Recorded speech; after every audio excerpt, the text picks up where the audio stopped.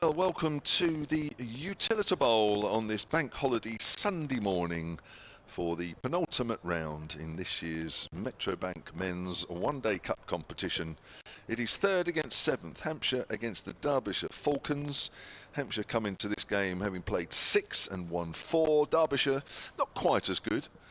They have also played 6, won 1, and they have tied 1 with 1 abandonment, which means Hampshire sit third, the last of the qualification places, with the quarterfinals taking place later this week, and Derbyshire come in 3 off the bottom, although not mathematically out of it, but I think in all probability they are out of this year's competition. Your commentary team throughout the day, a little later you'll hear from Charlie Harden. I think we've also got Wes Spearman, the Hampshire media man here at Hampshire, who's made his way down from Lords after watching the Brave yesterday.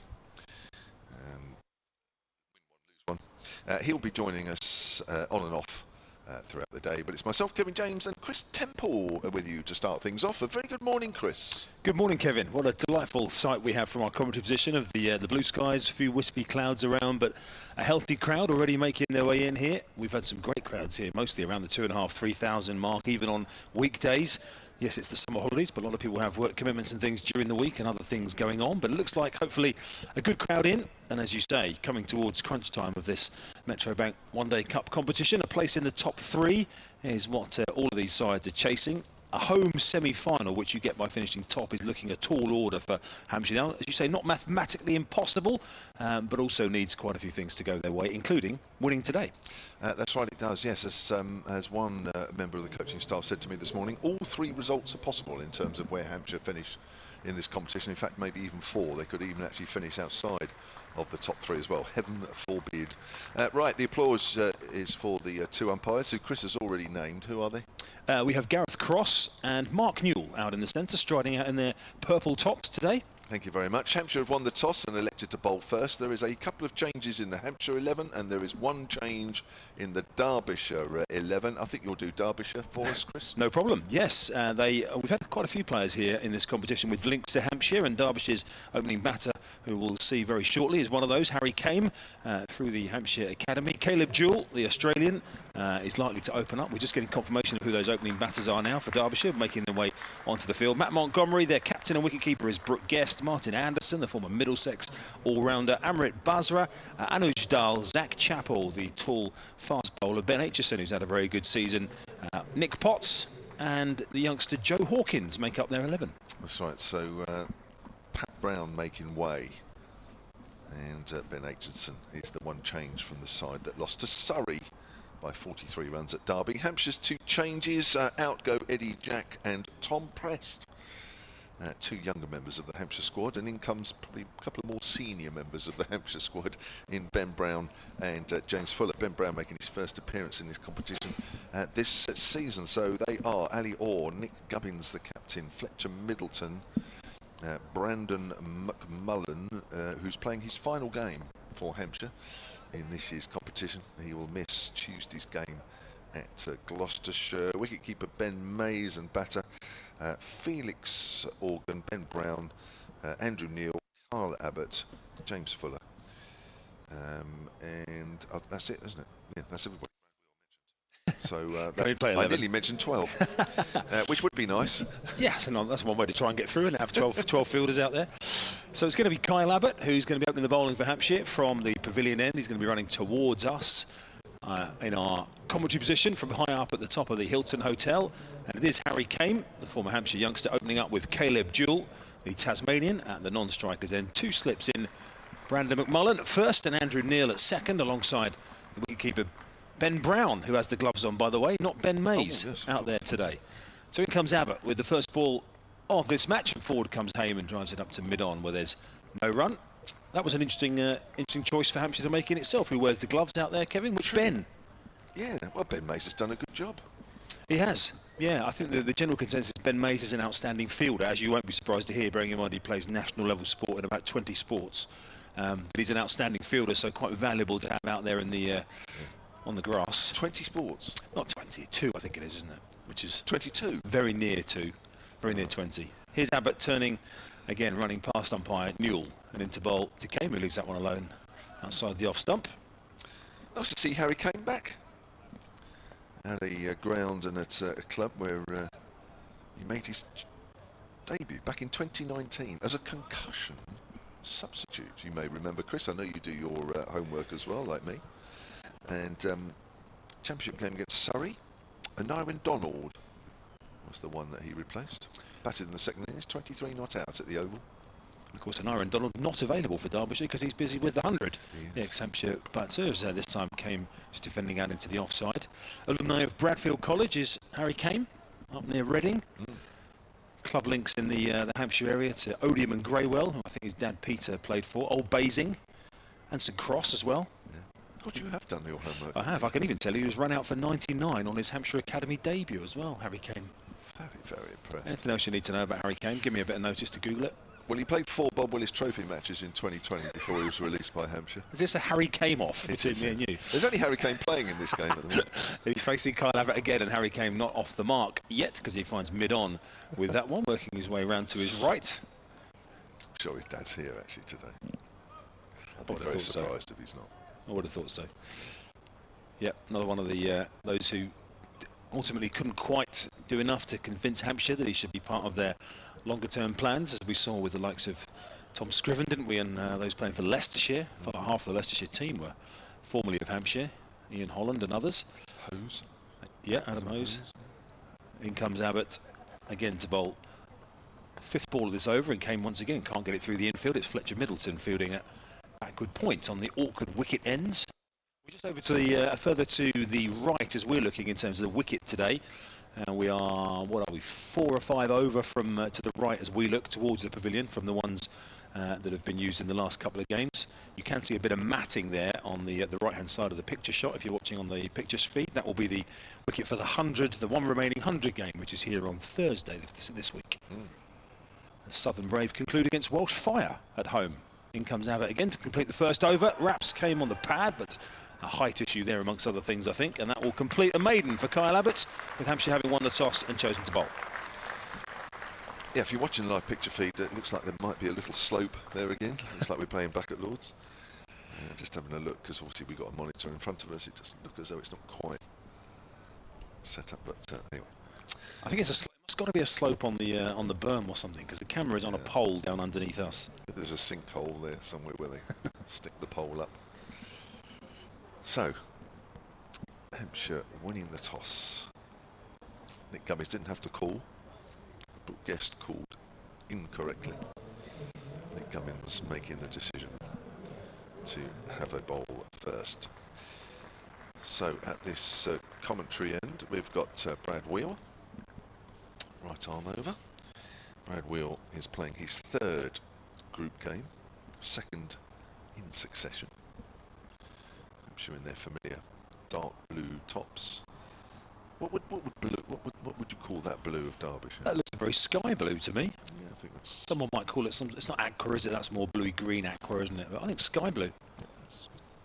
Yeah, ooh, shout of turquoise from Charlie Hard. I'm not sure it's that. No? I'm saying sky blue, Man City blue. Ah, lovely shot, Caleb Jewell, but a good stop at mid-off by Adior. Just flicks his hair back as he gets up, just to make sure it's out of his face. Caleb Jewell, who won the Big Bash with the Hobart. Jimmy Adams, the Hampshire 50 over head coach, was assistant coach for, so he'll know Caleb Jewell pretty well. Can I pull you up on your pronunciation of Caleb? Because my son is called Caleb. Oh, so it's Caleb. It's Caleb, yeah. Okay, apologies. Apologies to you as much as anybody, as that's pushed out square on the offside. You obviously took that personally. How quickly I mentioned it. The way you jumped in.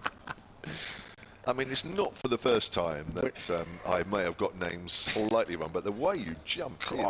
Unbelievable. Bless my son, he's going to have the rest of his life correcting people like you, Kevin. Caleb. Yeah.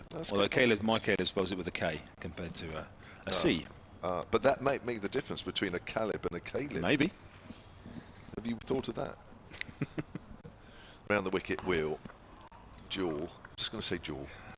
Up to mid-off, that sort of covers me either way. Paul Williams is the first to email this morning, so if a certain person at the far end of the ground is listening to this, he won't be very happy.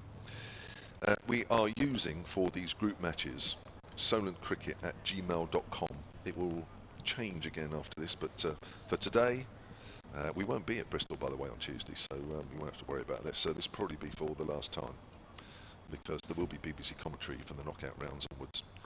It's just come in a fraction to Jewel, just nudges that out on the offside, no run. Paul Williams, who's in Portugal, has emailed. He says, good morning, very warm here in central Portugal. Luckily there are no fires close to us. There's been a few problems around Europe and what have you, wasn't he, with the hot weather. Bit surprised to see Ben Brown behind the stumps. I know it's still not certain we will be finishing second, but if we do, what would be the venue? Now, I do have news on that. Oh, save it to the end of the over, Kevin, because that's a big one. Yes. There was lots of discussions when we were here last week, wasn't there? Jewel drives on the offside. Beautiful shot. He's found the gap. On the up. What a lovely shot that was. And he picks up the first runs of the morning, and it's a boundary. Yeah, that is a lovely shot from Caleb Jewell, who's been in excellent form for Derbyshire this season. Fourth leading run scorer in the Championship in Division 2 this year with 940 odd. At 49 apiece. Yeah. Including a double century. Sorry, I've just taken half your no, please. thunder there, but it's in response to your correction of me with the names. We're a team, Kevin. We're a team here. Sometimes. Of course we are. Last ball of the second over. Wheel around the wicket again. Jewel player missing. He's tried to play almost the same shot, but a little bit of extra bounce takes it through to keeper Ben Brown at 4 without loss. So we have news, because we were speculating as to where, if Hampshire had a home quarter-final, where it would be, because it couldn't be here because the Brave are playing. We need a drum roll now. Yeah, well, we speculated, didn't we, that it could be Arundel. We looked on the Arundel fixture list, and there was a free day squeezed in between the... We had the Arundel Tourist Board on site. Yeah, that's right. The authors were playing the Tim Rice Heartaches 11 or something, and then there was another game of similar ilk a couple of days after that. So there was that spare day on Thursday. But I've since learned that they won't be playing at Arundel. Oh, after all that. I know. After all that. Here's the start of a new over as Abbott bowls to Kame, who drives that beautifully. That's as nice a shot as we just saw from Caleb Jewell. Square of the wicket a moment ago, straight down the ground from Harry Kame, who's off the mark with the boundary 4. Yeah. And so Hampshire have been told, well, all counties were told, but it's only going to affect Hampshire, that you have to give up home advantage. So the quarter-final, no matter what, will be played away if Hampshire make the quarter-final. Here's Abbott again into bowl to Harry Kame, who defends out into the covers this time, fielded by Gubbins. So that is, I mean, you're penalised for being 100 county then, aren't you? Yes. Basically. Yes, which I guess some people would find. Yeah, Derbyshire might enjoy that, yeah. But yeah, so ideally, we would want Hampshire to sail straight through to the semi-finals and not have to worry about that. And they play on the Sunday, but unfortunately that is the day of the 100th final, of which the Brave women are involved. Is there a scenario, and I haven't actually looked at this, but is there a scenario? Come back to that in a second, as here's Abbott in again to bowl to Kame, who's off the outside edge this time, playing forward down towards third man, where Ali Orr will cut it off and they'll pick up a single. Is there a scenario where Hampshire could face another 100 team in the quarterfinals who also can't play at home that day? I think is there another 100 game? No, I think that's the only game on Thursday. On Thursday. Yeah, I've got a feeling, when it was told to me, I've got a feeling that it literally was the only 100 game on that day. But let me double check. Okay, you have a look. Because that would be a classic, wouldn't it? You've got two teams, neither of whom could play at home. That's right. No, it is. Southern Brave Welsh Fire is the only 100 game on Thursday. Okay. Switch round the wicket here for Kyle Abbott. To the left-handed Caleb Jewell. Still 2 slips in. And this time Jewell is working that out into the gully region, where Fletcher Middleton, once again, is the fielder. If you're just joining us, Hampshire winning the toss, choosing to bowl first. Realistically, to keep, I hope, alive hopes of reaching the semi-final directly without having to come through a quarter-final. The semi-final is going to be played on Sunday. Only the group winners get a home semi-final, go straight through. Well, Gloucestershire, 6 out of 6 so far. They are in action against Essex today at Chelmsford. They are, at the moment, well, Hampshire have to win both and hope that Gloucestershire and Worcestershire don't pick up results to get themselves a home semi-finals. This time Jewell is running that into the gully region and will pick up a single. It's Ben Mays involved for the first time, coming in from third man, so he's not got the gloves on today. He's been in positioned as one of the boundary riders for Hampshire in these early stages. Nice weather again today, which is, I think it's set to get hotter tomorrow as well, isn't it? Yeah. Bank holiday Monday. Yep. Nice weather it is today. We'll keep you up to date with those other games going on, by the way, involving the likes of Essex and Gloucestershire, where I can tell you Essex have already lost a wicket against Gloucestershire in the third over there. Chosen to bat first at Chelmsford. As in comes Abbott again to bowl. This time Kame is driving up towards mid-off, and there is no run to finish that over. So just the Harry Kame boundary, the notable impact on the scoreboard from that over. Derbyshire 10 without loss from 2. Yeah, I mentioned Derbyshire's record coming into this game, just the 1 win from 6 matches, and that came courtesy of a 127-run win against Nottinghamshire in their 3rd game. That was at Derby. Derbyshire rattling up 341 on that occasion. Ross Whiteley, formerly of this parish, top scored with 80. Playing today. Talking of teams rattling up, Derbyshire are on a little 3-day southern tour. They come from the Oval, where they conceded 388 on Friday. Ooh. Actually, you mentioned some bowling. Oh, you've turned around there, was Jewel, and the ball in the end harmlessly goes down to 3rd, but a full shot there. Start of a new over from Brad Wheel. It was a high-scoring game because Matt Montgomery hit a century in reply for Derbyshire as well, and Caleb Jewell, who we're watching bat now, made 77. But yes, Surrey 388 for 4 against Derbyshire on Friday. Adam Thomas made 162. Ollie Sykes 115. Pat Brown on release from the 100 the day before his birthday. 10 overs, no maidens, 0 for 114. God. That's got to be the most expensive figures this season. I would have thought so. I hadn't looked it up. Yeah. Wheels over the wicket to Kane, who's forward. Goes out towards extra cover. I'm not sure there's probably a... well, I'm sure there is actually probably a statistical analysis for most expensive figures in the One Day Cup this season. That's going to be right up there. I think I could find that actually. I'm just busy doing a rota because Wes Spearman's just turned up from lovely. So I'm including him. So there's going to be 4 of us on midday. Tell him it was an 11 o'clock start, not 10 past. Well, no, I gave him a little bit of leeway just in case there was a lot of traffic coming south. I tell you what, there was a lot of traffic coming south yesterday when I was going up to London. So that's pushed out square on the leg side. The M3 coming south was chocker for ages. Unfortunately, I got jammed on the M25 coming back from football in London yesterday afternoon as well. There was an accident around the Heathrow area which caused a complete snarl up. Yeah. I ended up going through some leafy parts of Surrey. I went past Valley End Cricket Club, which is a very nice club in the sort of Woking kind of area. Never heard of them. Yeah, it's a big. I could tell from the size of the sight screens and the general setup that it was a decent club. Valley End.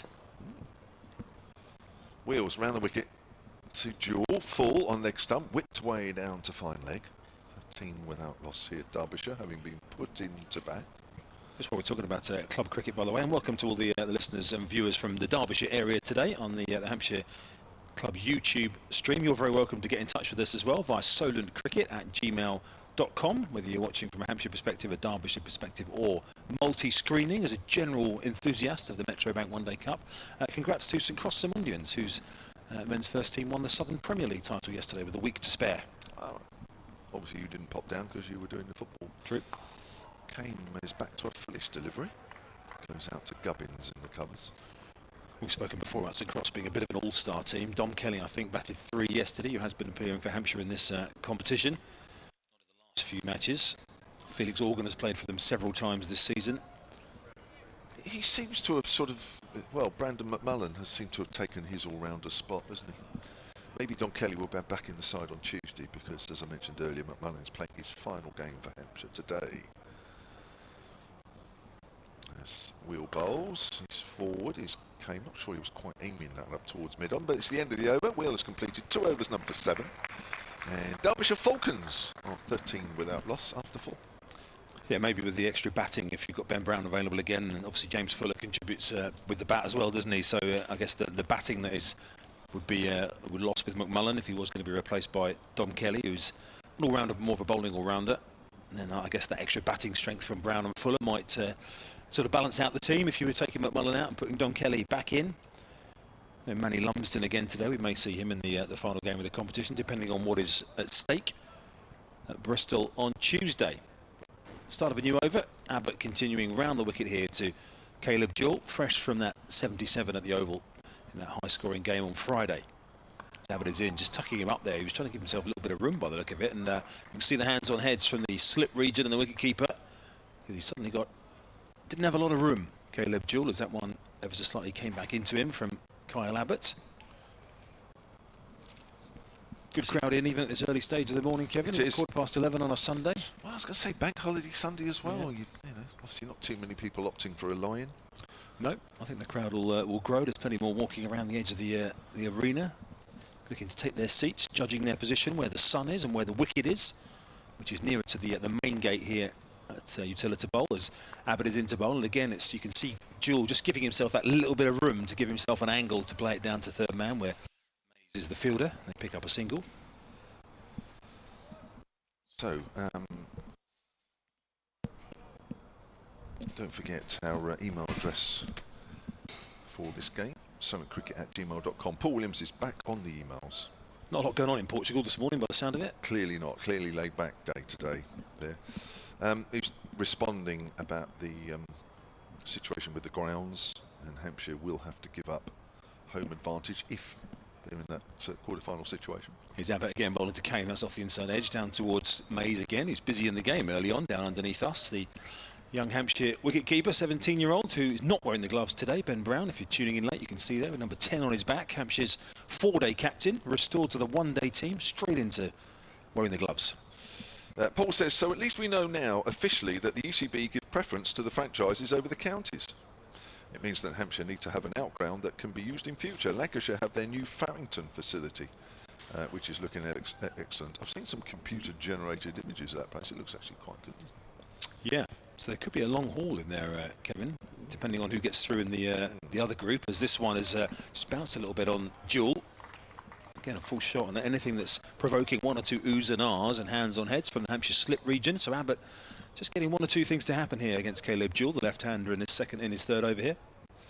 Yes, let's just hope it's not Durham away again. Can it be Durham away?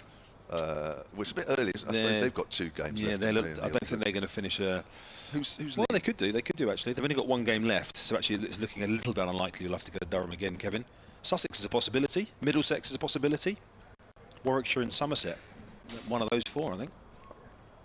Here's Abbott again. Towards the end of his third over. This time Jewell is driving nicely. He caught that well, but straight at Nick Gubbins, fielding in the covers. No run. We've seen Nick Gubbins so often just out of your camera shot, watching on the picture feed live via YouTube, and those of you listening in the ground on the earpieces as well. So Stephen Clark, who I mentioned earlier, has been beaten to the first email of the day.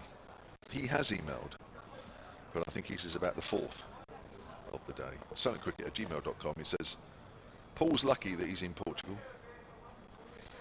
Here's Abbott again, completing the over, bowling to Jewell, who's forward in defence. Out to Gubbins again. No run, end of the over. We've had 5, and it's 15 without loss, Derbyshire having been put in. Stephen says, nobody else is allowed to email before me. But I suppose it's what order we read. You know, we can actually alter the order they come in, can't we, really? However, you will be delighted to know that today is my last home men's game of the season, because I will not be here for the final championship game against Surrey. Actually, when you think about it, there's only 4 more days home cricket for Hampshire men between now and the end of the season. There's obviously one women's game. That's not till the end of September, is it, that championship game? It's a month away still. Unless Hampshire have a home semi-final. Which is, as we said, looking unlikely. Yeah. He says, however, I may still try and bother you on email, even though I won't be here against Surrey. Here's Brad Wheel, runs away from us, bowls. Oh, it's nipped back on Harry Kane. How's that missed the stumps? I don't know. Ben Brown surprised by that one, didn't take it cleanly. That's a beautiful delivery. We were told we weren't going to get replays, but if you're watching the picture feed, there is one coming up. Oh, my word. It's got to have the top of the stumps, isn't it? So we were told by operator Matt before the game, don't expect any replays. He's obviously done something. He's probably kicked the machine, banged it or something, and it's working. So that's good news. Looking forward to the winter series of talks with the Hampshire Cricket Society, says Stephen, with such names as Graham Gooch, Chris Cowdery. Here's Wheel. Kane's in behind that one, defends. I want to hear Kevin James on that list of guest speakers. No, well, when you read these out, I really wouldn't want to be up against these guys. Chris Broad, amongst those talking. Further information, he's given a website out, Hans Crick SOC, so that's Society Shorthands, cricksoc.org.uk. I'm not sure that's the right way to read it out, but you get the gist. I think I will be going to one of those, actually. Go to the Christmas one. Which Only if you've got time. Fun. Well, no, I'd love to. I've been to one or two. It's quite good fun, actually. That's played out towards mid-wicket. They meet at Romsey Golf Club. Is it one of those where, you know, like you have a big music act, like Oasis, for example, other bands are available? Oh, we haven't got to say that today, we're not on the BBC. And underneath in small letters, it'll have also appearing cast. We'll have like Chris Broad in lights, and underneath in lowercase, Kevin James also there. Supporting act. Yeah, supporting act KD James. Yeah. I feel like it should be the other way around. Kevin James in lights, Chris Broad supporting. Briefly. 15 without loss in the 6th over here. Just to repeat, Hampshire winning the toss, electing to bowl first. 2 changes for Hampshire as Kane hits that out into the covers, and is that Fletcher Middleton flinging himself to his right? Yes, it is. Hampshire's changes: no Eddie Jack, no Tom Prest, and Ben Brown and James Fuller. So a quick age totting up. So 22, 30. 22, 40, 43 years of age omitted, and about 70 odd years of age brought into the side. Here comes Wheel, thick outside edge, past the diving Fletcher Middleton to his left this time. That's obviously his weaker side. Don't hit it to his right, although that was a little bit further away from him. I'm being a bit unkind. 16 without loss. Hampshire's average age has jumped up a little bit then in this game. If you've got Manny Lumsden and Ben Mays in the same team, which we haven't today, of course, but that would dramatically reduce any average age at the ages of 16 and 17. Yeah, I haven't seen Manny Lumsden bowl yet. I was hoping to see him. Maybe, well, I'm not going down to Bristol on Tuesday. If he's playing in that one, I won't see him either. Hopefully he'll be in the knockout stages. It drives in the air hard past Brad Wheel, who sticks a token hand out as it goes over his head. That was hit very hard by the Australian to end that over. So 6 overs have gone here at a sunny Utilita Bowl, and the Derbyshire Falcons are 20 without loss, with Jewel on 12 from 16 and Harry Kane 8 from 20. And for the first time this morning is Charlie Harden. Hello Kevin, how are you doing? I'm very well. Very good, very good. So we've got Caleb Jewell and Harry Kane here, the ex-Hampshire man of course, who got off to a pretty solid start, and they've actually not been short of batting at all this whole tournament. Kevin, having scored over 300 runs in all their last four games, excuse me. So we could be seeing some fireworks. Both teams not short in the batting department, with of course Nick Gubbins in the Hampshire side, top run scorer by about 121 runs at the top. Here comes Kyle Abbott to bowl. Harry Kane on strike, defending into the offside, will be no run.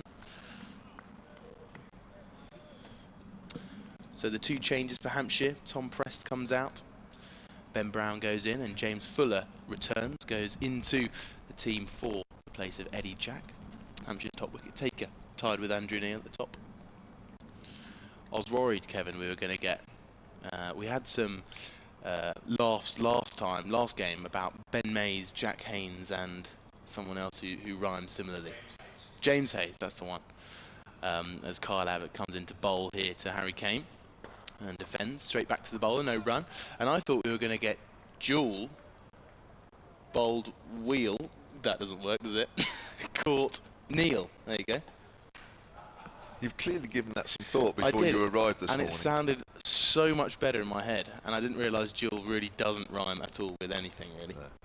But I'm sure if you say it in such a way, that if that was to be the dismissal, you could make it sound pretty close. That's something to work on. Yeah, I will. I'll work on that. I'll come back to you with a better rhyming scheme than that, Kevin. Here comes Kyle Abbott then into bowl, 20 for none. Defending again is Harry Kane, picked up by the captain, Nick Gubbins at cover. Tell me that's the only one you've been working on. Yeah, it is, unfortunately. Nothing rhymes with Gubbins, so that's the problem. Although I don't think Gubbins will get out. Or Aitchison. Or Ali Orr. I wonder if we could get an Ali Orr rhyme. Anyway, he's fielding at about 3rd man at the minute, so I don't think he's much to worry about. 3 dots to start the over from Kyle Abbott.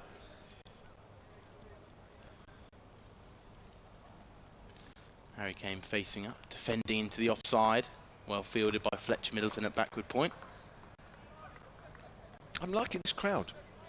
They've been steady crowds here, haven't they? I mean, 1,500, maybe a few more? Between 15 and 18, I think, which is not bad at this time in the morning. Yeah, there's been a lot of passion for the Metro Bank One Day Cup this year. A lot of big 50 over fans coming in to support Hampshire, support teams all around England, and there's a lot of love for the competition, which is good to see, as it gets sidelined to the 100 for many people, but not for us. Here comes Kyle Abbott, bowls and is defended again. Muted appeal from Ben Brown behind the stumps, no run. And this is also a fixture, and against a team that we don't often see here. I know they were here last year. Many of you might remember Hampshire winning quite easily, actually, by 143 runs.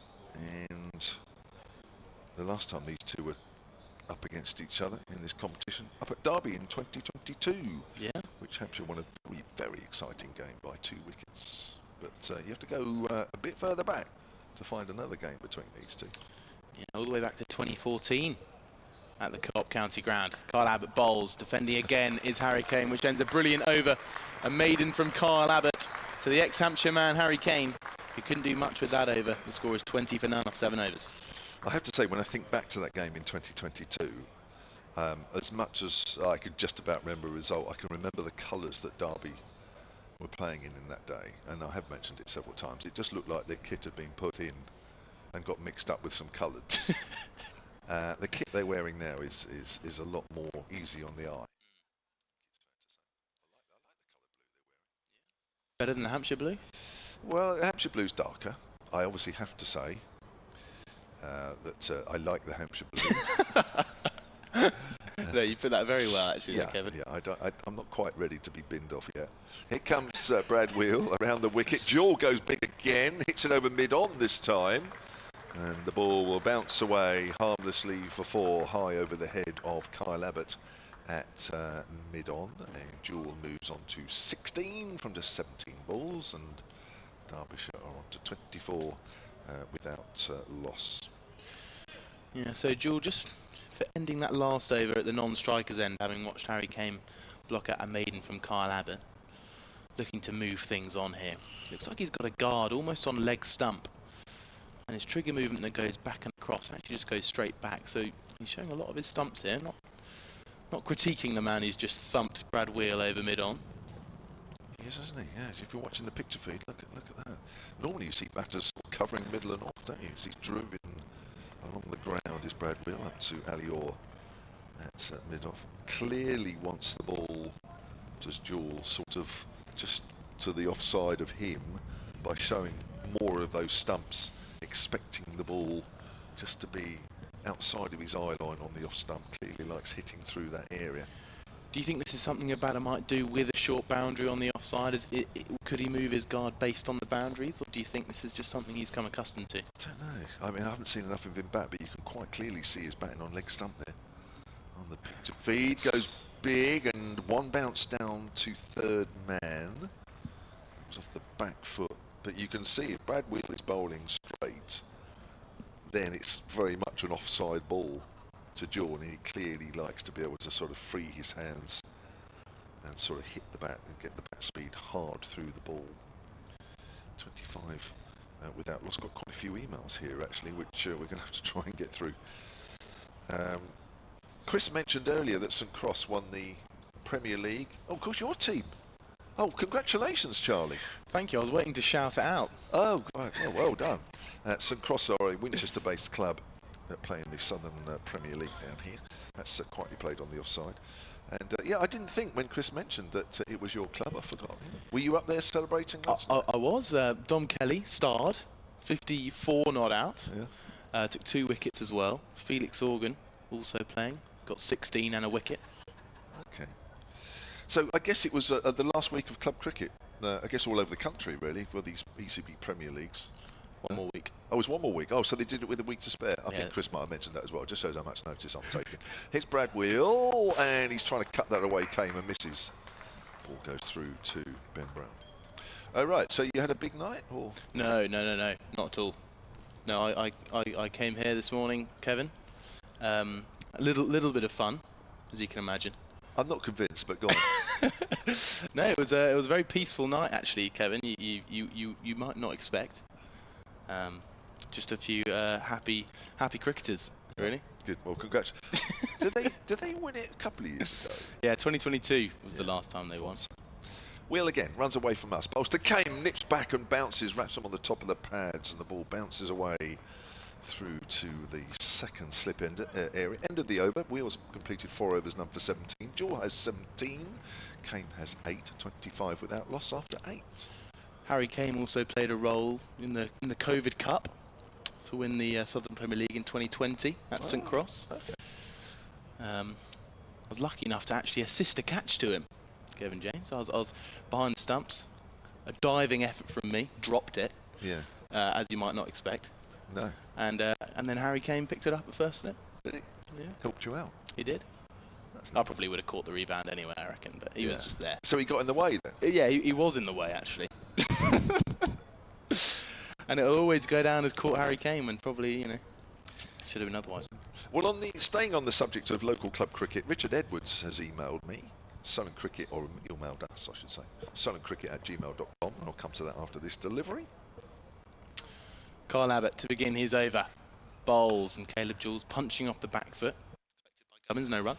Congratulations to Sparsholt Cricket Club. Now, again, for those uninitiated, that's around the Winchester area, just outside, isn't it? Sparsholt, yeah. On gaining promotion to the Southern Premier Cricket League Division 2, also with a week to spare. So, congratulations to Sparsholt. So, I played against Sparsholt this year. And it was you obviously got runs, so you wouldn't have mentioned it. no, I got run out, actually, which is a bit unfortunate. But some lad got a double 100 against us in a 50-over game. Joe Molino from Australia. Yes. Here comes Kyle Abbott. Down the track comes Caleb Jewell. Great work from Nick Gubbins, but it doesn't prevent the single. Little fumble. Just 1 run, 25 for none. Glyn Meller has also emailed sullencricket@gmail.com, and I also got a message as well about this. I'm not sure if we have, apologies. You have mentioned twice that Derbyshire played Surrey at the Oval on Friday. I'm sure I said Derby, but I could be wrong. I'm sure Chris said Derby. Yeah, maybe I said the Oval, and if I did, apologise. The game was actually played at a certain well-known convenience store ground at Derby. I think we can actually say it, can't we, Co-op, because we're not on the BBC. Here comes Kyle Abbott in his attempted waft through the cover region there from Harry Kane, but it is missed, playing a miss. Right, Andy Stamp, apologies if this is happening, but it's not, if it is at our end, and it's not actually up here in our commentary box, but Andy Stamp, sullencricket@gmail.com, it says, thanks for the fantastic commentary as always, terribly crackly sound on the live feed. I hope somebody's looking into it. I'm not sure we can do anything our end. He'll have to be at the other side of the ground. Wes is here on a sort of an off day, so he can't sort that out. Well, I say off day, he's not having an off day, if you know what I mean. Here comes Kyle Abbott. Bowls and just ran down to third man is Harry Kane. Well, we will see Wes on the commentary soon today. Yes. He's coming on about midday, maybe. For the first time, I think, actually, as well. He's been... on his off day. Yeah, he's been looking after the Southern Brave, who were up at Lord's yesterday. His role as Hampshire press officer, he moves over to the 100 during the month of August. So he's made his way back down and joined our commentary team for today. Caleb Jewell on strike. 324 runs so far in the tournament. Well, you can add 18 onto that. Here comes Kyle Abbott, and pulling away this time is Caleb Jewell. A couple of bounce and hits the rope. A brilliant shot from the Aussie. Dragged down there from Kyle Abbott and pounced on by Caleb Jewell. He looks a dangerous player, doesn't he? Look, you can see him batting on leg stump. As Brad Wheel comes in and bowls, and he's hit a good length ball across the line there. It's not a bad ball, that. It's not a bad ball, not a bad shot either. So it prompts a change in field from the Hampshire men. Nick Gubbins, the captain, sending out Felix Organ, I believe, to deep square leg, and Ali Orr, who was at fine leg, comes inside the ring at a short fine leg. Here comes Abbott.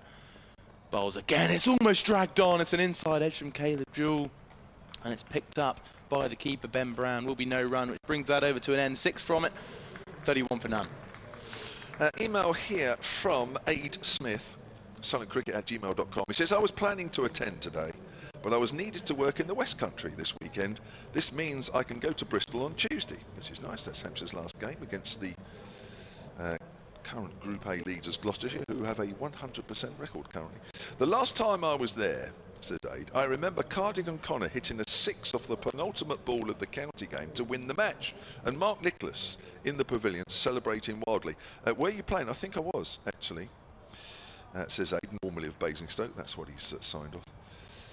I'd have to remember the year, but I do remember Cardigan Connor doing that. As Brad Wheel comes in, Kane drives, doesn't time it.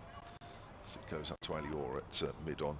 And I think the other reason why I think I remember the game was because you got Darren Flint, well, no, probably not. Darren Flint, who didn't play that often for Hampshire, played in that game. And I think he was another one that celebrated wildly. I'll need to look it up. I can't remember exactly what year. It may take me a few minutes. But yeah, I do remember it was a really good game. Hence the wild celebrations from Mark Nicholas, who I did see yesterday, actually looking resplendent at Lord's, was Mark Nicholas. As that's nicely played, tucked away fine past the diving slip, and that's going for 4 runs, deliberately played by Harry Kane. You haven't mentioned you at Lord's yet, Kevin? Well, I don't want to go on about it really, but I had a really good day. It was an especially good day when the Southern Brave women were winning, but the men's game was a bit one-sided really. They got far, London Spirit got far too many. I think it was about 170, whereas wasn't it 170 odd they got? Oh, 180 was it? Oh, higher. Higher. Yeah, they really looked like chasing that down. But it was good atmosphere inside. That's down the leg side, that'll be a wide. And that's you're an MCC member. I'm surprised you, of course you wouldn't have been there because you were at St Cross helping them celebrate in the Southern League. Yeah, just helping out with the celebrations there. Helping out.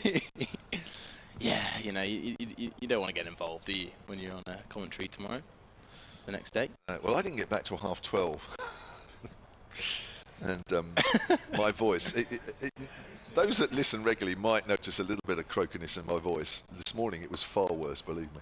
That's nicely played through square leg by Harry Kane. It's going for 4 runs. Just a length ball, but a little too middle and leggish from Brad Wheel. You can see Harry Kane's taking more of a middle stump line, so probably going to get a few more balls on that sort of leg stumpish area, and he's nicely turned that away square. Just used the pace of the ball to get pace in his shot. Yeah, nice shot there from Harry Kane. Just striking at about 50, but it won't phase him. He's a man that won't let this slow strike rate get to him just yet. In again, Wheel. That's Fuller driven down the ground, 4 runs. Straight as you like off the bat of Harry Kane.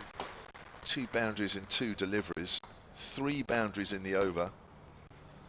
Kane moves on to 21, 44 without loss. Derbyshire made a good start here in the 10th over. Yeah, glorious shot that from Harry Kane. Was already just lost his way over to the offside there, but it's a beautiful on drive. Best shot in the book. You'll know he's playing well, having just hit an on drive perfectly for 4. Right, I'm just trying to find this game. Gloucestershire won in 1996 by 6 wickets. That's not that game, that's 97 actually. Plays that late, just works that into the vacant gully area. And Kane moves on to 22. So was it 1999? I'm not sure I would have played that game then. That was a drawn game, so it can't have been that one. Oh right, maybe it's a bit earlier than that. It was a good game, I just need to remind myself exactly what happened. So it must have been before 96. Right, here's Wheel again. Dual drives in the air, just past extra cover. It was in the air. It was probably slightly too high and slightly too far to the left of Captain Nick Gubbins, but he flung himself away anyway, and you could just see actually George just lost his shape there a little bit as he hit that away. Took the bottom hand off the bat, but it's 4 runs. Expensive over there from Brad Wheel. 5 overs none for 35, 49 without loss, 10 gone. Power play done. So we've got a change in bowling here. Kyle Abbott is going to make way. Looks like Felix Organ's going to take the ball from the pavilion end. And we said this last game, which was against Nottinghamshire. Early on in Hampshire's innings, the pitch looked really good. It was coming onto the bat really nicely for Ali Orr and Nick Gubbins. But a certain flaw of Hampshire's innings on that day was getting in and getting out. A lot of the Hampshire players getting to 20, getting to 30 and not kicking on, which shows that maybe this pitch could just get a little bit trickier to bat on as the day progresses. Right, I'm coming off commentary. I have found it. It was 1993. Hampshire won by 1 wicket. Gloucestershire 501 for 7 declared. Runs 166 for Jeffrey Hodgson. Dean Hodgson, is it? Chris Broad played in that and got 131. Hampshire responded with 393 for 6 declared. Katie James not out 69. Thank you very much. Just thought I'd add that in. Gloucestershire then bowled out for 102. Darren Flint 5 for 32. That's why I remember it. And there we are. Felix Organ bowls. Harry came into the offside. No run. Charlie Harden will stay on, and Chris Temple will join him. So Kevin James just slightly overstaying his time, just to let the listeners know he got 69 not out on that day. Well batted Kevin. But Kane's here on 22. And Felix Organ just running into bowl once more. Bowls, and Harry Kane just pushing back to the bowler. These two knowing each other well from their days together at St Cross, rising up through the Hampshire Academy together. Welcome, Chris Temple. Hello, I'm just reeling from Kevin James having time to mention his 69. Here comes Felix Organ again, clipping into the leg side as Harry Kane, and Nick Gubbins working as hard as he always does in the field. Couldn't quite get across. But a certain characteristic of his tournament has not only been his batting, but some tremendous fielding as well, Nick Gubbins. The applause is for the Derbyshire 50. Generous crowd here at Utilita Bowl. Always pleased to see good cricket, obviously with a particular Hampshire leaning. But these two have just settled down nicely here. Hampshire going straight to spin as the power play restrictions were relinquished. Yeah, Felix Organ onto bowl, and it's just pushed out towards long off. And it's been interesting actually. Hampshire's main spinner in this tournament has been Andrew Neil, but a lot of the time they've looked to bring on Felix Organ at the beginning of power play 2. In those middle overs, about 10 overs. Often Felix Organ's been the one to go with the newer ball. He hasn't bowled his full allocation in any of the games so far, maximum of 7 overs, but he's bowled in all but one of the games. Bowls again, clipping into the leg side is Harry Kane. Will be 1 run out to the fielder at deep mid-wicket, which is Andrew Neil. Yeah, Neil's been a superb sort of attacking bowler, isn't he? It's a containing bowler at least, bowling that little bit extra pace, mixing his deliveries up well from that tall, high action as well. Looking forward to seeing him bowl again a bit later. Yeah, Hampshire's top wicket taker, tied on 10 wickets with Eddie Jack, as here comes Felix Organ again, and it's pushed into the offside, and Nick Gubbins going to shot at the stumps, but it's just gone over the stumps, and it won't be a run out. Tricky to know whether that was risky or brilliant fielding from Nick Gubbins. I think it's probably a little bit of both, actually. Nick Gubbins has been excelling, as you've been talking about, in those areas close to, only sort of 5 or 6 wickets away from the one we've been playing on both sides. And I think you could see from Jewel, halfway, 2 or 3 steps down there, he suddenly realised that Nick Gubbins was going to get that. And Gubbins, the athlete that he is, was able to get a throw away while he was on the ground. We might get a good angle of it here. If you watch Jewel's first couple of strides, and then he really does get the motor going. See, look, comfortable. Oh, there we go. Nick Gubbins there, you can see throwing it on the move. I've just been doing some club cricket research while I've been off commentary, Charlie, and establishing links between various things, as we're going to see a change of bowling here. And James Fuller come into the attack for Hampshire. You can see him at the top of the picture, talking to Kyle Abbott about conditions. Released from the Superchargers in the 100. It looks like, and I haven't done the exact maths, but it looks like we were talking about St Cross winning the Southern Premier League. With a nod to Derbyshire, looks like Ockbrook and Borrowash have won the Derbyshire ECB Premier Division this season. They're a good club side. I'm pretty sure they've won a final at Lords, or certainly been in the club final. But there is a terrifically tenuous link between Ockbrook and Borrowash to here, which we'll come to in a second, as Fuller starts his first over, running away from us, bowling to the left-handed Jewel. A little bit of a half volley, but driven away out to Ali Orr, who's sweeping on the boundary, and they get just 1. Ockbrook and Borrowash have in their team Seamus Deploy, who is the younger brother of Leus Deploy, who of course is currently playing for Southern Brave. There's another link, tenuous. But Seamus Deploy played for Lymington in the Southern Premier Division back in 2021. Also played for Hampshire Twos.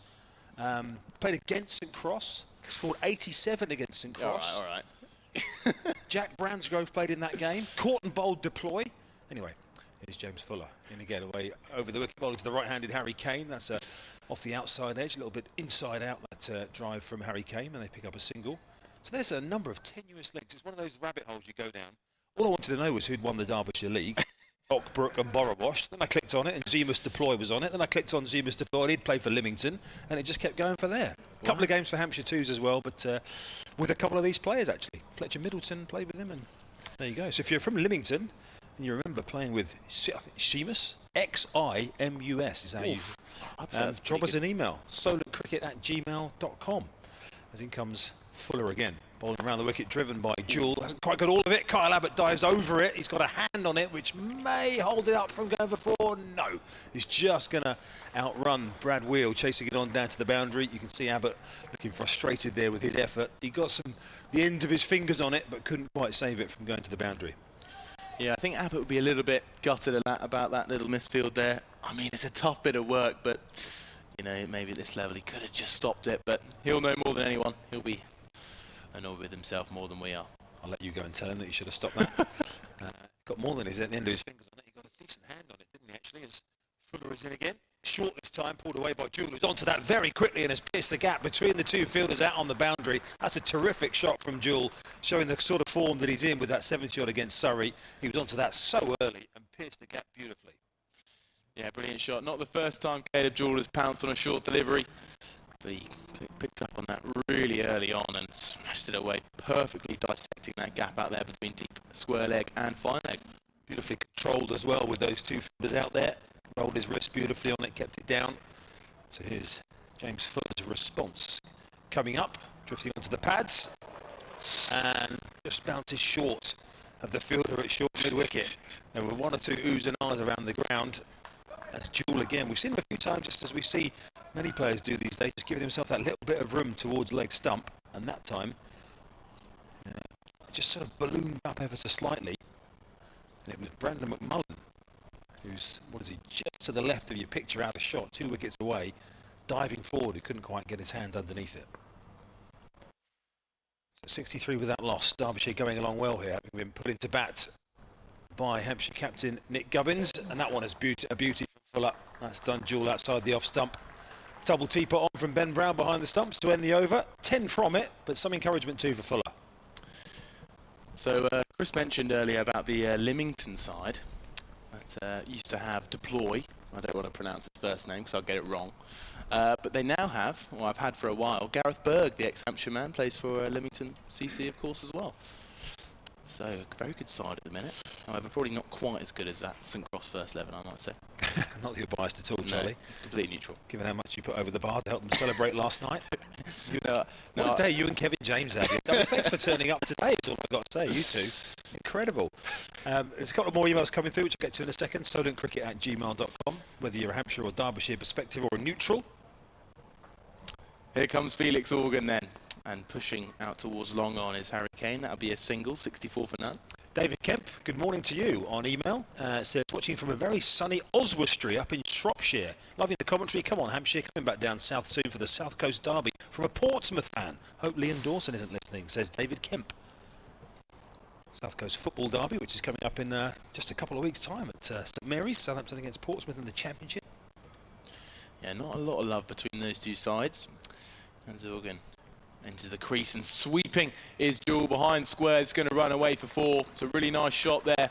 Just slightly drifted down the leg side from Felix Organ and pounced on by the Aussie overseas. Well, they're going along a very good clip here, aren't they, in the early stages. Derbyshire, 5.5 and over, as you can see on screen if you're watching the picture feed so far. And Caleb Jewell is taking this to the Hampshire bowlers. Sees it on anything that gives him a glimmer. Going along at 41 off 32, Jewell. He really is motoring in these early stages. Haven't seen a score of 300 yet here in this competition. Scores have been up in the 280s, 290s. Derbyshire have started like they're going to break that record. Here comes Organ then. Just defended into the offside is Jewell. We've got a deep cover. We've got a deep fine leg, forward square leg and long on all out on the boundary. We just saw a little change there as fine leg went out to the boundary and long off came inside the ring. Felix Organ in again, cutting away as Caleb Jewell, just splitting that gap. Gubbins not diving for it that time, but you won't blame him. He's been on the ground most of the game so far. Martin, it's just a single. Sorry, Charlie. Martin Osman, sorry if I've said that wrong, on solentcricket@gmail.com says, being a Derbyshire fan, you have to have a big slice of gallows humour. My question is, what is a quarter-final? Best wishes, Martin, from a very sunny Stoke-on-Trent. Well, Hampshire could show them. Here comes Felix Organ and Harry Kane just beats him out towards long on. That'll be another single as Felix Organ remains on the floor. Yes, Derbyshire's record in terms of getting to knockout cricket hasn't been spectacular, let's just say, in recent times. Had a miserable vitality blast when I think hopes were pretty high, weren't they, this year? The likes of Vinara and Donald in great form, but had a poor blast, Derbyshire. Yeah, they did finish 4th in Group A of the Metro Bank One Day Cup last season, so just missing out on the quarter-final places. Organ in again. Oh, it's an inside edge. Runs away to fine leg, and it's going to be 1 run. But Jewell maybe just perhaps riding his luck here. He's had a couple of lofted drives that have just missed the fielders in the ring. And that one just going past the leg stump. But he's definitely the danger man for Derbyshire today. 324 runs at 65 in the tournament so far, going at just under 110 runs per 100 balls. High score of 113 coming against Worcestershire just about a week ago. Richard Hill is back on the email, not that one. He's tuning in from Mosterøy Island in Norway. Pleased to be able to watch the match during a boat trip on the fjords with my son Agir. Agir, sorry to say that right. He's even given us a pronunciation guide on how to say that. And Husky Vargas. Sunshine boat, fishing, barbecue and cricket. And he's actually sent a picture of the boat with the Husky and his son Agir on the boat in the Norwegian fjords watching the game. How have you got signal there? We can barely get signal here from one side of the ground to the other. I must say, Chris, your pronunciation's been perfect, as opposed to Kevin James mispronouncing Caleb earlier. Well, that was, I mean, we'll come back to that later. That was shocking. Here's James Fuller. His name isn't even on his shirt today. He's just got his number, 26. And this time Jewell is in line. As you can see there, James Fuller. Of course, there was yesterday when he played at the Oval. James, I don't think he had a number or a name because he was a late addition, so somebody just dipped into the kit bag and got an XL Hampshire navy blue shirt out. Today we've got as far as a number 26, but they didn't have any letters available, so there's no Fuller on it. I'm probably about to get fired from the club stream, by the way, so they do a great job here in getting the kit available when it's available. Well, we have said we like the colour of the Hampshire kits up here, so that that helps. I did hear you say that. I'm now negating that credit we've built up. As Fuller is into bowl, this time's turned to McMullen. It's short mid-wicket, no run. But of course, white letters, this would be the only kit that would require white letters, because the T20 yellow kit would be navy blue letters, and the championship kit would obviously be black letters. So the white letters box has gone missing, I think. Or the person that prints the shirts isn't here today. There's all these little things. I mean, maybe Wes who's behind us. Maybe you print the shirts, Wes. He's behind us. He can't do it either. As we know, you and Kevin were busy yesterday, so you weren't free to print any shirts. As Fuller starts his run again. 71 for naught here. Derbyshire, a very good start, and this time flicking his front leg up. Lara Ayres with a sliding step out in the deep by Andrew Neil, the left arm spinner, and they come back for only a single in the end. That one, good shot for one. You're on fire today, Chris. I feel like I can't stop you. Bank holiday Sunday vibes, isn't it? Yeah, and everybody, I mean, I'm energised by people sending in pictures of them watching on a boat in the Norwegian fjords. That energises me in itself. Does that not deflate you? Well, partly actually, yeah. I've got one from Tokyo now to get to as well. I'll drop a link into Tokyo in a second. Here's Fuller over the wicket, bowling to the right-handed Harry Kane. That's full, driven by Kane, just out into the offside. It'll only be a single. Are you going to tell us who won the Tokyo Premier League? The and ECB, try and pronounce that club. And try and find a link to someone who played for Tokyo and Leamington. The link is I'm going to Tokyo in a couple of weeks for the World Athletics Championships, although I'm not that enamoured, Mike Goff, on email to see that it's 39 degrees today with 80% humidity at 8 p.m. Off on a cruise tomorrow, then going to China. Tough life. Mike, sort those weather conditions out before the World Athletics Championships that start in a couple of weeks' time. Yeah, can't imagine that's prime 10,000 metre conditions. Or the marathon. Here's Fuller again, passed on by Gareth Cross. Bowled short, pulled away by Jewell, and again he's found the gap perfectly as he did a couple of overs ago. Out on that deep square leg boundary. He was onto that one even earlier. That's gone even closer to square this time. Andrew Neil was only probably 6 or 7 yards away from that on the boundary, but it was timed beautifully by Jewell, and no chance for Neil to cut that off. Yeah, Derbyshire motoring here. 77 for none, almost at the 14 over mark here. And Caleb Jewell especially is absolutely racing his way towards the 50 mark. He's on 48 off 39, striking at 123 so far today. Anything boundary ball-esque that James Fuller has served up, Caleb Jewell has been onto. As here is Fuller again to bowl, and then the response from James Fuller is to nip one away outside the off stump. That is a beaut of a delivery from Fuller. What a great response to end the over. He's gone for 16 off his 2 so far, but Derbyshire going along, as you can see, 77 here of 14, and Caleb Jewell is dominating. Harry Kame is happy to be playing the support role at the other end. So Hampshire winning the toss and choosing to bowl. And all 3 games in this tournament so far have been won by the team bowling first. Hampshire beat Essex by 5 wickets, then beat Leicestershire by 7 wickets, but they did lose to Nottinghamshire by 4 wickets just 4 days ago. You won't believe this. You said, can you find a link between Tokyo and the Premier League? And I said, no, well, we can find one between Tokyo and Lymington. Mike, who's emailed from Tokyo, lives in Lymington. Oh, wow. Unbelievable. solentcricket@gmail.com for all your tenuous links. Here comes Felix Organ then, who was born in Sydney, not Tokyo, I don't think.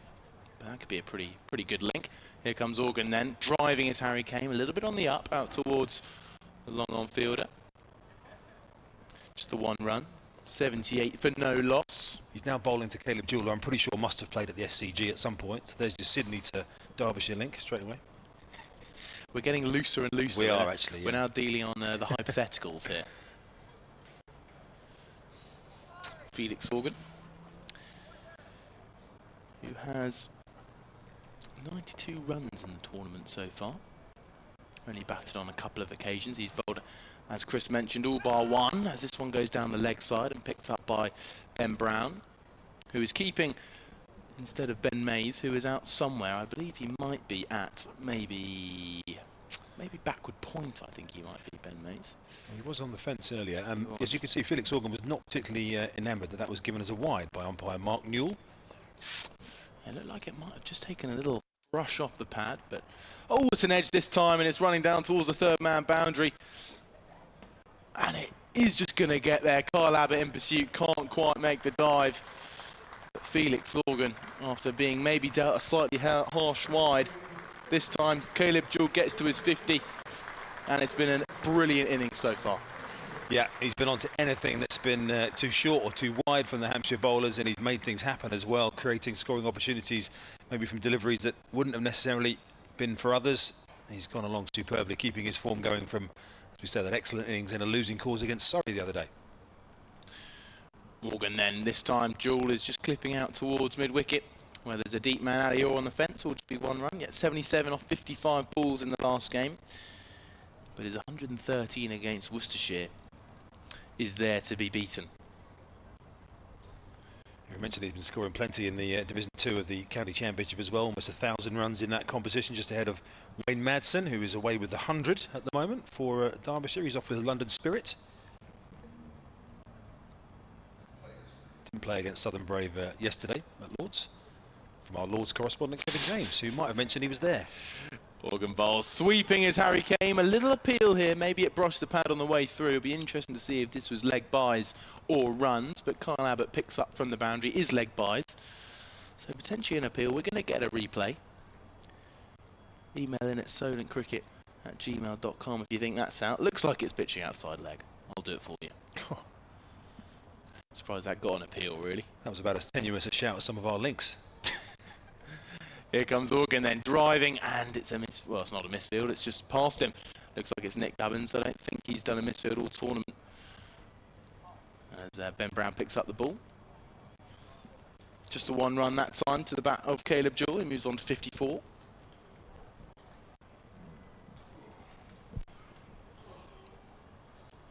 Felix Organ running in again.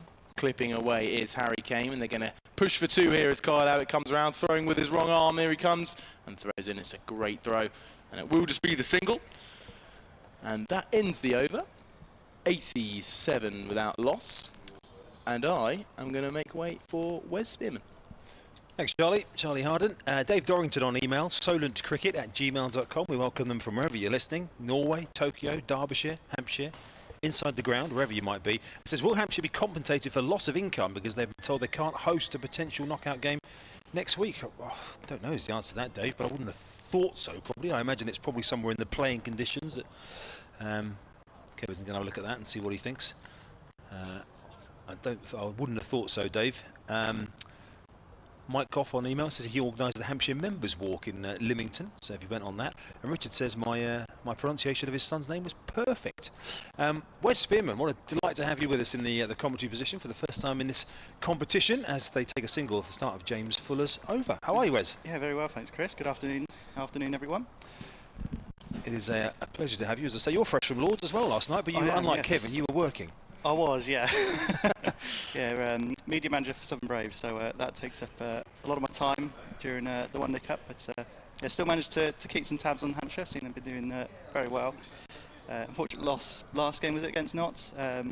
Yeah, Nick Gubbins, what form has he been in this season? Incredible stuff. Unbelievable. You were looking up some numbers, weren't you, about those who've scored 500 plus in the in recent editions of this competition. I'll ask you in a minute about how the balance is between being media manager for Southern Brave and then having to do some of your regular work for Hampshire as well, as that one for James Fuller is defending back down the pitch. Are you literally seconded to Southern Brave for the duration of the 100? Yes, exactly that. So yeah, I joined up pretty much straight after our last county championship game against Worcestershire. So yeah, I travelled up to Manchester, I think 1st or 2nd of August, then yeah, pretty much straight in, and yeah, been travelling around the team all over the place. Do you have to wear green kit? Yes. Yeah. I think it's better this year though. Yeah, definitely better this year. It's less bright this year. Yeah, we've managed. There's a bit more black on the kit this year. So yeah, last year was pretty much fully green. The green trousers were never the one. Here's Fuller again round the wicket bowling. That's full, driven by Jewel up to mid-off, and there's no run. And how good have the women's team been? Oh no, it's been an incredible turnaround. Really, they're pretty much the same team, the same core of the team from last year, where they won one game out of 8, finished rock bottom last year. That would have rain affected win at the Oval actually.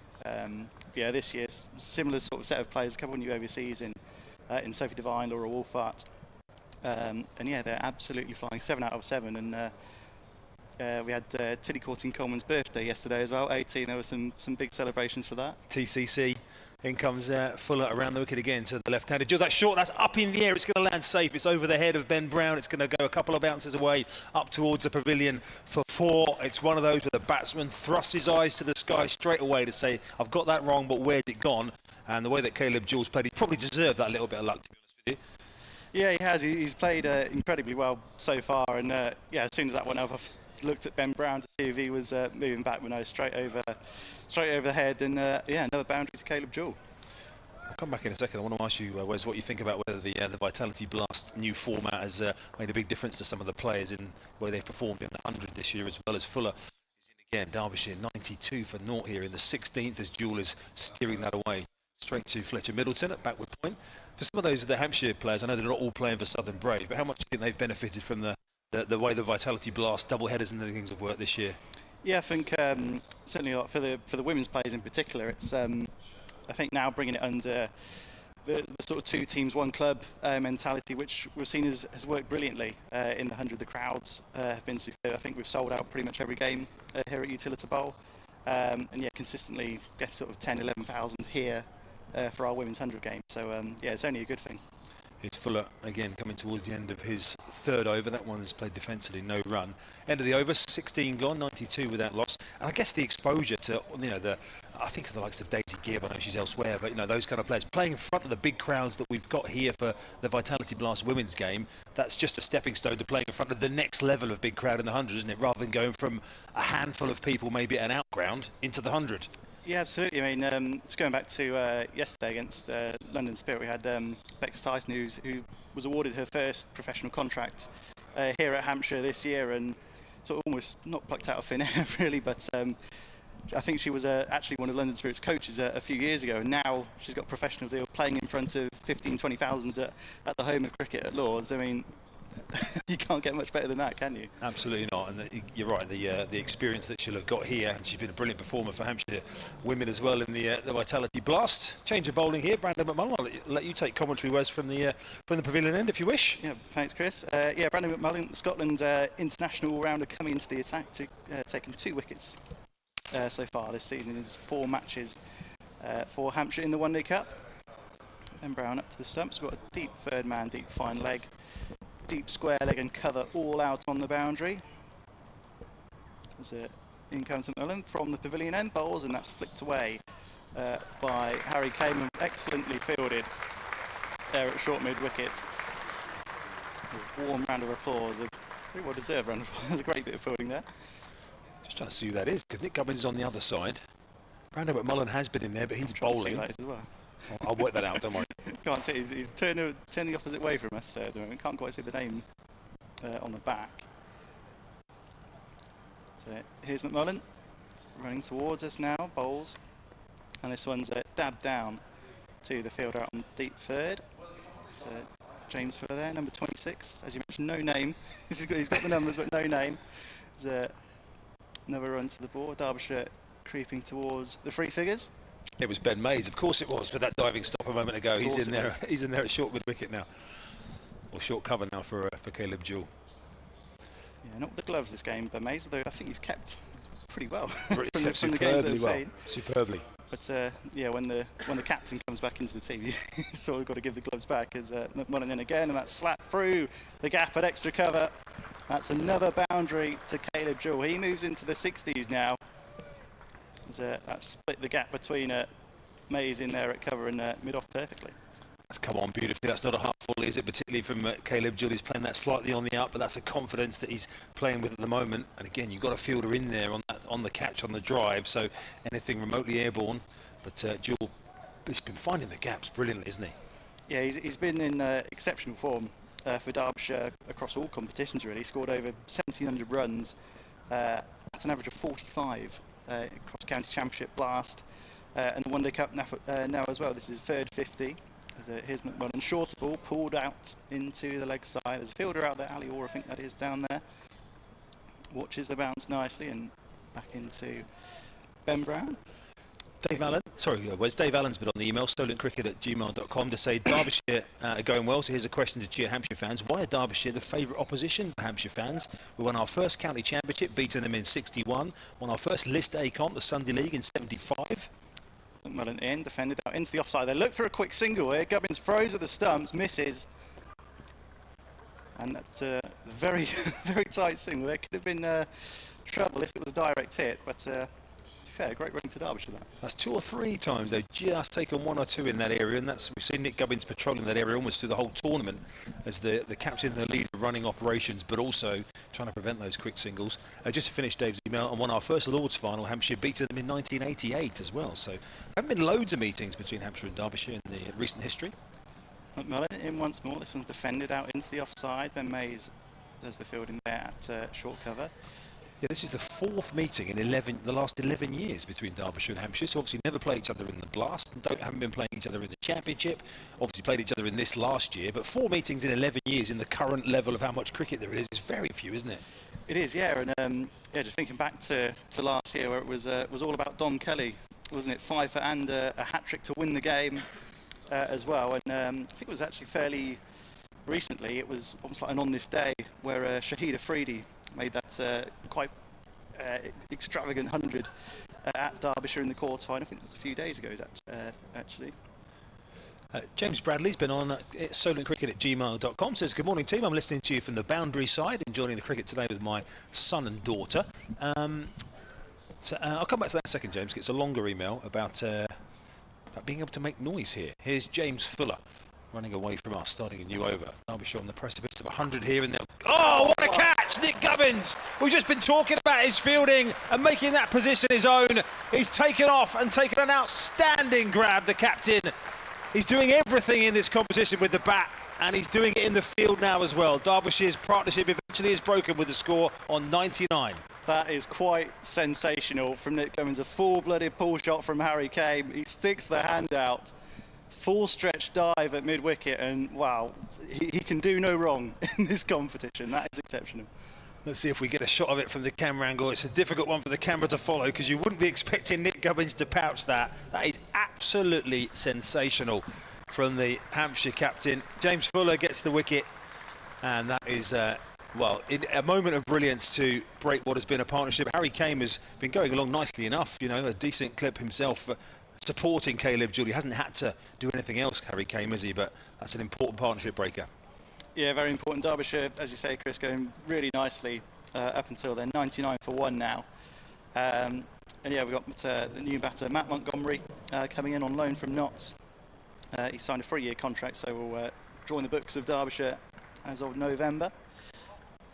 But yeah, much needed breakthrough there for Hampshire. Yeah, certainly was. And just looking back at Matt Montgomery's recent form, fresh off the back of a century against Surrey in that game that I did erroneously say earlier on was played at the Oval. It was a Derbyshire home game, so apologies to the person that I upset with that earlier on. But made 114 off 110. It's a relatively inexperienced Surrey attack in that game that Surrey won, so he's another one like Caleb Jewell. Really, Derbyshire's informed 2 players here available to them at the crease together now. Yeah, he's their second leading run scorer, 295 runs in the competition, 100, 150, averaging over 70 in this year's One Day Cup. Strike rate of over 100 as well. So while Montgomery's getting himself ready, James Bradley says, in fact, it's probably one to do at the end of the over, James. You make some good points. We need to have time to discuss it. So, solentcricket@gmail.com. We're loving hearing from you wherever you're listening today, whatever your perspective. Gives us some great topics to chat about as well. So first ball then for the new batter, Matt Montgomery. After that superb catch from Gubbins to get rid of the former Hampshire youngster Harry Kane. And it's a welcome to the crease with a short one from Fuller.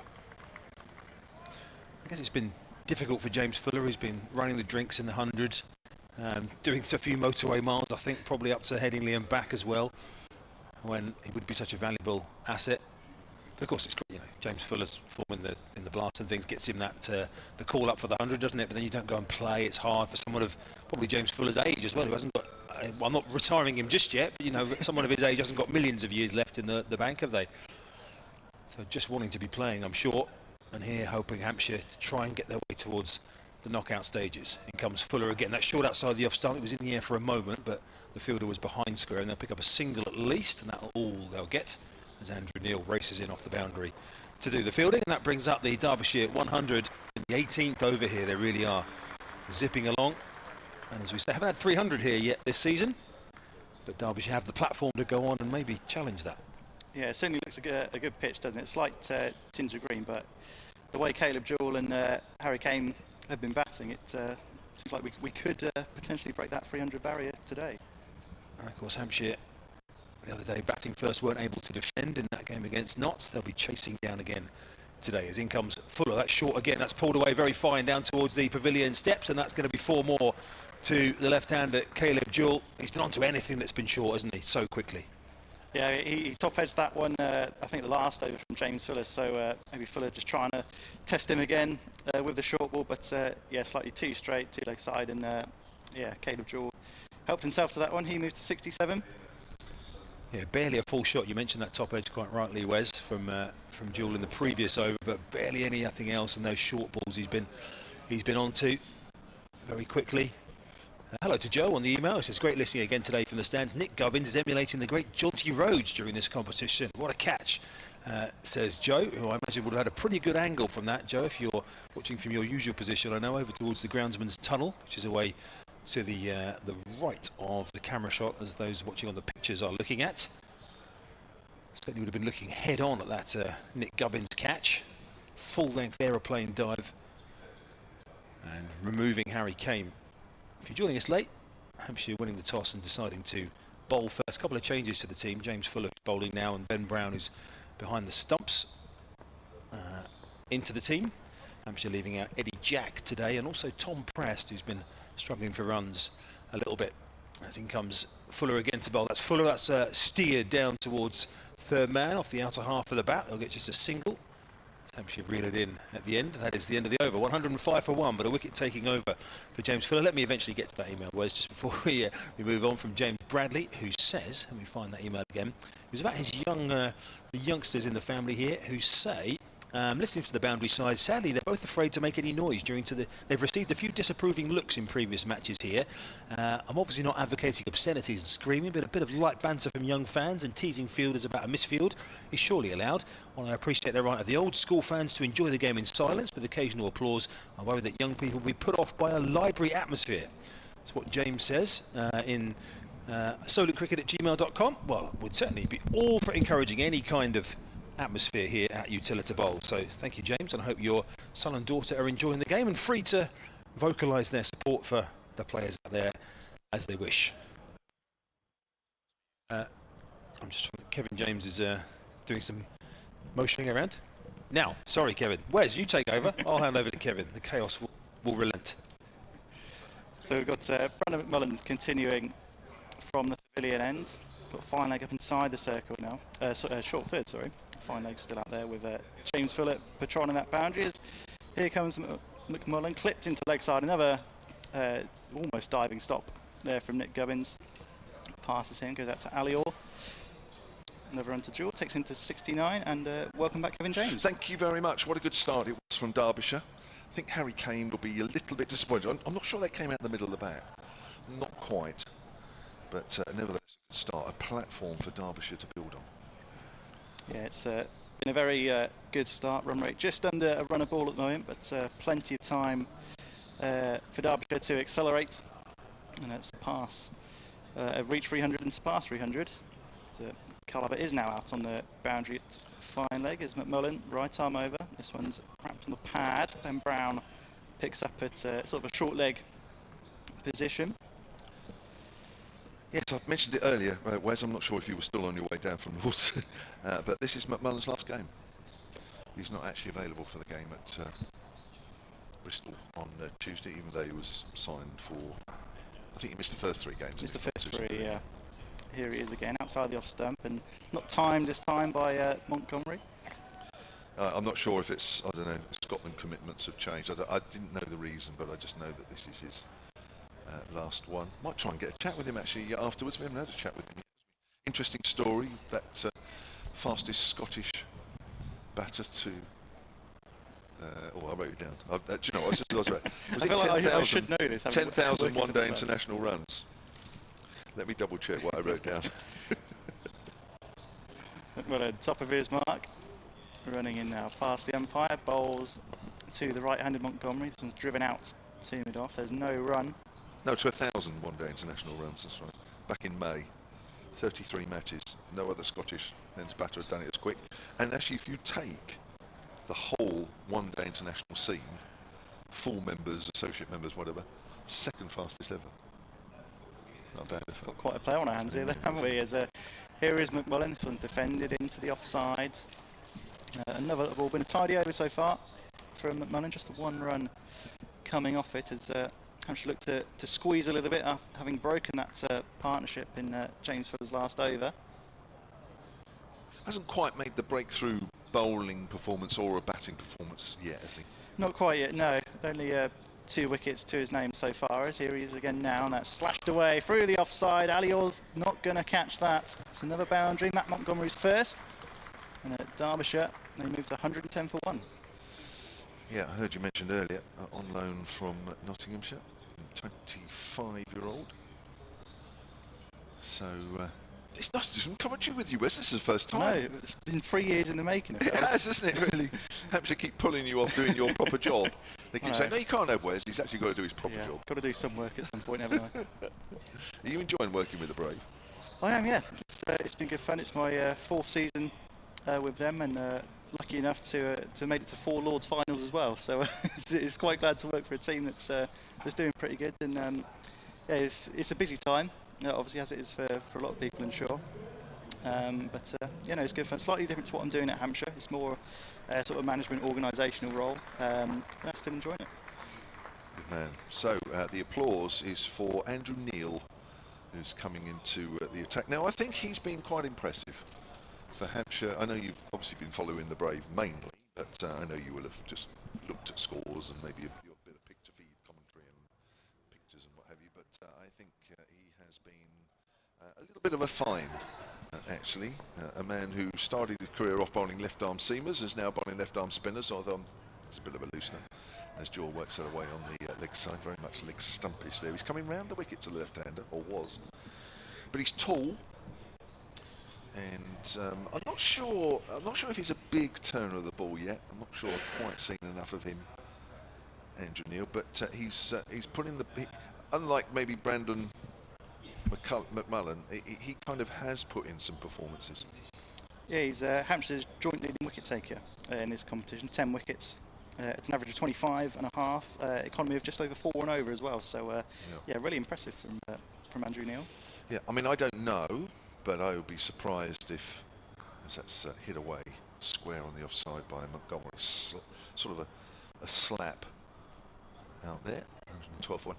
I would be surprised if at the end of this competition, whenever that comes, whether he's not sticking around for Hampshire. I think they might want to see, especially with Liam Dawson in the England one-day squad. Oh, now that maybe has turned, and that's gone past the inside edge, and it's also gone past Ben Brown. Now that's 4 byes. There's me saying, not sure he's a big turner of the ball. And there we got one that's come back. Yeah, there's another statement which has gone out the window. 116 for 1. That looks a really good delivery. It's just an extra bounce that T gets. He's quite a tall lad, Andrew Neil, down from Hertfordshire. Round the wicket again. That's worked towards mid-wicket, and there is no run. Email here from Roger Mitchell, sonandcricket@gmail.com. He says, originally from Farnborough in Hampshire, who now enthusiastically follows Hampshire from Sydney. Okay. That's a hit away behind square by Jewel. There's at least 1. In fact, there's going to be 4. That's not going to be cut off on the boundary. It's nicely timed. Just waited and just angled it into the gap. And Jewel moves on to 74. We'll be very impressed with him today. Now, oh gosh, where's this? So, who now enthusiastically follows Hampshire from Sydney. He says where he lives, which I guess he meant where I live. But he's watching this game from the Tioman Island off the east coast of Malaysia. I've never heard that before. I don't know about you, Wes. That's pulled away by Jewel down to deep backward square leg. Total moves on to 122 for 1. And loving the commentary as always. Keep up the good work, says Roger. The Tioman Island. Yeah, I'm not that clued up on my Malaysian geography. Who is? Unless you're from Malaysia, Unless you're I from guess. Malaysia.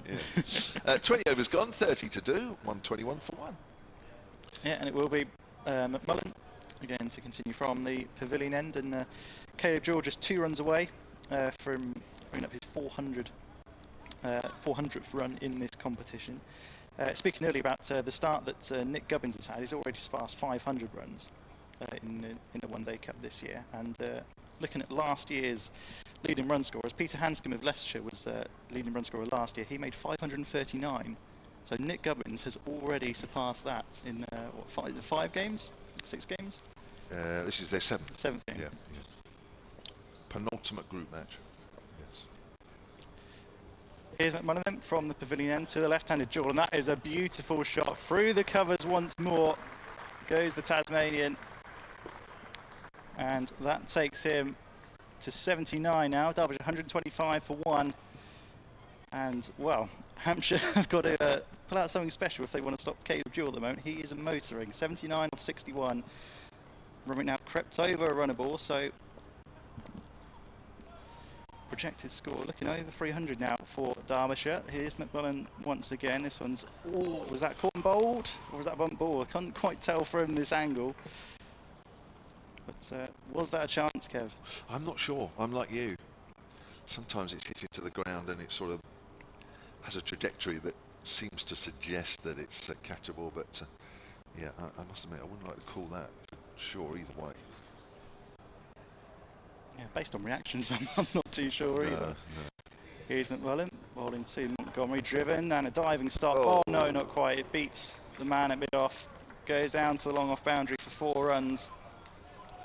Is that Brad Wheel up there? Same level as Kuala Lumpur, which is more to the left of that island. Here's McMullen, right arm over, slightly shorter ball, and this is guided down to the deep third boundary. Man runs around James Fuller down there. Saves it from being a boundary, couple of runs. Yeah, so it's on the Philippines and the Indonesia side of Malaysia rather than the Sri Lanka and Maldives side. There we go. Does that help? There we go. We all know where it is now. Can all point it out on a map.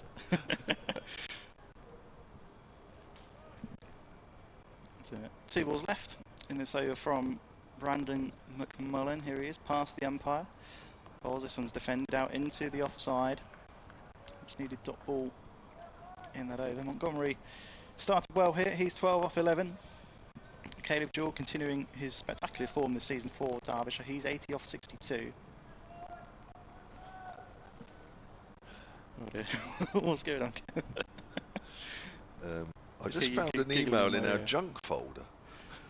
Defended into the onside by McMullen this time. A good finish to the over, but a slightly expensive one. 11 runs coming off that, and Derbyshire 132 for 1 after 21 overs. Apologies, because every now and then we get an email that goes into the junk folder for absolutely randomly, and I don't know why. But we missed this one. I missed this one from Dave Owen. We were talking about tenuous links earlier. I think Chris Temple was. You'll love this, Chris, and you'll love this as well. Sunandcricket@gmail.com. A bit late, I know, but picking up on the discussions on tenuous links. I can now join the party. I was admitted to the Nuffield Hospital in Chandler's Ford on Thursday. Where are we? For day surgery. Sorry, I just had to miss something out there. On chatting with the anaesthetist, is that how you say it? Anaesthetist?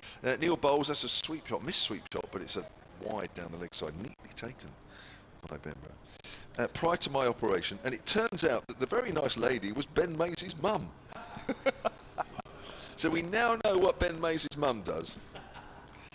As that's just turned away on the leg side. I think the ball again just held in the surface a little, but it's a single to Jewell, moves on to 81 as a plane takes off at Eastleigh Airport, just away to our right. In pretty prominent colours that gives away what airline it is. Orange. We had a short but insightful chinwag about Ben and all things Hampshire.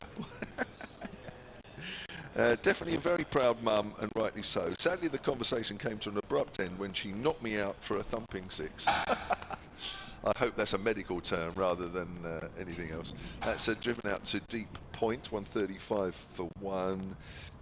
Say hello to Ben's mum, as she is here today to see her boy. By the way, we take it easy on the rib tickling anecdotes. Keep up the good work. Thank you very much. He's seated up in the posh seats, says Dave. Thank you very much. That's turned away behind square on the offside. So Ben Maysie's mum is an anaesthetist at a hospital in Chandler's Ford. There we go. Yeah, all sorts of information, don't we, when we go up here? We love it. That's what it's all about. 137 for 1. Halfway through the 22nd over, Andrew Neil, 9 balls, has conceded 12 so far. This Jewell looks a good player.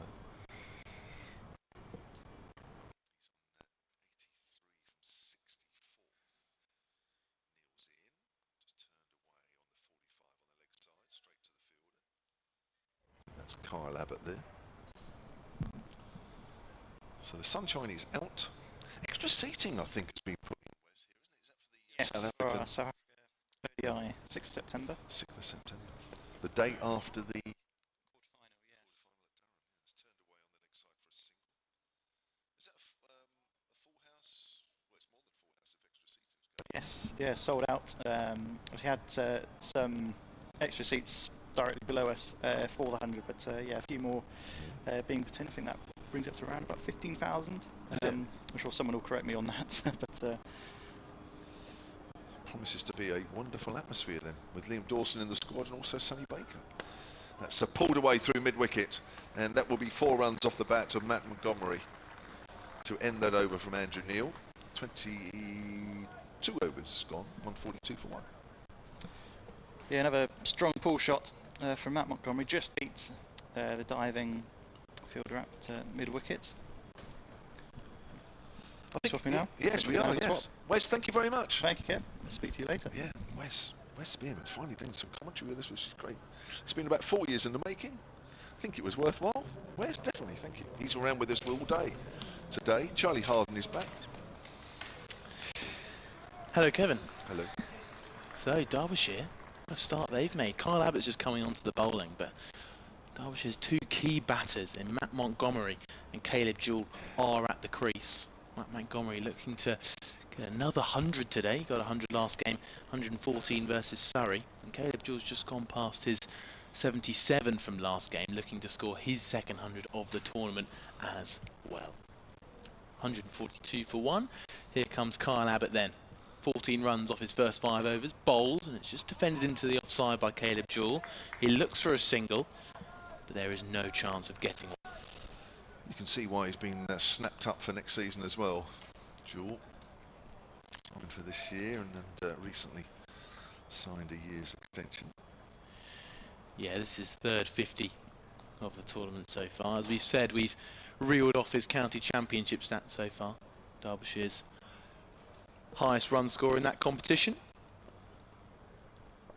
I think he might now be, he definitely is. He is Derbyshire's highest run scorer in this competition as well. Here comes Kyle Abbott then, just defended back to the bowler. Will be no run. He's looking to be as economical as always. However, last game was a little bit of an anomaly, where Kyle Abbott went for 61 runs in his 10 overs, but did take 2 Nottinghamshire wickets on 4 days ago. I think it was on Thursday. But Ben Brown has the gloves in the place of Ben Mays, who is out there somewhere. We can't quite see where he is. But Abbott begins to run in. Bowls, and it's cut away out towards third man, where Felix Organ with the floppy wide brim hat awaits, picks up and throws into the red ball captain Ben Brown, but not the white ball captain, who is Nick Gubbins today in the List Day competition. All confusing. Ben Brown's first game in this competition as well. Yeah, Hampshire's top run scorer last year in this competition, 286 runs, pipping Nick Gubbins, who I believe scored 285 runs. He's almost doubled it in this tournament. Kyle Abbott then. Montgomery on strike as a short ball, well swayed out the way by Montgomery. He looks towards the umpire, a little bit pleadingly. I don't think there's anything wrong with that ball. He almost looked to ramp it straight down the throat of James Fuller, who's down there at third man. We've got a very spread field, particularly on the leg side. We've got deep square leg, Felix Organs at fine leg. We've mentioned Fuller at third man, and then we've got Ali Orr on that deep cover point boundary. Everyone else in the ring. Nick Gubbins, as always, looking to put a bit of pressure on. He's at short mid-wicket currently. Here comes Abbott again. Pulling now is Montgomery, just over the fielder at mid-wicket, but it will be picked up by the fielder at deep square leg, who is Ben Mays, throwing into his fellow gloveman. Just a 1 run, 144 for 1. Is it nice when you find out a little bit more about players and not just about their playing career, but other circumstances as well. I feel like I'm a bit closer to Ben Mays now I know what his mum does. I feel there's a bit more of a connection. Got a connection with Ben Mays' mum, Kevin? Well, here comes Kyle Abbott, bowls, and just deflected into the offside, picked up by Fletcher Middleton. And that ends the over. A brilliant over from the man from South Africa, Kyle Abbott.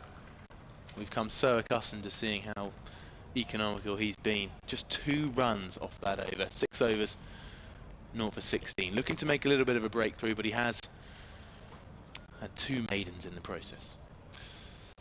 so just to repeat, Hampshire coming into this game in 3rd in Group A. The top 3 qualify for the next stages. Ideally, you want to win the group because you get a home semi-final. 2nd and 3rd play each other, with the 2nd place team having the home quarter-final. Full delivery, which is a reverse sweep there from Montgomery, goes out to backward a point, and there is no run. Hampshire with 16 points, 4 points for a win this year, which seems to be a standard situation across men and women brought in for this season. And one quick single out of the covers, it's not there.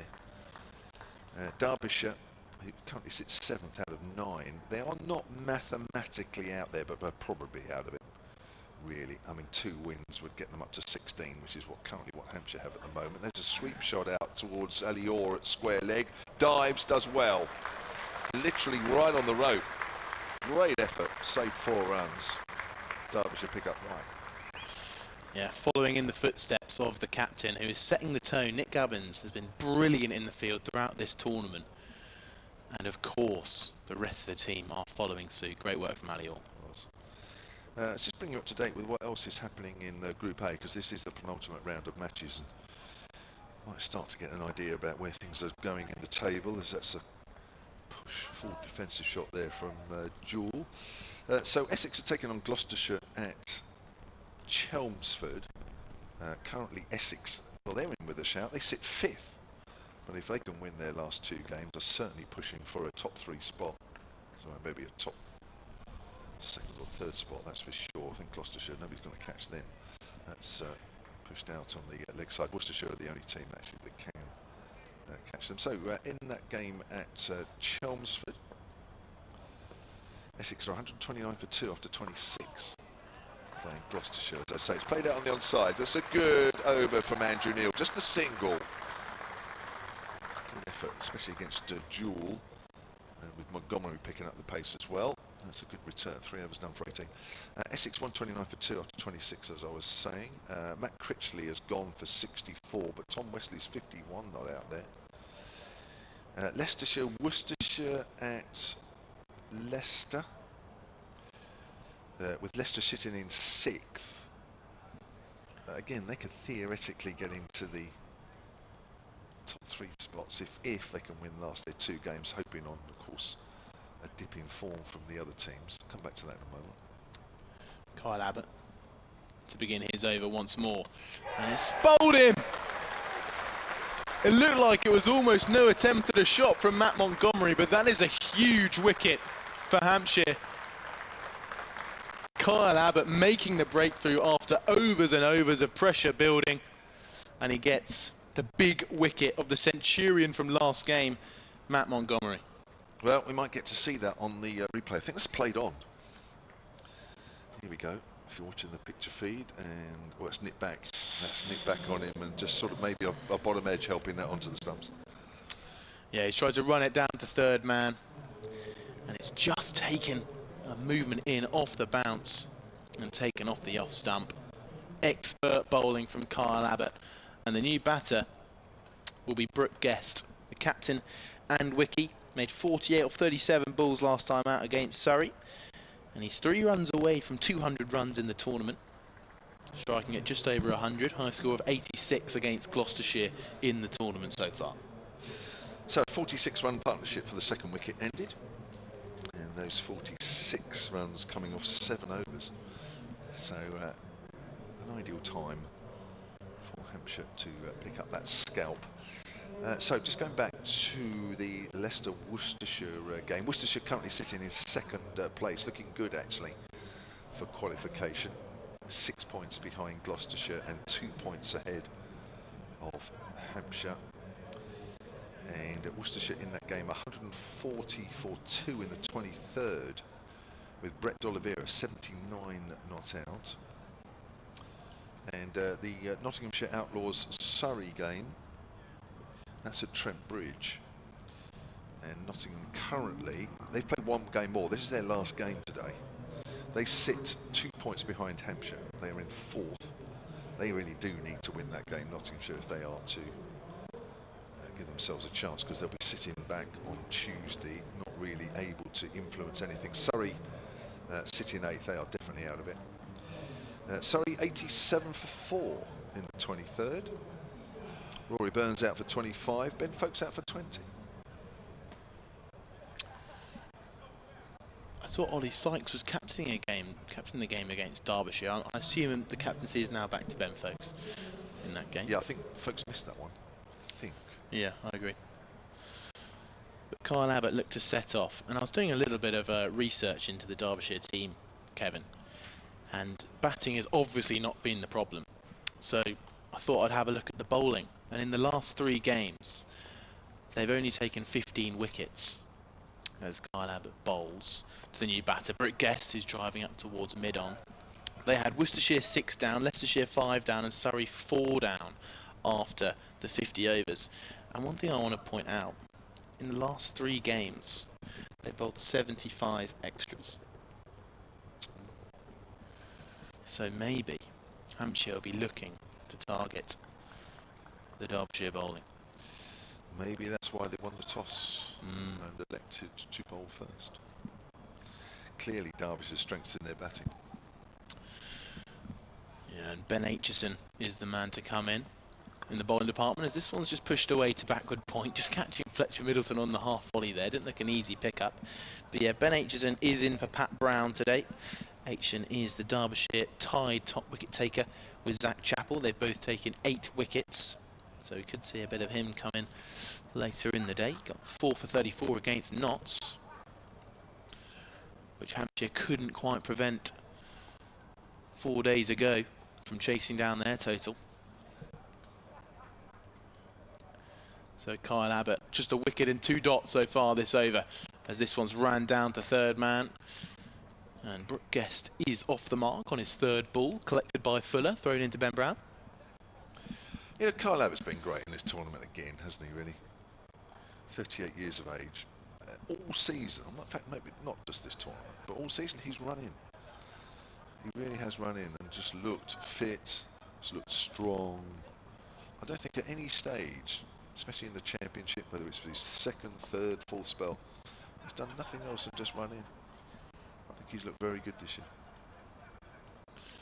Here he comes then. Just defended into the offside. He's looked as good as ever. Yeah, I agree. Kyle Abbott. As and maybe even as ever. more, potentially even more consistent. Yeah. I mean, he's been absolutely brilliant. I mean, before last game, he was going at an economy of 3.7 in the tournament. Yes, last game he went for a little bit more runs, but I mean, he makes the batters work so hard. We saw it against Essex. And he had a brilliant start to the game. Really made the batters think about how they can turn around the pressure and put it back on Kyle Abbott. But he's using his experience brilliantly in this competition as he bowls. And this one again picks out backward point, which is Fletcher Middleton, who's being a bit of a wall in there today. But a tremendous over from Kyle Abbott. 1 wicket, 1 run, and his 7 overs have gone for just 17 runs. Do you think maybe will they look just to keep bowling Kyle Abbott, or do you think they'll save him again for later? He's on such a run here. He is, isn't he, really? It's a difficult one, isn't it? Brad Wheel, James Fuller to do seam bowling. I don't know with Kyle. I think they're having a chat. I'll tell you what, it could exactly be what they're chatting about out there at the moment. Ben Brown, Nick Gubbins and Kyle Abbott. I think they are literally talking. Should we give you another one? Do you want to keep going? Shall we keep you going? Shall we bring somebody else? If not, and if so, who? Just does the gain of 3, or maybe they could be talking about the next over, but does the gain of 3 more overs of that high pressure in this period of the game outweigh what he could maybe bring in later on? I've got to try and get rid of Jewel somehow. Because I think Derbyshire, we're halfway through here. They'll be happy at 146 for 2. Start of a new over from Andrew Neil. It's played out to point by Guest. I think this has been a good start by Derbyshire. I think they'll be very happy where they are with us. Just those 2 wickets. Harry Kane for 33, Matt Montgomery for 19. Oh, what's happening there? They're asking for a stump in, not out, says the umpire. I'd like to see that one again, as Guest was just trying to give himself a little bit of room. Just watching that. Oh yeah, almost overbalanced. He just about kept his back foot on the ground behind the line. Could take Ben Brown. Guest drives, slaps that out towards deep point. Turns for second. He's not got a chance. The throw from Ben Mays out there in the deep, away to our left. 147 for 2. I don't think you'd see many young players who come into the side as a keeper and then forced to take off the gloves look that good in the field. He's been right behind the stumps as well. That's short, pulled away, helped away to deep backward of square leg. Fielded by Brad Wheel out there. 148 for 2. So Joel has 86 from 76. Brooke Guest 2 from 6. Neil's in again. Bowls, just follows Guest, as tried to make some room, but Guest adjusted well. Hits it out into the covers, picks up a single. 149 for 2 for Derbyshire, who have had a tie in this competition. There's been a few ties, isn't there, both men and women's games this year? Probably a few more than normal. Maybe because there's been so many games because of the weather. Hardly any abandoned. They're a bit lucky if you've got a game that's abandoned, and also Derbyshire have picked up one of those as well. 149 for 2, another good over from Andrew Neal, just the 3 runs off it, 4 overs, none for 21. That's a game, a tied game against Leicestershire, 3-12 each. And the abandoned against Glamorgan. That's a little bit unlucky actually, because Glamorgan's form in this year's competition defending their trophy has not been good. That's a couple of points lost. Charlie Harden will stay on. Chris Temple will come in alongside. So yeah, characteristically good start with the bat from Derbyshire, as they've done throughout the whole tournament. I mentioned earlier their lowest score of the tournament so far is 282, and they haven't actually scored less than 300 in any other game so far. Kevin was mentioning the ties. There's also been a tie earlier in the competition between Nottinghamshire and Worcestershire, but this tie was between Derbyshire and Leicestershire a few days ago. Welcome, Chris Temple. Hello, Charlie. Can I tell you one game that wasn't a tie today, and that was the sixth heaviest defeat ever in an ODI for South Africa against Australia. More on that in a second. Here comes James Fuller then, onto the bowling, and working into the leg side is the captain, Brooke Guest. They're going to look for 2 here, but Ben Mays has done incredibly well out there, the man who had the gloves in the last game. Australia have beaten South Africa by 276 runs in the ODI. In Mackay. Australia made 432, their highest ever ODI score. Devil Brevis of Hampshire was in the South Africa team, who were bowled out for 155 in response. 4-3-1 for 2, Australia. Wow. I saw there were hundreds for Mitchell Marsh and Travis Head, I believe. Maybe there could have been another one somewhere else in there. Here comes James Fuller then, running in from the pavilion end. Bowls, and Caleb Jewell is driving out towards Ben Mays. Just be the single. Cameron Green went absolutely nuts. 118 not out of 55. 6 4s and 8 6s. I don't know how big that ground is at Mackay in Australia, but not very big by the sound of it. Yeah, Head 142, Mitch Marsh exactly 100, Green 118 not out. And in reply, Devil Brevis actually made 49, top scored in South Africa's 155. So not a tie that game. No, quite far from it, in fact. Maybe we could see a tie today. Quite an early call, though. Here comes James Fuller, and driving is Brooke Guest out towards mid-on. No run.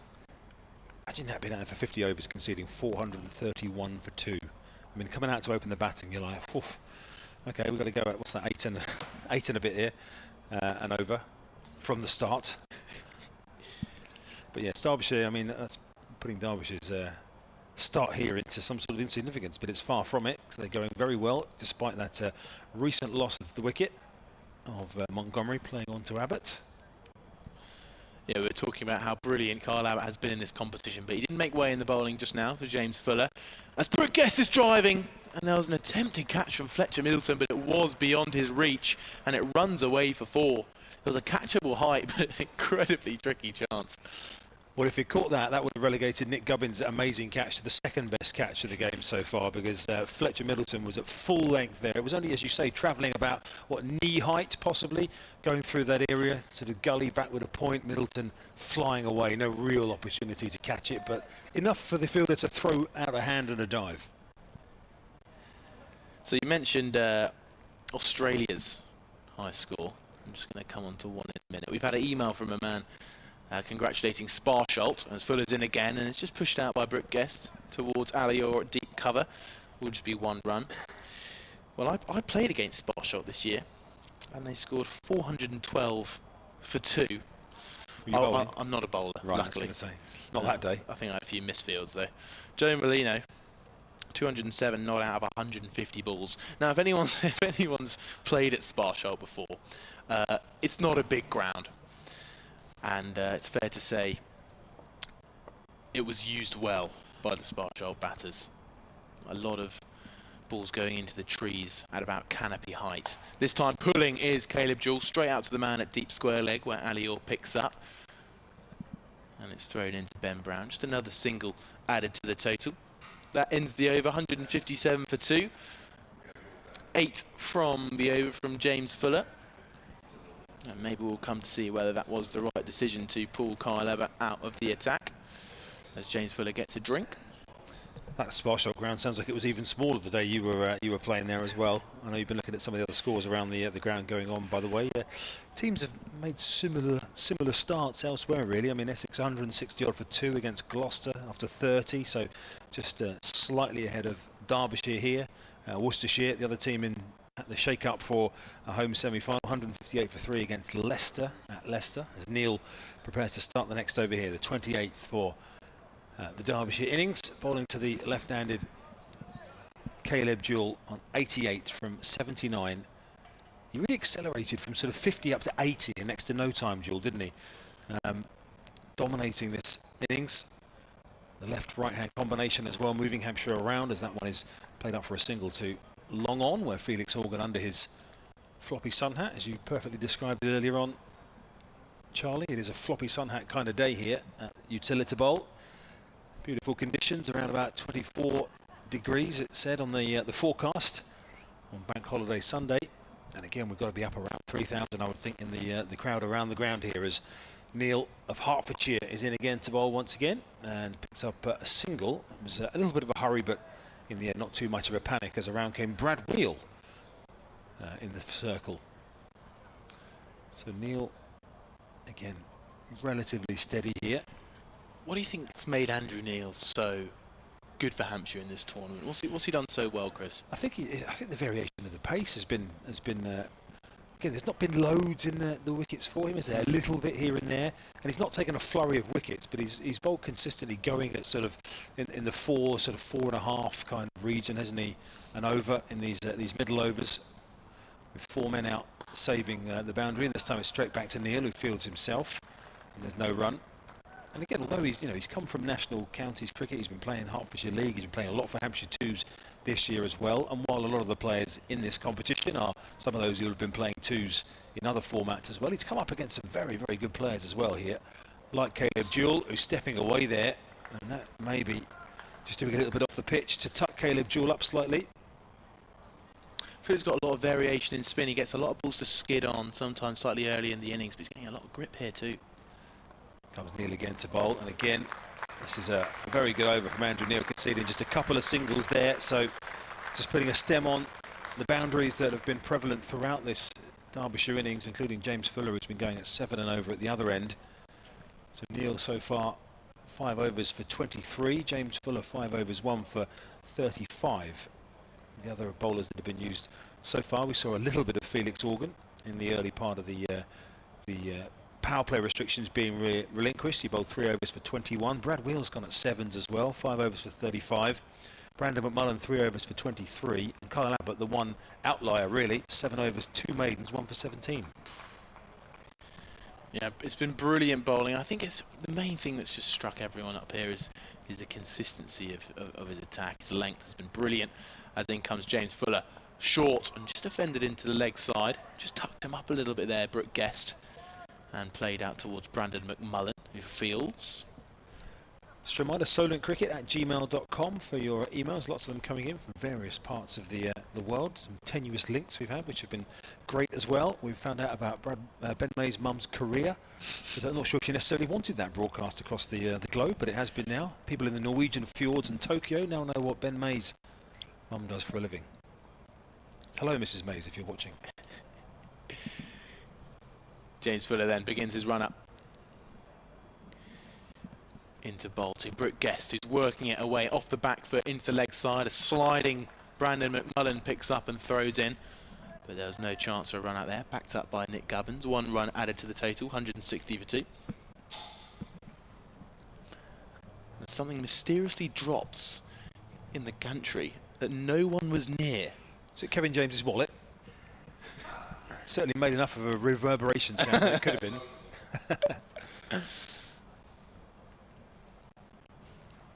But James Fuller, yeah, the only game he's played in the Leicester tournament so far, the Metro Bank One Day Cup, took 4 for 34, did James Fuller, against Surrey, and that 9-wicket win. This time, Caleb Jewell was driving only as far as Brandon McMullen, who's really in the thick of it in this over so far. But Caleb Jewell on 89 not out, looking to score his second 100 of the competition. It's some of the sort of more searching questions that Nick Gubbins has had here in terms of how to use his bowlers, isn't he? Because only Kyle Abbott has been able to stem the flow of runs. Andrew Neil did a good job in the last over, but he's looking around. He needs to get rid of Jewell. Obviously, that's the priority. But they have been leaking some boundaries. Most of the bowlers have been going at 7 and over. So just a few questions for Nick Gubbins here. He can only bowl Kyle Abbott 3 more overs out of the 22 remaining. Indeed, here comes Fuller then again. Bowls, and it's edged away. It's a streaky drive, and it's just gone about the line of second slip down to the boundary for 4. So chances maybe are on the horizon as Caleb Jewell looks to race towards his 100 mark. Yeah, it's gone through the sort of second slip kind of region, hasn't it? Maybe even slightly finer than that for Caleb Jewell, who absolutely chucked his hands at that, didn't he? Offered a little bit of width by James Fuller, who maybe just his lack of cricket just showing slightly here. I know there's been 1 or 2 moments of good fortune for Jewell, including the sky that dropped in the gap and that one there, but James Fuller is conceding at least a boundary and over here. Talked about the Hampshire bowlers, and maybe this could have been a good time to bring on the wicket taker that is Eddie Jack. But here comes Fuller then, just pushed into the offside, will be no run. The difficulty with bringing Eddie Jack on, of course, today is he's not playing. Yeah, oh, course. sorry, you mentioned that. Sorry. Oh, yeah, I thought you meant bring him on now. Sub him in. No, I was talking what ifs, Chris. Apologies. I thought you were that sort of substitute role where the bowlers are getting tanked around a bit, so you just bring in a new bowler who hadn't been playing up to this point. Yeah, or a concussion sub in the fielding innings. That could be quite dangerous. I don't want to generalise about football, but such is the gamesmanship in football, I can see a way where if this was football, they'd somehow engineer a way that someone would hurt their head and you could bring on a new bowler.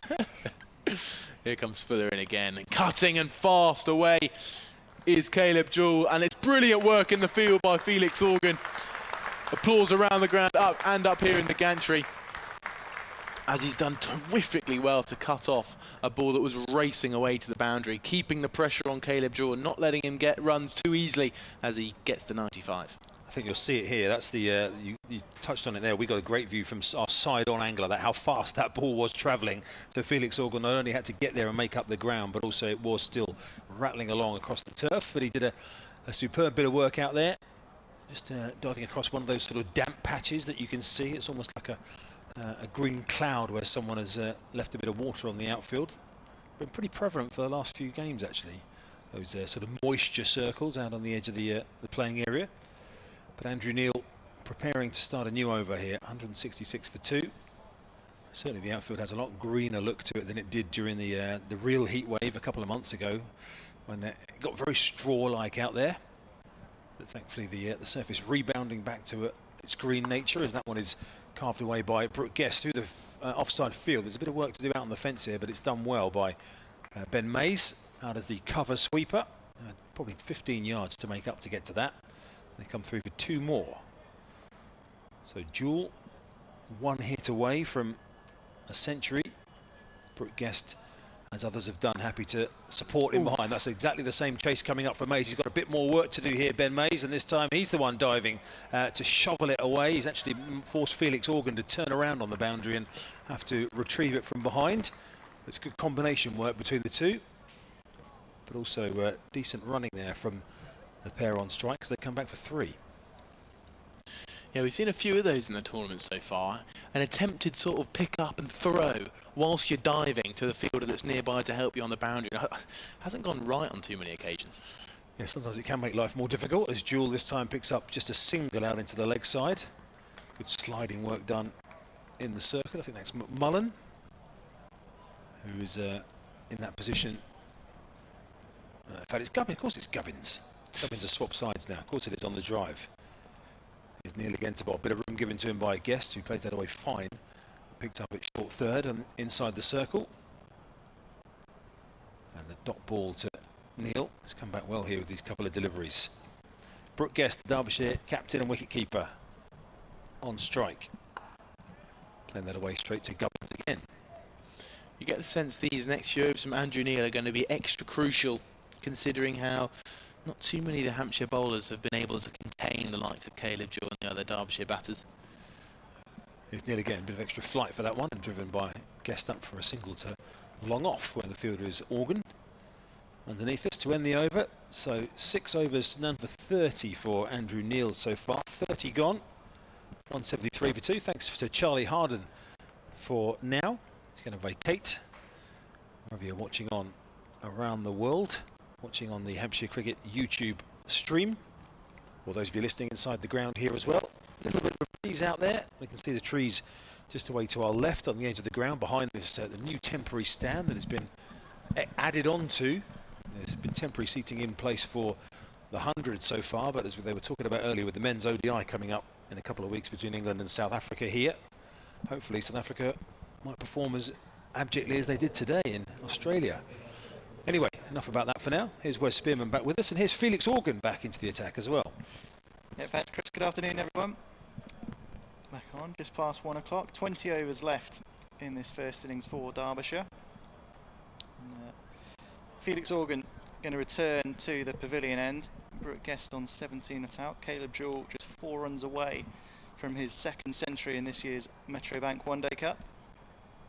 So we've got 3 men out on the offside, 1 on the onside as Organ round the wicket to the right-handed Guest. Good stop there off his own bowling. He claps around the ground.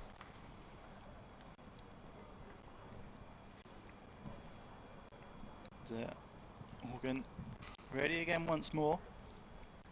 Into bowl to Guest and reverse sweep from Guest, and it beats Ben Brown, and that's going to run away down just below us for a boundary, and it's byes given actually, so nothing on that at all. A bit of turn from Felix Organ, and it goes through the legs of Ben Brown, perhaps kept a little bit low.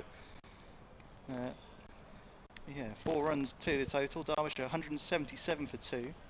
Difficult enough those for a keeper, aren't they, where the batter is all action in front of you, then to keep a bit low as well. That's the perfect storm for Ben Brown. Yeah, very, very tough those for Brown as Organ in once more. Punched into the offside, and there's no run. Yeah, I've been doing some keeping for my local club, Minster Level, back in West Oxfordshire, and playing a game a few weeks ago. Come back to that as Organ in. This was clipped into the leg side, no run.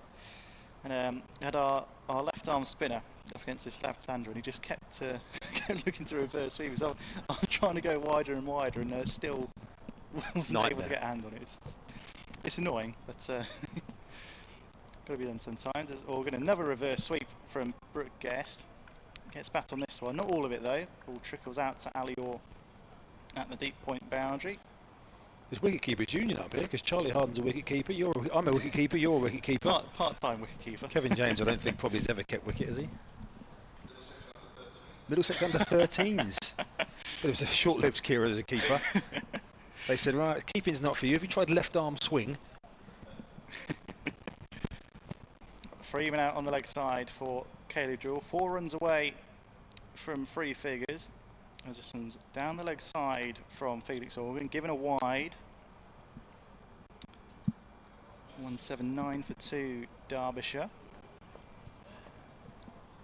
1 ball left in the 31st over. Organ round the wicket from the pavilion end. This one's nurdled into the leg side. Ball trickles out just past those white circles for the fielding circle. And another run to the total. Caleb Jewell keeps the strike. He moves to 97. And Derbyshire 180 for 2. Just been looking up Caleb Jewell's 3-figure scores so far in recent times. Scored 100 in this competition against Worcestershire just over a week ago, 113. His previous 3-figure score before that was 232 in the championship against Kent back in May. A couple of hundreds for Tasmania over the winter months as well, and a big double ton in the Australian competition as well. He's 1 strike away, Caleb Jewell here. He's bowling to facing up to Andrew Neil, I should say. Starting his 7th over. He's gone none for 30 so far.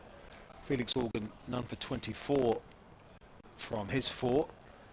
So far the spinners haven't worried the Derbyshire batters too much. Good diving stop by who else but Nick Gubbins, rolling just a couple of strips away to the left of the picture in that position at short mid-wicket. Neil still round the wicket to the left-handed Jewell, is driving that towards extra cover. Brad Wheel will come around and pick it up, and they'll come through for just a single.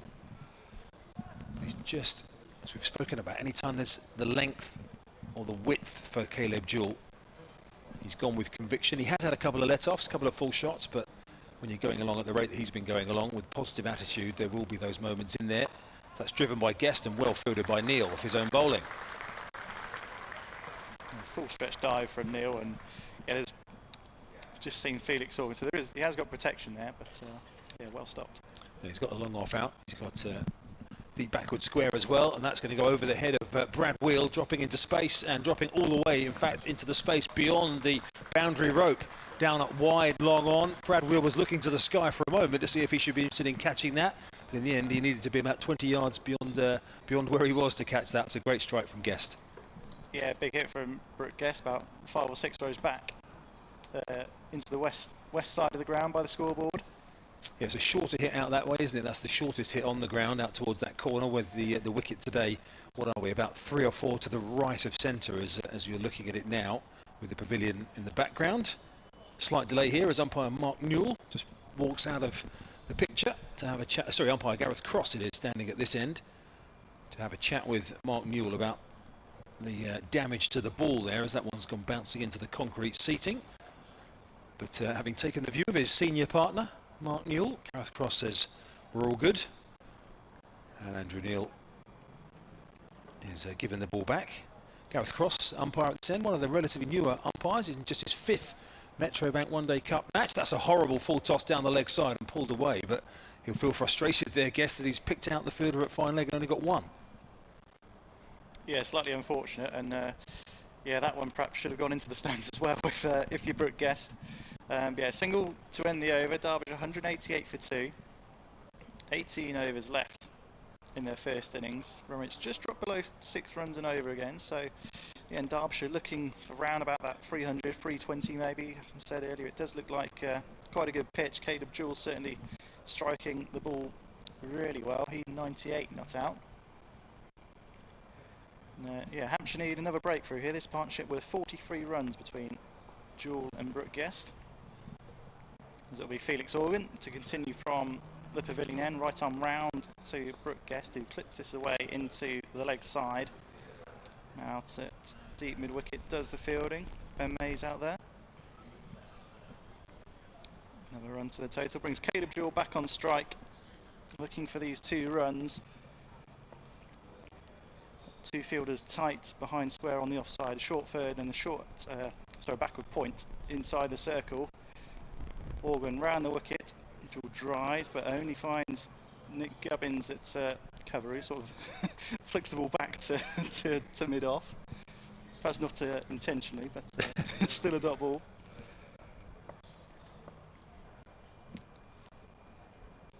Organ begins his run again from the pavilion end. Driven once more by Jewell, but again straight to the hands of Nick Gubbins.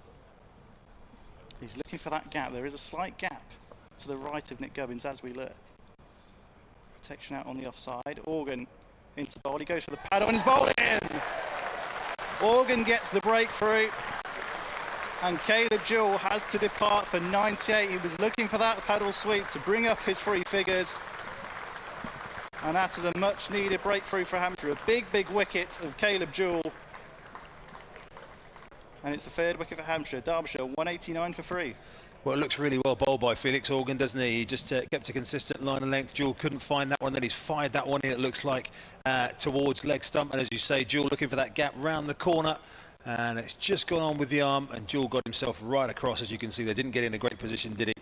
Left his stumps completely exposed, and the delivery from Organ cannons into leg stump.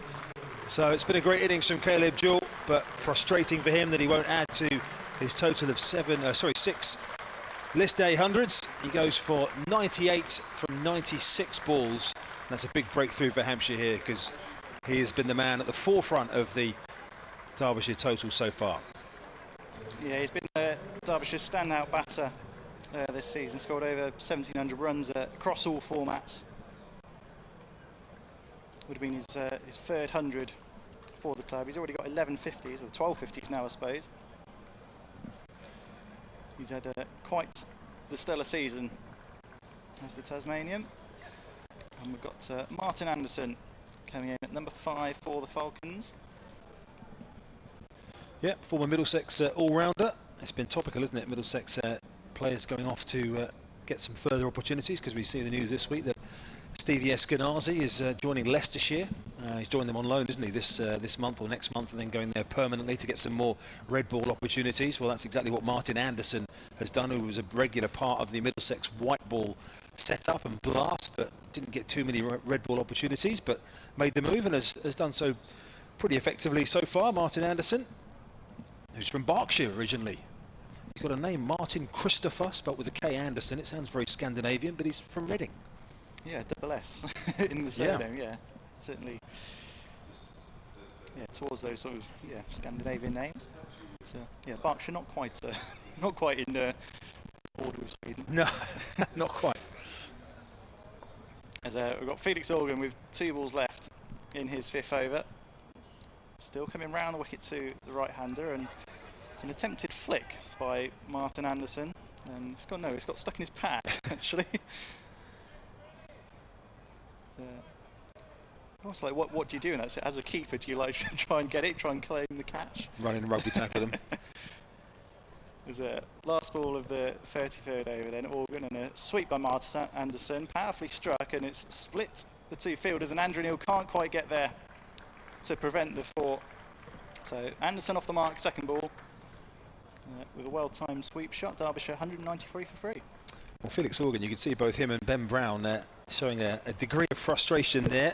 And that shot from Anderson, we might get a replay to see where he's taken that from, but certainly Organ and Brown felt like there was an element of risk about that one from Anderson, who is a genuine all-rounder. But he's pretty high in the Derbyshire order here, isn't he, at 5? Certainly in his sort of Middlesex white ball days, he was coming at 7 or 8 maybe. With some good young batters ahead of him in the order, but certainly Derbyshire putting a bit of responsibility his way in the innings here. Still to come, they've got Amrit Basra, Anuj Dal, Zach Chappell, Nick Potts, Ben Aitchison and Joe Hawkins completing the Derbyshire team. No Pat Brown in this game, back in 100 action after getting smashed for 11 and over against Surrey. Here's Andrew Neil bowling, that's full and driven by Brooke Guest, straight to, you guessed it, Nick Gubbins on the drive. Short extra cover. So 193 for 3. Good opportunity here for Hampshire to try and put a bit of pressure on here. Guest is settled in there at a runner ball, but new batter in at the other end, and the main aggressor for Derbyshire having gone. They think about a second here, but it's good work by Ben Mays out on the boundary. Got to that ball very quickly and released it to make sure there was no chance of 2. Yeah, just trying to keep things tight now, Hampshire. They've got that breakthrough. They'll try and keep Derbyshire under 300 if they can. 100 balls remaining. Absolutely. The ball is out towards Ben Mays. In fact, he won't get that far because there's some good work in the circle there from Brandon McMullen, just at backward point. That one was chopped into the ground there by Martin Anderson. So Neil looking to match what Felix Organ, his counterpart spinner, had done at the other end. Again, just the single as they find Ben Mays. You see it quite a bit, don't you? Keepers who these days are such athletes. I think of the days when a keeper who wasn't wearing the gloves might be sort of hidden at mid-on or somewhere, or around the corner at short fine. But these days, keepers are athletes as well. They're racing around the boundary riders. As that's again found Nick Gubbins at short extra. There's a couple of other keepers who don't always keep who are coming to my mind who go racing. I think Phil Salt is one, isn't he? Who tends to be a boundary rider, isn't he, with a rocket arm? And there'll be a couple of others that come to mind. Keepers who also double up as boundary riders. Johnny Bairstow's done a bit Bairstow, of Bairstow, yeah, you're right. There's one, absolutely. But Ben Mays, all action, all-rounder in every facet of the word. As there's a half a shout there. That's a caught and bowled cry from the crowd, but unfortunately just dropping short of Andrew Neil. But again, that element of uppishness from Brooke Guest drive that just had the bowler interested. Into the over. Good one from Neil, just 2 singles. Yeah, he's done really well, Andrew Neil. Just ticking over at 5 and over. Yeah, been one of the standout bowlers for Hampshire this season. 10 wickets to his name, coming after some strong performances for the second 11.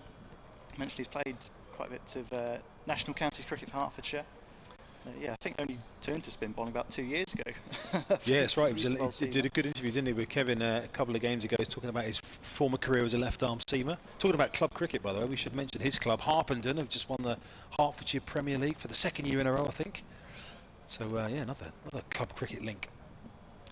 Here's Felix Organ from the pavilion end, right arm round the wicket to Anderson, and there's an appeal for a stumping by Ben Brown. It's given a wide. Yeah, I think Anderson was fairly safe in his crease there. Gareth Cross, the square leg umpire, former keeper himself, of course, so we'll know what it's like to be appealing for those. Should have a pretty good idea, you'd imagine, a keeper's eye for what is in and what is out. Organ, top of his mark. In now to Anderson, and oh, that's beaten the off stump. That's gone between bat and pad and almost beat Ben Brown as well. A couple of things happening here, aren't there? We've seen one or two in this last couple of overs from both ends, where there's just been a few oohs and a few ahs.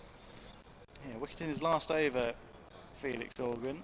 There's a reverse sweep from Anderson, and I think he's got the cue end of that. That one's gone to a short cover. Fletcher Middleton picks up. And yeah, pressure on now for Martin Anderson. A really good start to this over from Felix Organ. You can just sense that something's going to give here. That one's cut away, but can only find Brad Wheel at backward point. Another dot ball. Good squeeze on here from Hampshire. They can sense that the batters are looking, trying to make something happen. Good time to exert a bit of pressure from the home side. Organ round the wicket and down the leg side this time, but again, another dot ball. Andrew Neil down there at short fine leg. Anderson probably a bit frustrated with that one. Maybe should have found the gap with that ball there. But stuff from Felix Organ. 2 balls left in the over. It's in again now, past the umpire. Oz, and he will get a run this time, Martin Anderson. That goes out to deep square. Another single to the total. 197 for free, Derbyshire. Persevering with quite a leg stump line, isn't he, to Anderson? He's obviously trying to encourage that sweep and try and get one to just do something off the pitch to induce a mistake. Yeah, I've seen a few balls from both ends really. Andrew Neil's got a couple to turn from sort of that off stump line. Organ in, last ball of the over. That one's punched straight back to him, and a dot ball to finish the over. Really good one from Felix Organ. Just the 2 runs from it. Derbyshire 97 for free after 35. Yeah, by no means a panic for Derbyshire, having lost that wicket of Jewell. They're still in a great position here after 35 overs, but Hampshire haven't had many opportunities now to try and just press the pedal a little bit and just try and put a bit of pressure on Derbyshire, but they've got an opportunity here as I vacate for Kevin James.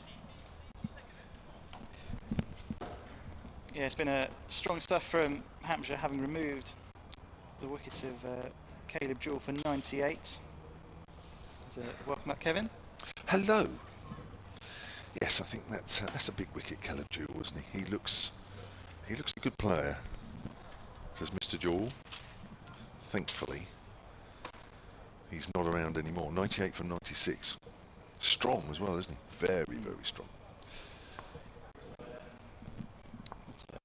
Andrew Neil continuing from the Hilton end.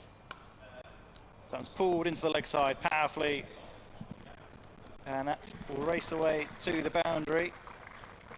It's more runs for Martin Anderson. He moves into double figures, and it brings up the 200 for Derbyshire as well. Just after 35 overs in this inning, they'll still be looking to try and eke out another 100, maybe 120 runs if they can. So yeah, slightly short from Andrew Neil that one, and yeah, found the captain Anderson. Driven out to Goins again. He's doing a lot of work in there at short cover. A lot of diving around from the Hampshire skipper. But what a catch. What a catch to get rid of Harry Kane. I'm not surprised he's in that area. Cut away once more by Anderson. I know it was on the leg side, but it's in that area, isn't it? Mid wicket, extra cover. 201 for free, Derbyshire. Here's Neil once more, played into the offside. Just be a single. And Mays patrolling the deep cover boundary. Guest moves to 20. Anderson, sorry, into 11. And Brooke Guest back on strike. Keeper and captain for Derbyshire. And again, Neil on an inside edge. Goes out to. It's right next to the square leg umpire there. Quicker ball. Just went on the arm a little bit. He bowls from such a high point. Andrew Neil. Got a nice easy action. Here he is to complete his over. This one's cut away into the offside. Mays runs round. Covers a good amount of ground there. Keeps it to just a single. 7 runs off the over. Derbyshire 204 for 3. 9 overs and wicketless, Andrew Neil.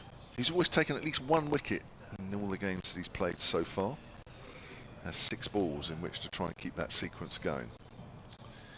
So you're right, they're on for a good total here, Derbyshire. What have we got? 14 overs remaining. They're on course for 300. I heard Charlie say earlier that no team has scored 300 here yet this season in the competition. That would be a good score. That will be a tough total if they can get there.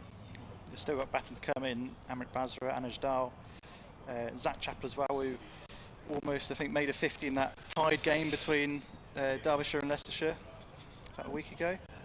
Yeah, that sounded an interesting game, didn't it? A great climax. Was it they needed 14 off the last over, Derbyshire? I think Hit so. 13, and then ran out off the last ball. Yeah. Sounded a great game to be at that one. Right, Felix Organ continuing from the pavilion end. Bowls, and that's turned on the leg side by Anderson.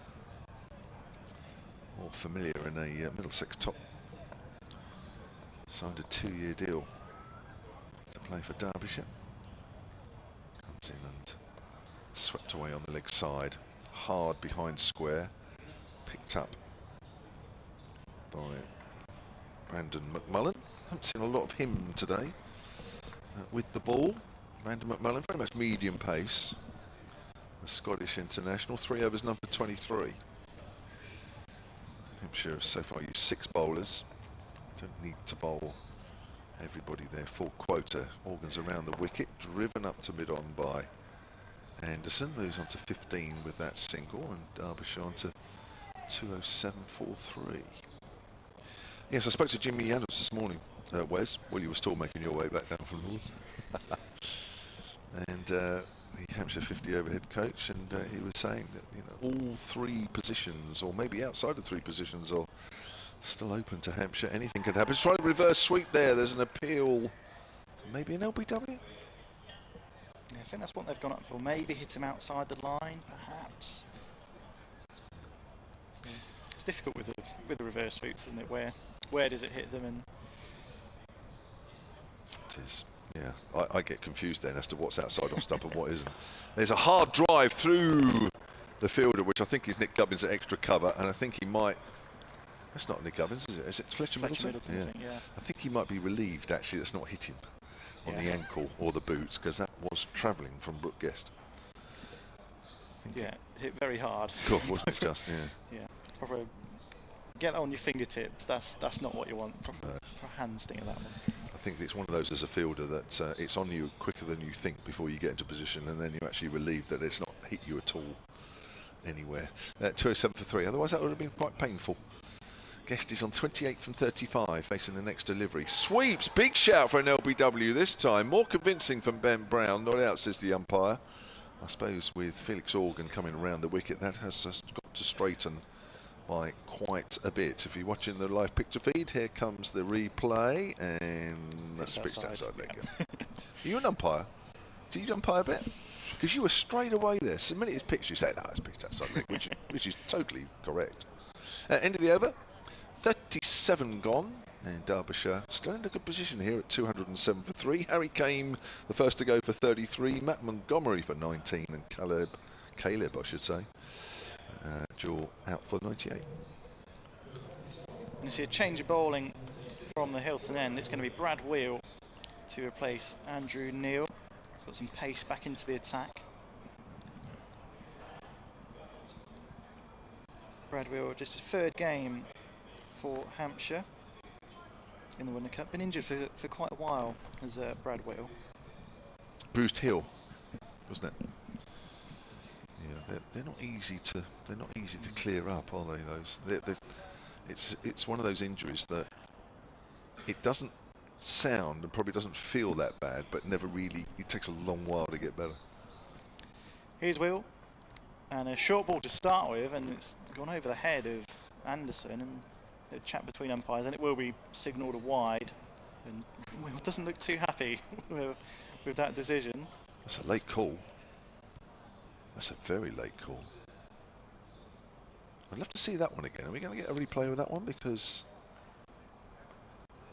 that wasn't my first impression, was it you? I just thought that's a quick delivery. Certainly a close call. I think maybe just over the head of Anderson.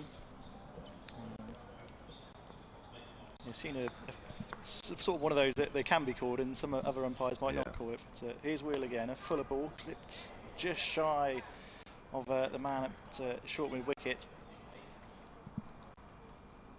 It's an awkward one for the fielder, that one, isn't it? Is that McMullen? Quite sure. Can't quite see. One of those, 22, yes it is, yeah. One of those that just bounces in front of you and just to your left, and you're not quite sure You don't know how where to put the dive in, especially on those wickets as well. Not the nicest place to take a diving catch. A bit of a desert area in front of him there, isn't it?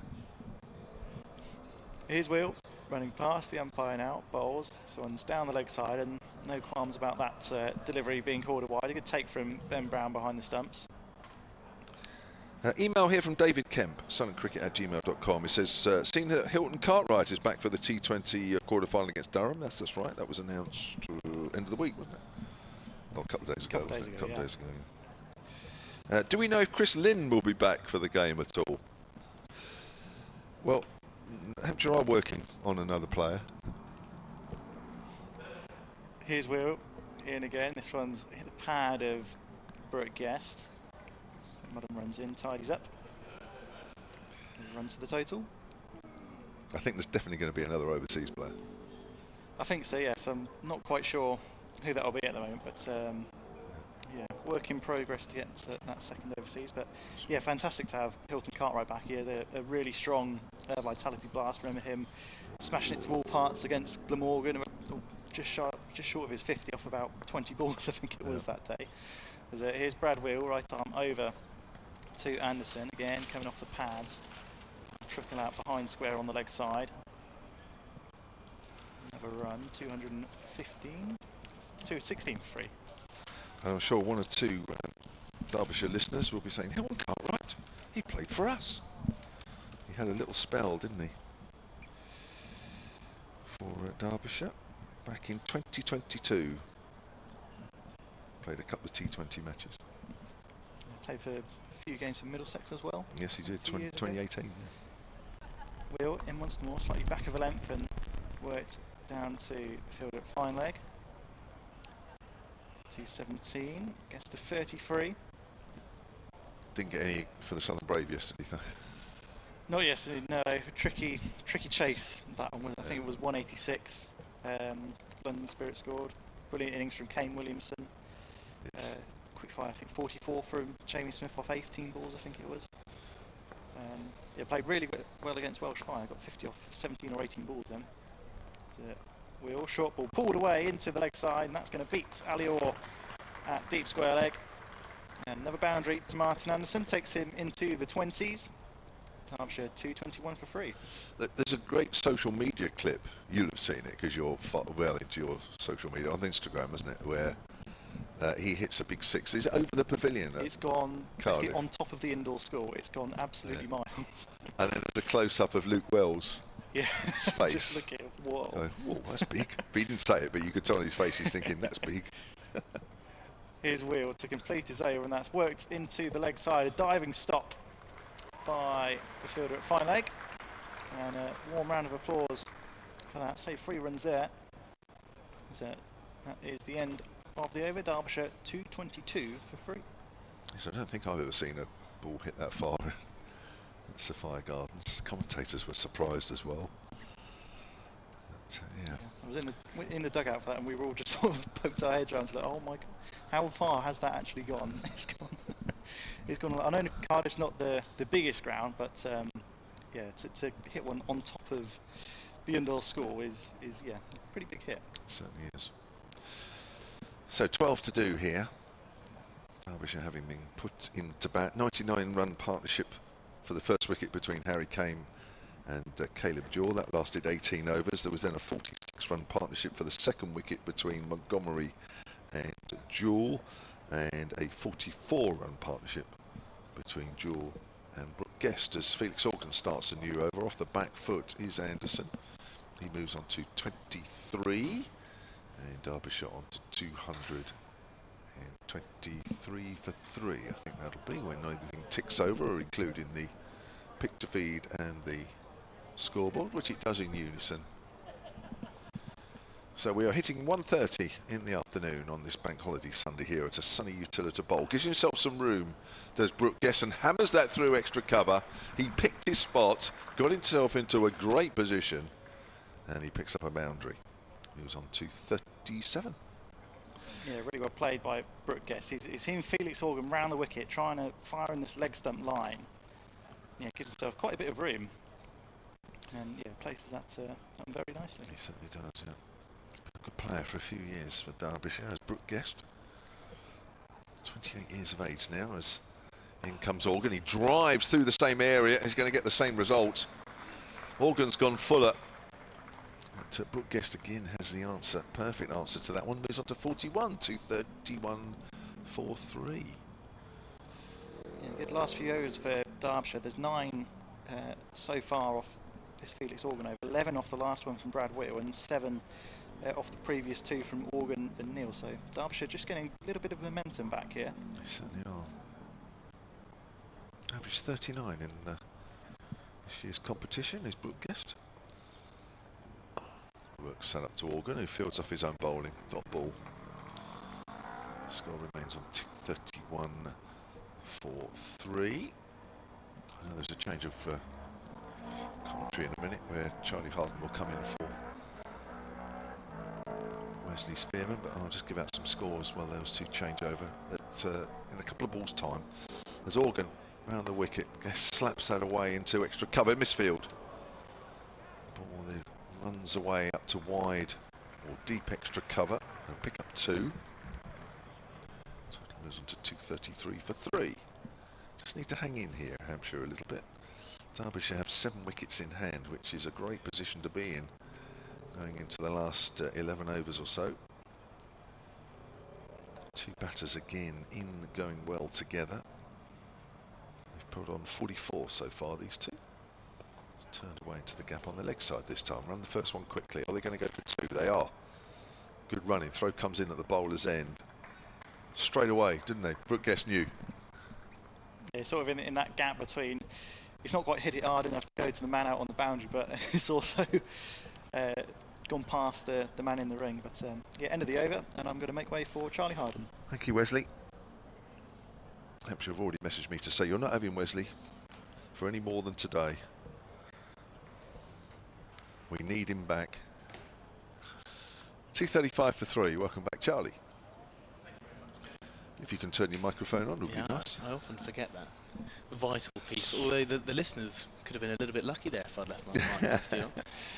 So Brooke Guest and Martin Anderson have developed quite a nice little partnership here of about, some quick maths, 45, I believe. 46. God, so close. Do you teach maths at school? No, I don't. I think I have told you that before, Kevin. Yeah, well, I just wanted to check. Here's Brad Whittle. Length ball, which is turned away on the leg side by Martin Anderson. Moves on to 24. They'll get 2. Split the field down there at the deep and way to our right.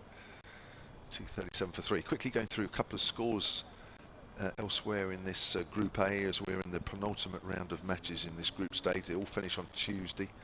Essex 231 for 6 against leaders Gloucestershire. Essex not totally out of things. 92 from Tom Wesley, the top scorer there. Worcestershire sitting second place currently, 214 for 4 against Leicestershire up at Leicester. That's hit away on the onside, fielded at mid-wicket. Brett D'Oliveira made 107 there, he's out. And Nottinghamshire also in there or thereabouts with a shout. They're playing their last game today. They're playing Surrey 150 for 5. Where 37 not out. For Surrey is Josh Blake, the wicketkeeper. Up to date in Group A. Wheels in, hit down the ground, wide of mid-on, way over Andrew Neil's head. And that's 4 runs for Martin Anderson. 52-run partnership now, these two. Yeah, didn't quite get a hold of that one, Martin Anderson. But you do get the sense this guy can really click up through the gears. He's got an average of 41 in List A cricket. However, he really hasn't got up and running in this tournament so far. Just the 73 runs at an average of 15 before this innings. But he has now surpassed that 100 mark for the tournament. And he's looking to kick on here for Derbyshire. Interesting move for Anderson, isn't he? I mean, he's been a Middlesex player for quite a while, or was a Middlesex player for quite a while. Did that straight up in the air.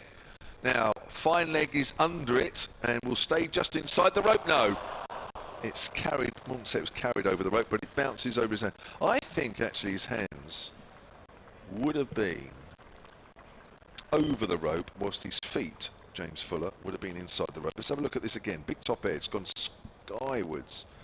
Fuller is right on the rope and, I think he had it. I think he was more worried about his feet standing on the rope. I mean, that was in the air for a long time, Kevin.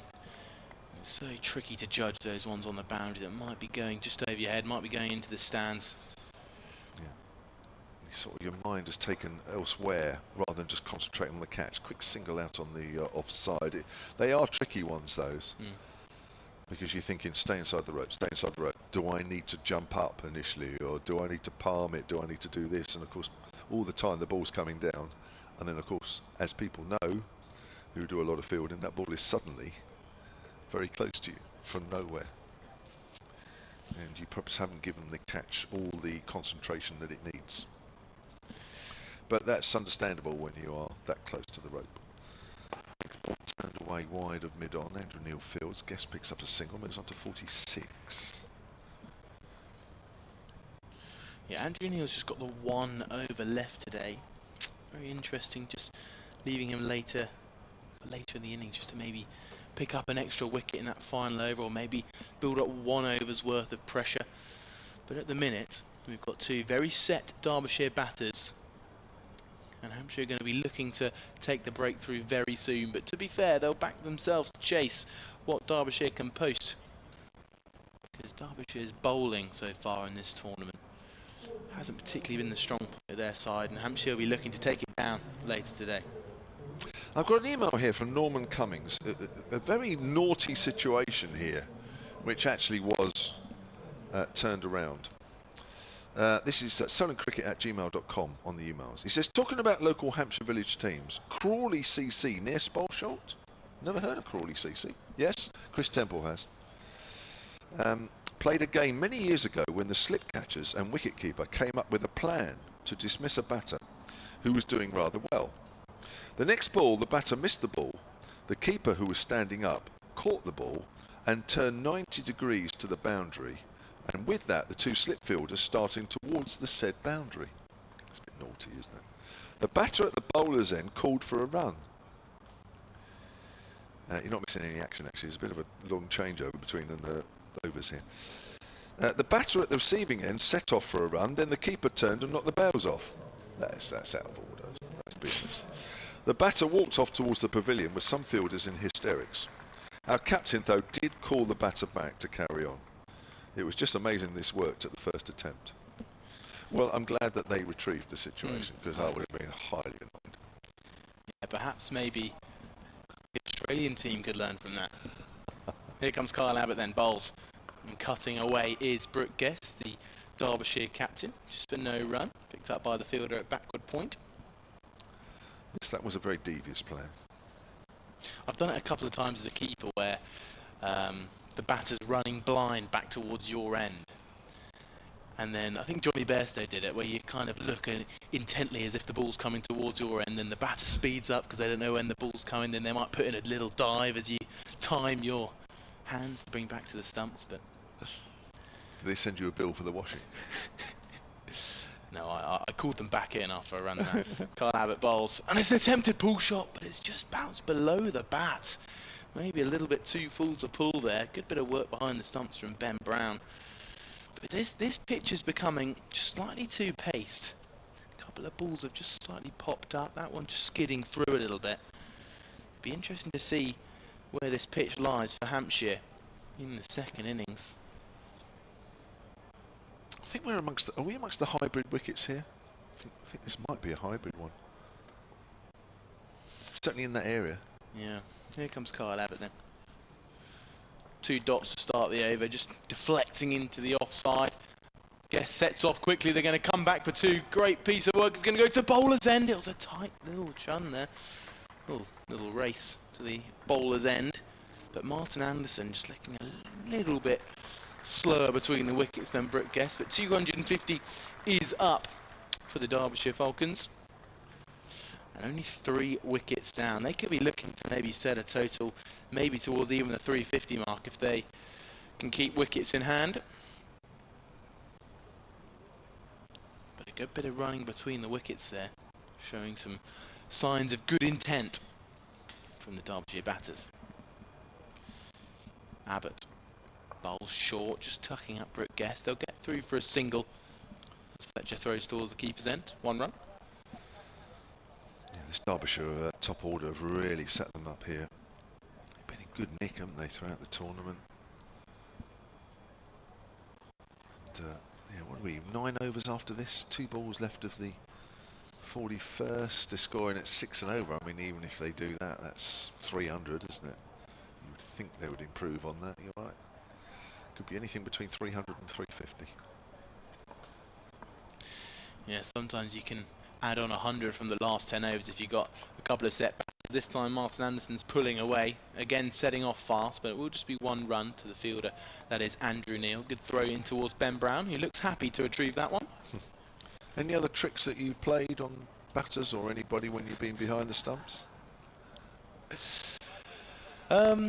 Just a lot of garbage out of my mouth, really. I think as a classic keeper would say. Wouldn't say that's anything too devious. Have you tried to put batters off their game? No. Saying things behind the stumps? No, Kevin, never. Here comes Kyle Abbott, and it's hit down to the ground. It's almost bounced on top of the stumps, but it's picked up by Ben Brown. No, that's not part of my armoury, really, Kevin. No. I'm, you know, as part of the MCC, you've got to keep strongly towards the spirit of the game. Is that part of the conditions of being a member? Absolutely. Do you get sent a sort of a list of etiquette? Or whatever it is. No, you're just expected to know it all, really. I think it's part of what comes with the membership, really. Do you have to play a certain amount of games a year to keep your membership? Yeah, well, so you get 2 years as a candidate where you've got to play 10 games. So once you have essentially applied and got in through the form route, then you can play your 10 games in 2 years where you've got to play well enough. You're a candidate, you're not part of the MCC yet. And then if you get the thumbs up, if you've played well enough, then you go through a little kind of trial period of 5 years, 20 games. You've just got to play them essentially, and whether you play them well or not so well, just abiding by the spirit of the game and making sure you play your games, most importantly. Andrew Neil, the left-arm spinner, will begin his 10th and last over. It's full outside the off stump, driven by Anderson out into the deep. Ooh, that looked like Guest was going for a 2, and Anderson was slightly more cautious. 254 for 3. So you did your 10 qualifying games, and then you go into a 5-year period of 20 qualifying games. Is that right? Yeah, so I'm in my 2nd year of the 20 and 5. Wow. Ooh. There's a slap into the ground by Guest, goes back to Neil. So what sort of games have you played this year for the MCC then? So I've only played a couple, actually. I've played against a few clubs. Neil again. Sweep shot from Guest, goes out to Orr at deep square leg. 255 for 3, and Brooke Guest's 50 has come up with that shot of 52 deliveries with 4 4s and a 6, and that is his 2nd half century of this year's competition. So name me the 2 games you played at, as that's a cutaway off the back foot by Anderson. 256 for 3. So the 2 clubs I played this year, two lovely spots in Hampshire, Andover CC. Yes. And Trojan CC. Oh right, just between Southampton and Eastleigh. Yeah, lovely. Up Stoneham Lane. Quick ball outside the off stump, and that's beautifully driven through extra cover by Guest.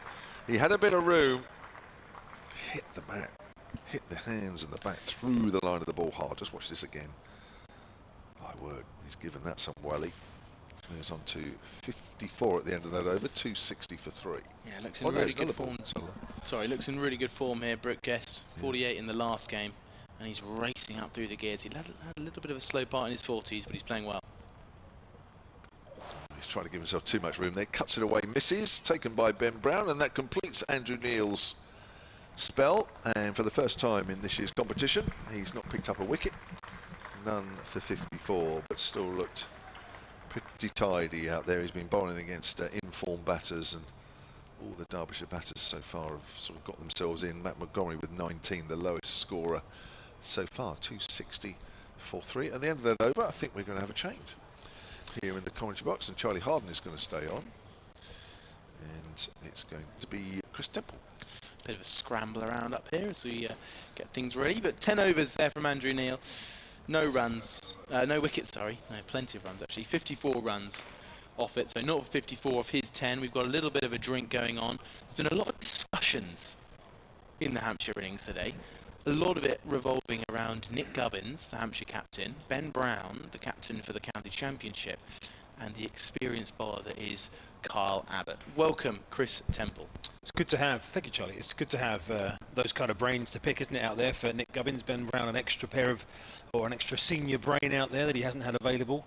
And probably, to be honest, as we said, the most questions he's probably had to answer, really, certainly here at Utilita Bowl so far.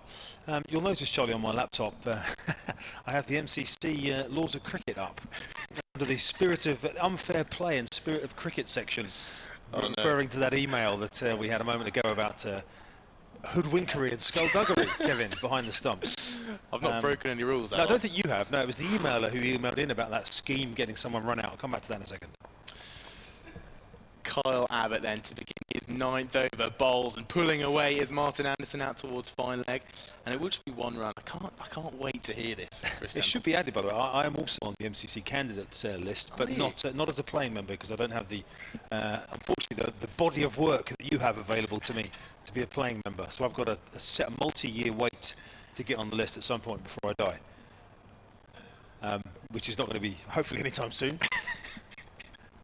I'll come back to the MCC in a minute. Here comes Kyle Abbott then. Bowls here, just pushing again into the offside. They'll grab a single inside the ring, picked up by Fletcher Middleton, 1 run. Law 41.1, Charlie, fair and unfair fair play. The captains are responsible for ensuring that play is conducted within the spirit of cricket as described in the preamble of the spirit of cricket. Umpires are the sole judges of fair and unfair play. If an umpire considers any action by a player not covered in the laws is unfair, he or she shall signal dead ball if appropriate as soon as it becomes clear, blah blah blah, and then they'll sort it out. So I would say running someone out under false pretense has got to be unfair play. I totally agree with you, Kevin. Here comes Kyle Abbott, and it's pulling away again is Martin Anderson, and it will just be the 1 run. Yeah, I'm well aware of law 41.1, and I think you might have drifted into 41.2 there as well. I started to merge them. My name's Chris, by the way. Just to, oh, sorry, Chris. No, it's sorry, fine, Chris. no problem. I let the first one go, but the second one I couldn't let that go. Yeah, you're right. 41.1 and 2. You know, right to the forefront of you as every time you step on the field. I'm sure as an MCC candidate playing member. Yeah, no, I revise them before every game actually. Chris. 263 for 3 here. Derbyshire. As Kyle Abbott just begins his run up there, but is stopped in the process.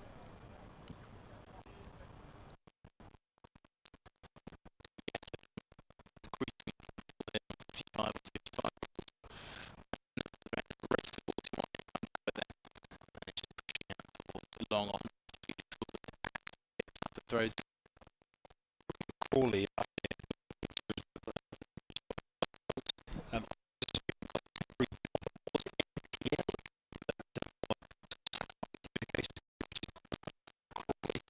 Crawley caught. When I got the thing through, I thought it was Crawley in West Sussex. So I was like, how on earth without a car am I going to get to Crawley in West Sussex? Not realising there was a Crawley in Winchester, or on the fringes of Winchester. Incredible, more tenuous links here this time. It's pushed into the leg side by Martin Anderson and picked up by the fielder, which is Brandon McMullen. She do enjoy putting that duo of McMullen and Nick Gubbins at cover and mid-wicket respectively. 2 lads quick on their feet, looking to put everything on the line here, diving on the square. They've been working working hard all tournament. So 5 singles so far in this 5-ball over. We are yet to see the 6th ball from Kyle Abbott. We're not playing the 100. But Guest on strike. Here comes Abbott then. And just an inside edge up towards long on. He was trying to push it through the covers. But he gets a single which concludes the over. 6 singles, 6 runs from it. 266 for 3 Derbyshire. Yeah, so we don't know what's going to happen in this game. Obviously, Hampshire are going to have plenty to chase here, but to have any chance of a home semi-final, Hampshire needed Gloucestershire to lose today. They also need Worcestershire to slip up as well at some point, but Gloucestershire have Essex, as Kevin was talking about a short while ago, 255 for 8 in the 47th there. So at Chelmsford, the way Gloucestershire have been playing, you would suggest that Gloucestershire at halfway would be looking like favourites in that game. So that would end Hampshire's hopes of, regardless of what happens here, a home semi-final. So those who were maybe thinking of coming here next Sunday, those who work around the ground may have Sunday off, but Hampshire could yet get an away semi-final, of course, and could yet get a home quarter-final, could get an away quarter-final, and could miss out completely. So we're none really the wiser of knowing, are we, where Hampshire's hopes of Metro Bank One Day Cup success lie, as we see James Fuller come back into the attack. He hasn't had things all his own way today. No, not at all. I mean, he had a brilliant game, his first game back in this tournament, where he took 4 for 34 in the game against Surrey. However, today he hasn't quite got into his rhythm, and he did have a tricky chance to catch down at fine leg, which went miles up into the air and was a little bit halfway over the boundary, halfway in the inside. He did well to get a hand to it, but he would have loved to have caught that one. Just making a slight field change here. Of course, we are in the last 10 overs, so Hampshire can have 5 men out. Now he's got 3 on the leg side boundary, and he's got a 3rd man and a cover boundary sweeper. He's into bowl to Brooke Guest, who's pulling that away out towards those 2 leg side boundary riders, and neither of them can stop it because it's perfect placement again by Brooke Guest, who's pulled that well in front of square and split the field to perfection. He moves under 61. Yeah, lovely shot there from Guest. It's been a common theme throughout the whole Derbyshire innings that a lot of short balls have sat up really nicely for the Derbyshire batters, and they've pounced on it early and quickly, and Brooke Guest getting that away to the boundary very nicely. We saw a lot from Caleb Jewell. Whenever it was dropped short, pouncing on it really, really quickly. And I don't think the Hampshire bowlers bowled too many short balls after that, Caleb Jewell. No, certainly not, but Guest is going nicely here, the Derbyshire captain. That's another terrific shot down the ground from Brooke Guest. Gets 4 more mid-off up in the circle. Had no chance there. And right in the slot from James Fuller, going up and over. Guest, safe shot with mid-off up, as I say. I've seen James Fuller just hold his back on a couple of occasions. I saw it after he just dropped the catch down at fine leg. And it's just after that delivery as well, just clutching sort of his lower back. So Nick Gubbins is having a chat with him. Felix Organ and Brad Wheel, the 2 men at long on and long off, have also come together. Felix Organ is holding the ball, but there's going to be another field change here, Chris.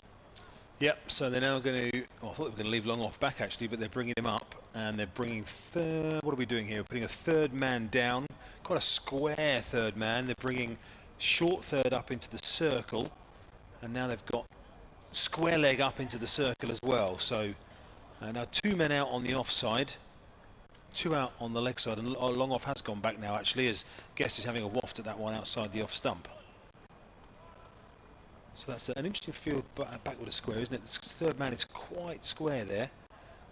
Sweeper cover, and then long on and long off, and a deep mid wicket for James Fuller. So we can't be going full towards leg stump here because he's got no protection out on the leg side, anywhere from what is quite a straight deep mid wicket. Yeah, I can't see him going short either with this field. He'll be looking to hang the ball wide outside the off stump, I assume. Here he is in again to bowl and trying to manufacture the field there. Guest was stepping across outside the off stump, trying to work it over to the leg side where there is less protection, but Brad Wheel down long on does the fielding on this occasion. We saw it a lot from Nick Gubbins as he made his way to 144 not out for the 2nd time of the tournament. Last game against Nottinghamshire here at the Utilita Bowl.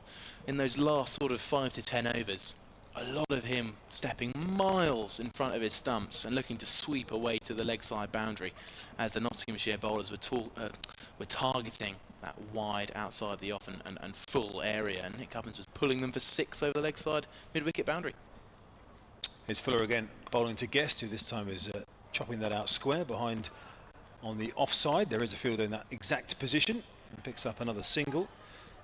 He's been in relatively decent form. He's had a few starts in this competition. Brooke Guest, his one notable knock came in their first game in this competition when he made 86 against Gloucester down at Cheltenham College, but since then 9, 21, 33 and 48, so he's literally been increasing every single game, and now has gone on to the next level with 66, as you can see, from 61.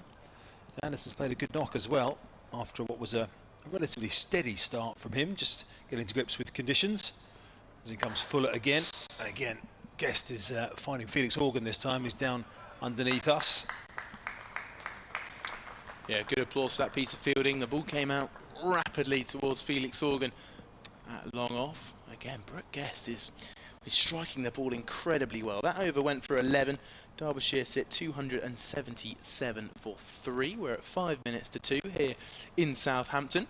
The crowd is filling up nicely. The sun is out. Not too many clouds in the sky. Just a lot of sort of wispy, thin areas of a light white on a blue sky. Got a little bit of scaffolding around the ground for some 100 seats.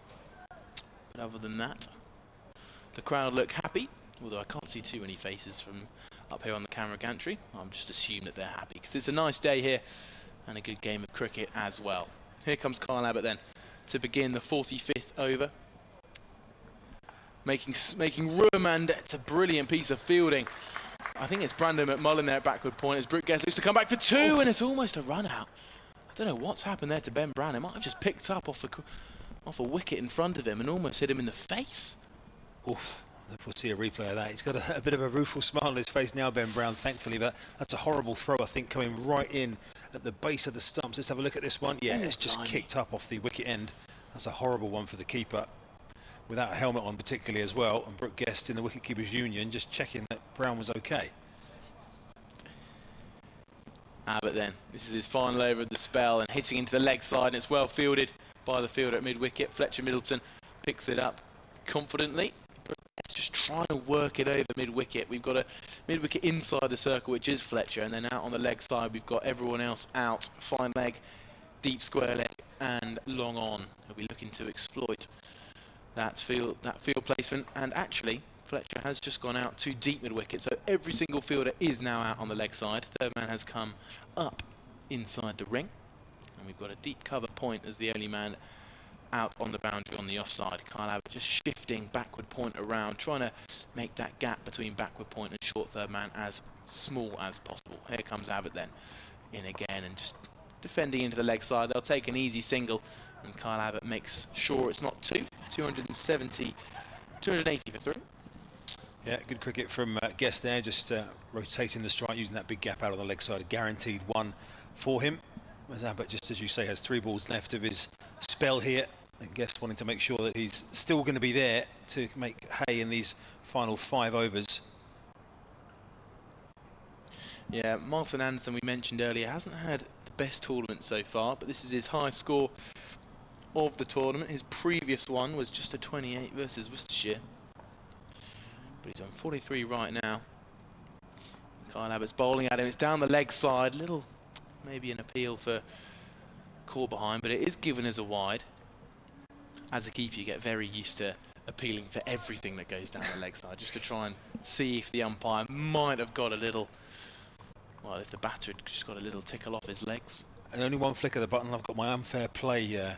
See, appealing for things just to stop it being a wide. You see, Charlie? See, I keep referring back to the MCC spirit of cricket, Charlie. Yeah, I should know. I think that's 43.4, that one.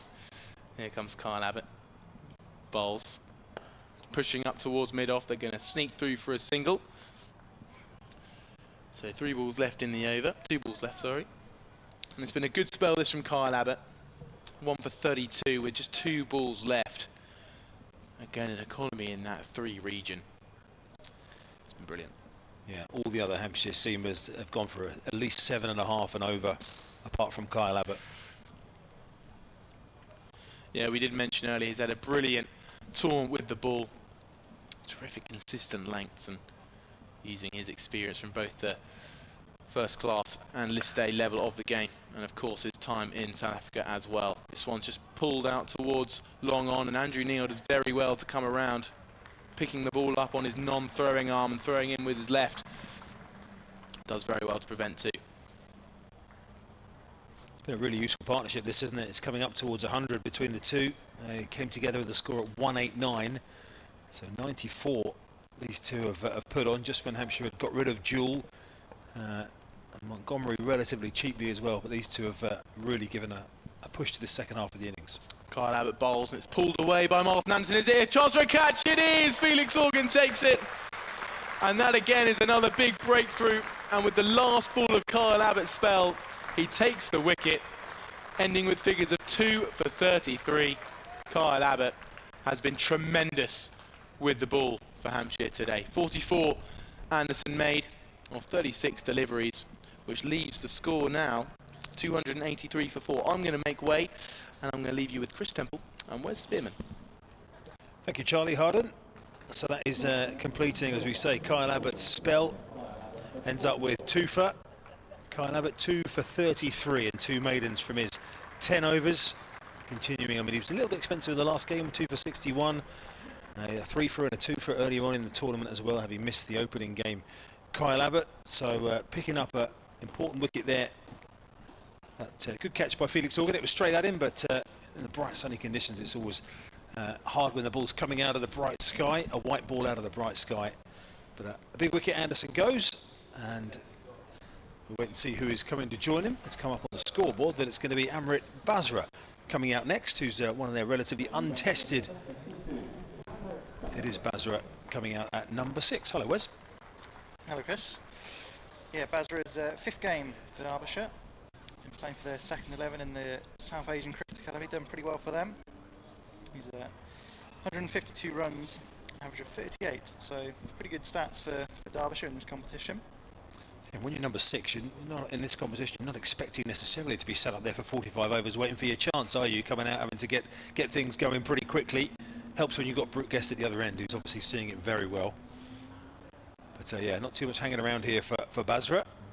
Interesting to see how Hampshire rotate these bowlers. Brad Wheel is coming back into the attack here to replace James Fuller. And our commentary end at the Hilton end, Fuller did have 3 more overs available. Brad Wheel does have 3, so he could close it out from this end, Brad Wheel. And you'd probably expect him to, wouldn't you? But they've got to find the answer at the other end now with both Abbott and Neil bowled out. Organ's got 2 left, Fuller's got 3 left, McMullen's only bowled 3 and was quite expensive. What would you do with the bowlers here, Wes? Or what? I mean, there are not too many choices, are there, really?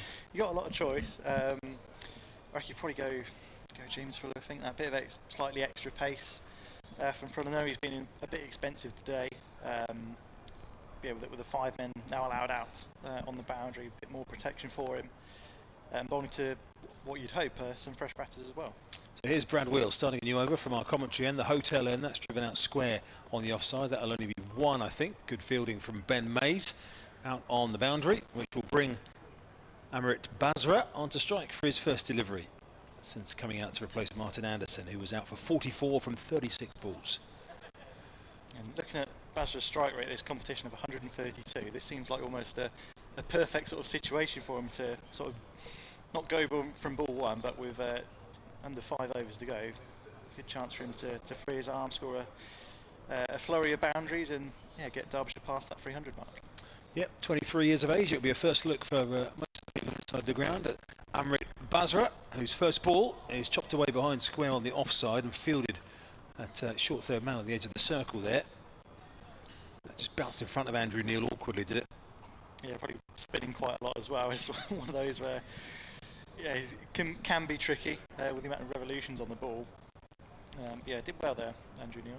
He's very fine, isn't he, Andrew Neil? He's almost in a sort of a gully. A deep slip. Yeah, deep slip or a sort of a fine gully kind of region. He's on the circle, but probably at sort of 3rd or 4th slip kind of region, just out of the camera shot to the left. As in comes Wheel again, a big swing of the bat from Guest down towards long on, where Ali Neil fields it on the bounce, and they get another single.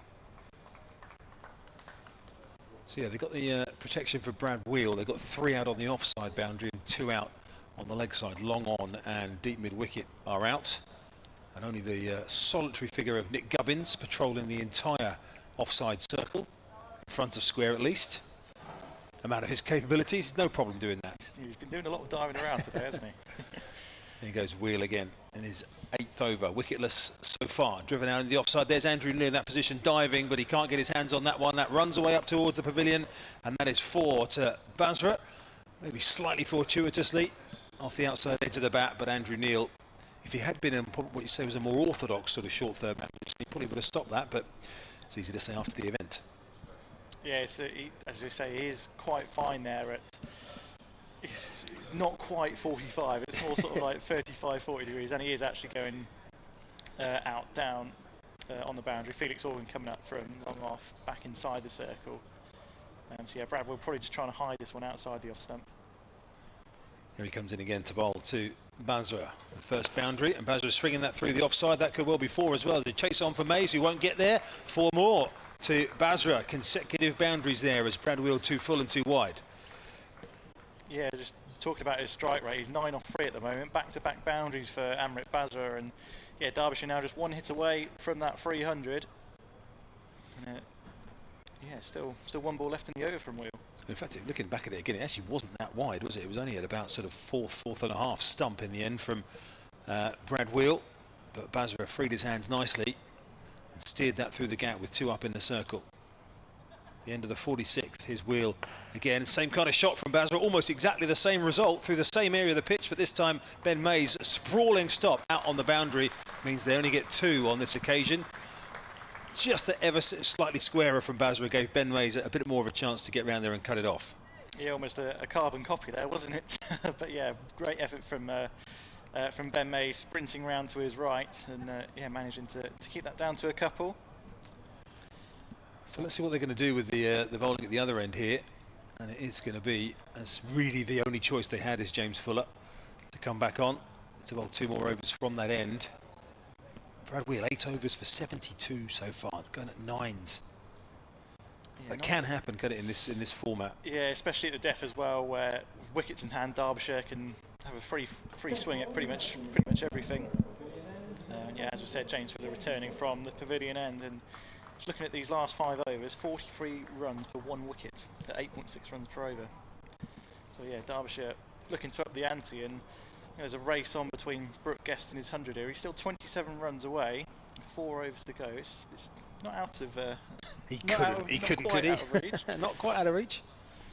So here's James Fuller then from the pavilion end, bowling to Brooke Guest. That one wrapped on a pad and will trickle out to Brad Wheel, who is now in the role of that very fine short third. So they've got 2 in there now, actually, just out of the camera shot on the picture feed. But as you say, Brad Wheel's in the position that doesn't have a name. It's sort of between about 4 different positions on the circle, and then about 6 or 7 yards to his right is another. It's Ali Orr, isn't it? No, it's not Ali Orr. Who's that? But Mullen just to his right. So just out of camera shot, alongside Ben Brown, you've got 2 Hampshire fielders about 6 or 7 yards apart on the circle. Yeah, 4 men out on the leg side for James Fuller, as he's in now, bowls to Basra, who guides it and places it perfectly between those 2 fielders, runs down to the deep third boundary for 4, and that is the 300 for Derbyshire. And Basra, 15 runs off just 5 balls, making things look easy out there, isn't he? Well, that's great batting from Basra, isn't it? Because those 2 men are there for exactly that shot, and he just threaded it perfectly between them, which is why James Fuller was frustrated and Ben Brown too, but you have to give credit to the batter on that occasion. It was a deliberate shot steered in that area. Yeah, absolutely. It's brilliantly played by Basra, and yeah, those 2 fielders are there for that exact shot. But sometimes you've got to say, yeah, well played. Here's Fuller, and a powerful pull shot from Basra finds the man at deep mid wicket. Just be a single this time, brings Brooke Guest back on strike. He's 73 not out. Well, it's going to be Hampshire's. They have to be their highest chase of the competition so far. Hampshire have scored 300 plus in the competition this year. 324 for 6 in the first game down at Neath on a smaller outground, of course. But it's going to be their tallest order chasing so far in the competition this season. Fuller in once more from the pavilion, and the short ball, and that should be given a wide. Is given a wide as it goes way over the head of Brooke Guest. No, he's not the tallest player out there, but yeah, I think for most players that sailing over the helmet.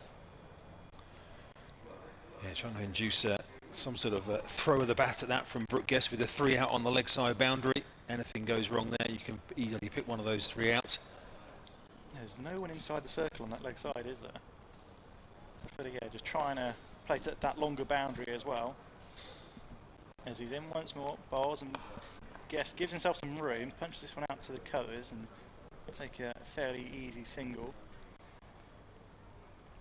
And Basra back on strike. He's 16 off 6, striking at 266 at the moment. The thing about the Derbyshire innings is, you'd say, I mean, they've been going along pretty consistently, haven't they, throughout? You'd say that they're going to get to pretty much where they've looked like they would get to all the way through, haven't they? There's not been any real changes in momentum in the innings at any point. Derbyshire have been in charge, and from 10, 15 over, 20 overs in, we'd think, okay, they're going to get up to about 320, 330, aren't they? Yeah, certainly. Fuller bowls and a ramp shot from Basra. That's brilliantly played. Beats Ben Brown, runs down and thumps into the ad boards just below us here at the Hilton end, and Amit Basra moves on to 20 rather, after just 7 deliveries. Well, you called it, Wes, when he came in, that this might be the kind of situation that actually would suit him ideally, even though he's been up there for a long time waiting for his chance, and he's showing all round the wicket so far that he's got the creativity to just almost torment the bowlers and put it exactly in the gaps that they're leaving. That was a beautiful bit of creativity from Basra. Yeah, he's always sort of toying with the field a bit here. He's thinking, right, you've got those 2 players at those 2 short thirds. Okay, I'll take you on, sort of thing. Here's James Fuller then, last ball of the over. On the pads, maybe they're going to scamper through for leg bye, is it? Yeah, leg bye. So 1 run to end the over. Derbyshire 309 for 4 with 3 overs to go. Yeah, and that's another expensive over from James Fuller. That one's gone for 64. What's that gone for? 11, I think that went for. The scoreboard is just updating. 13. 13. Sorry, I missed out the wide from earlier as well. So Derbyshire here, 3 overs to go. 309 for 4. They'll be looking at 330, aren't they? Which is going to give Hampshire a tall order. They have got Nick Gubbins, of course, the tournament's leading run scorer. Who, let's hope he can continue the form that we've seen from him with his brace of 144 not outs, of course. Ali Orr's been in good form as well, so it's going to need another solid opening partnership from those two in pursuit of this victory. Brad Wheel continuing, 3 overs remaining. And again, another attempted ramp shot from Basra. What a fantastic shot that is, straight past the wicketkeeper for 4 more, straight up to the pavilion. It's almost ended up going right behind Ben Brown. I mean, Brad Wheel is coming in and bowling in the 80s mile an hour here. Look at this from Basra in position early on and just guiding it over Ben Brown, who just stands perplexed. Yes, this is some innings from Amit Basra. 9 balls faced, 24 runs. And yeah, that's the second time he's played that ramp shot and yeah, executed it perfectly. Obviously, Brad Wheel looking to go full, try and fire it in the block hole. 2 fielders behind square on the offside. Here's Wheel again. What's Basra going to do here? He's swinging that away towards the leg side. That's going high out towards deep backward square. And it's gone all the way for 6 from Basra. I've got to say, I lost sight of that one as it flew off the bat. I could see roughly where it was going, but I had no idea of the depth of it. And Basra has moved on to 30 off 10 here. Yeah, this is something, I mean, every ball has got to go really, but Amit Basra making the most of these last 5 overs. And yeah, say he had a high strike rate coming into this game. It's going to be a lot higher now as he's 30 off 10, sorry, 300. Yeah, scoreboard just catching up both in the ground and on the screen here as well. It hasn't logged that second ball yet, so 319 for 4 is the total. As Basra this time swinging it away, there's an LBW shout for umpire Gareth Cross to consider, which he answers in the negative.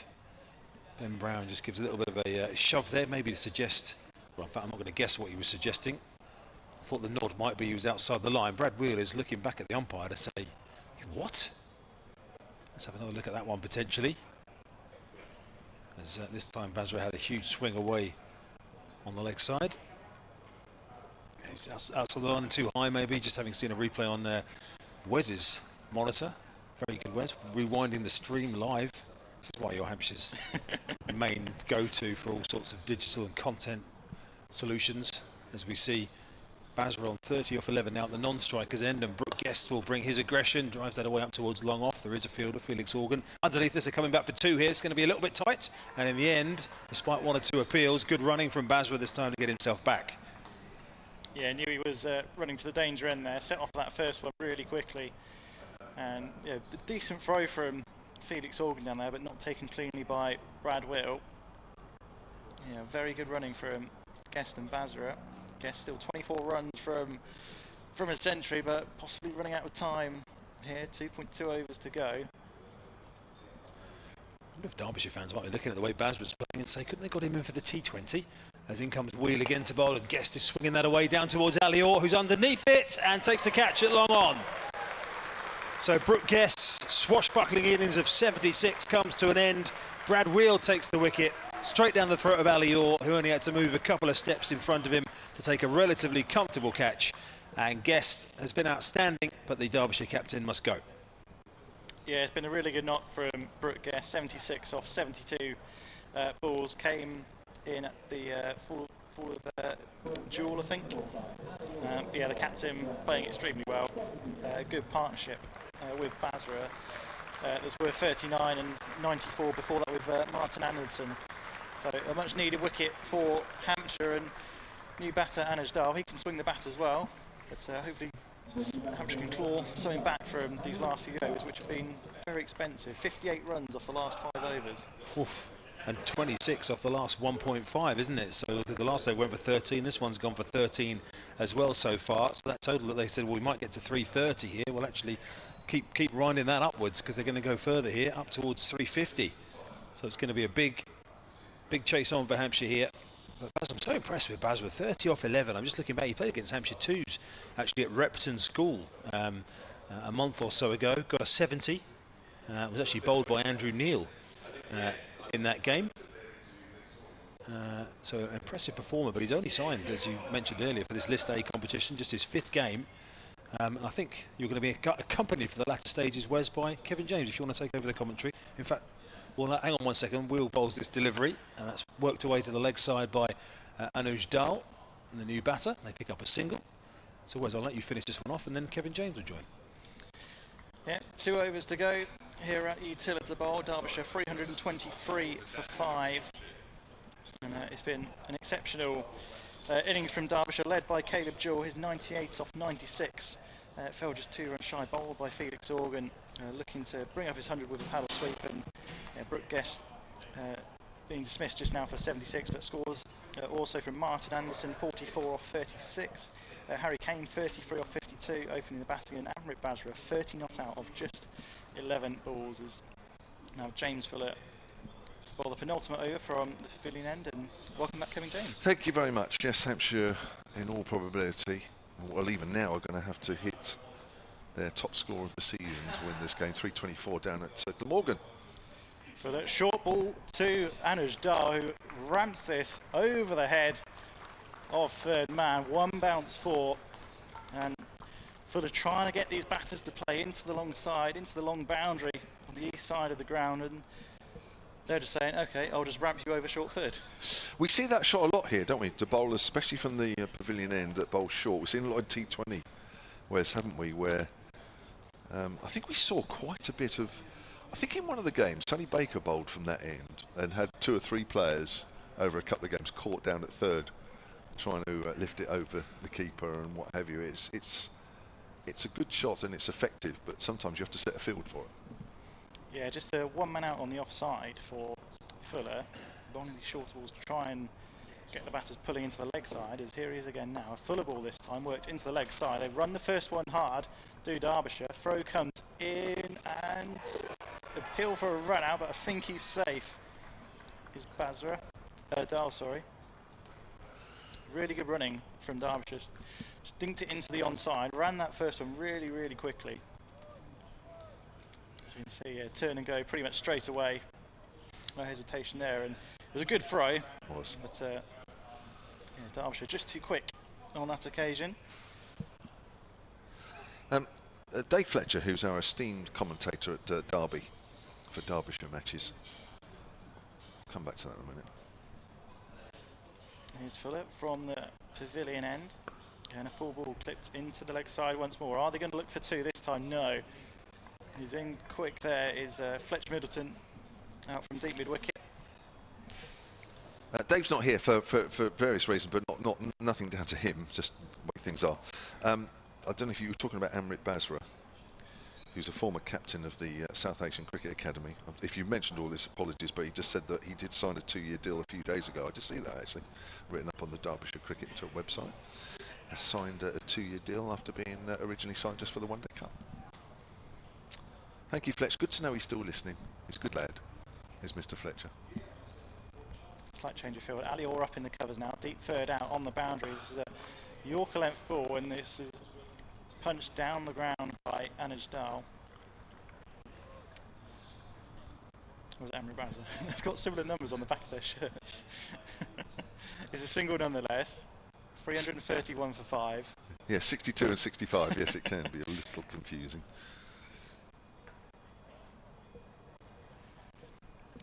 Just talk you through this here. We've got Brad Will down at deep third. We've got 4 men inside the ring on the offside, and then no one inside the ring on the leg side. All 4 fielders out on the boundary. As in comes Fuller, slightly shorter ball. This one's pulled into the leg side. And Ben Mays down there. They're going to scamper through for 2 again. This is brilliant running from Dal and Basra. And yeah, a fairly decent throw, but once more, Dal just proving slightly too quick for Ben Mays there. 333 for 5 now. 1 ball left in this over. Dal is 10 off 5. Basra 31 off 12. Even these two, well, these two put on 50 now. It's been 50 for the last 2 wickets. 39 between Guest and Basra, for which Basra scored 30 of those. Here comes Fuller. Last ball of the over. This one's worked into the onside. They might think about 2 here. No, not this time. Middleton's, he's a few yards off the boundary rope. Out to our left. And it keeps it down to just a single, so Anuj Dal will keep the strike for the last over. Derbyshire 334 for 5. Yes, well, it will be the, well, it is now the highest one-day total here this season. Hampshire will need to hit their highest total of this season's campaign if they want to win this game. So Derbyshire have really put the home side under pressure here. And we have 6 balls left of the Derbyshire innings. Everybody that's sort of come and gone for Derbyshire has got in and got out. Been substantial partnerships all the way down to this unbroken 6th wicket. Now Brad Will's going to bowl the last over. He's been going for nearly 10 and over, so Derbyshire might feel there's a few runs here. He's gone, stepped across the outside the off stump, and he's landed 2 wickets away as Amrit Dal, but misses the ball. It goes through to Ben Brown. Got to get the ball up there, you feel, with mid off and mid on deep. Needs to be full. And of course, Dal is trying to make an angle on the leg side by coming across the stumps. Obviously feels more confident trying to split the field. Both fielders behind the square on the leg side are on the 30-yard circle. Goes full again. Dal works that down to 3rd man. That's a good delivery. Dal does well as well to get a single out of it. Derbyshire 334 for 5. They batted well all the way through here, Wes, haven't they? I don't think there's ever been a period in the Derbyshire innings where you thought perhaps they could be stepping on it a bit better. Yeah, I mean, just looking at the partnerships, opening stand of 99 between Harry Kane and Caleb Jewell, 46 between Jewell and Matt Montgomery, 44 between Jewell and Guest, 94 between Brooke Guest and Martin Anderson, and then, yeah, 50 runs for these last couple of wickets. Full again, swung away on the leg side. Basra will pick up a single out to deep mid-wicket. Yeah, they've kept a pretty steady rate throughout the 49 and a bit overs, 49 and a half overs it is now. It's never been spectacular, but it's never been at a point where you think, oh, we should just need to pick it up a little bit. They've kept it going very, very well. Will starts his run up from the 30-yard circle. Bowling to Dal, full outside off stump. Dal works it away on the offside. They run the first one, but they're not going to get any more than that. Field's well set for Brad Wheel, and there's a plan out there. And so far in this last over, with 3 runs scored off 4 balls, it's working. Yeah, he's executing these Yorkers really well, Brad Wheel. And in a consistent line as well, right sort of outside or off stump with trying to make the batters hit to the longer boundary. Bowser to face the penultimate ball. He's gone for the scoop and he's missed that one. It's gone through to Ben Brown. Fullish outside the off stump. Almost a low full toss there. And Bowser just missed out on that one. Up comes Dahl. Just have a quick word and probably say to him, if it's going through to the keeper, I'm running. That's what's usually said, isn't it, in that situation? If they've said anything else, well, we'll wait and see. I'm sure he's not going to say we're going to run 2 through to the keeper. All right, here's the last ball. Full, swung hard up to mid-off. Now I think they will run 2. Throw comes in from Felix Organ. Bit of confusion in the middle, but they're going to get away with it. And really, there was only 1 there. But 2 it is. And Derbyshire finish on 339 for 5 with Amrit Basra doing his job at the end well. 34 from 15. And Dahl finishing 13 from 9. 340 to win here, Wes, is a tough ask. It is, yeah, and as I say, Hampshire are going to have to score their highest total of the competition this year. And I mean, but with Nick Gubbins, I think he's averaging 185 this season. So yeah, he's in the form of his life. But yeah, it's a tough order, and yeah, a really good innings from Derbyshire, sort of hovering around that sort of runner ball for most of the innings, and then yeah, upping the pace quite substantially in the last few overs. Just looking at now at those last 5 overs, 56 runs coming off those last 5 for just the 1 wicket, and yeah, it's a tall order for Hampshire, but certainly possible. Certainly. Well, Derbyshire will be much the happier of the 2 sides at the halfway mark. Caleb Jewell, the Australian, top scoring with 98 from 96 balls. For Hampshire, well, the wickets such as they were shared. Kyle Abbott, the standout performer once more. 10 overs, 2 for 33. Not only the top wicket taker, but also comfortably the most economic. And for the rest of the bowlers, well, they've gone for probably just a few too many runs, if they're really honest. Brad Wheel, 10 overs, 1 for 90. James Fuller going for nearly 8.5 and over, 1 for 75 from 9. Brandon McMullen, who only bowled 3 overs, nearly went for 8 and over, 3 none for 23. Andrew Neil, the left-arm spinner, 10 overs, none for 54. And a wicket for Felix Organ in amongst that 8 overs, 1 for 51. Right, we're going to take a break, and we'll be back in just under half an hour's time, where Hampshire will be looking for 340 to win.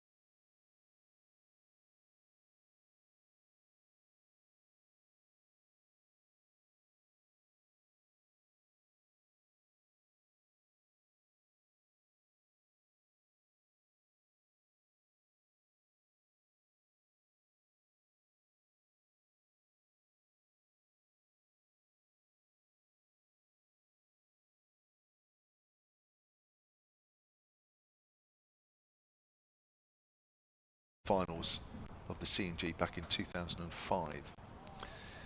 So they're not going to be a million miles away from that if they are going to win this game. That's when Shane Watson scored a big century. As this one, Zach Chappell switching to around the wicket as we pick up live pictures on the feed.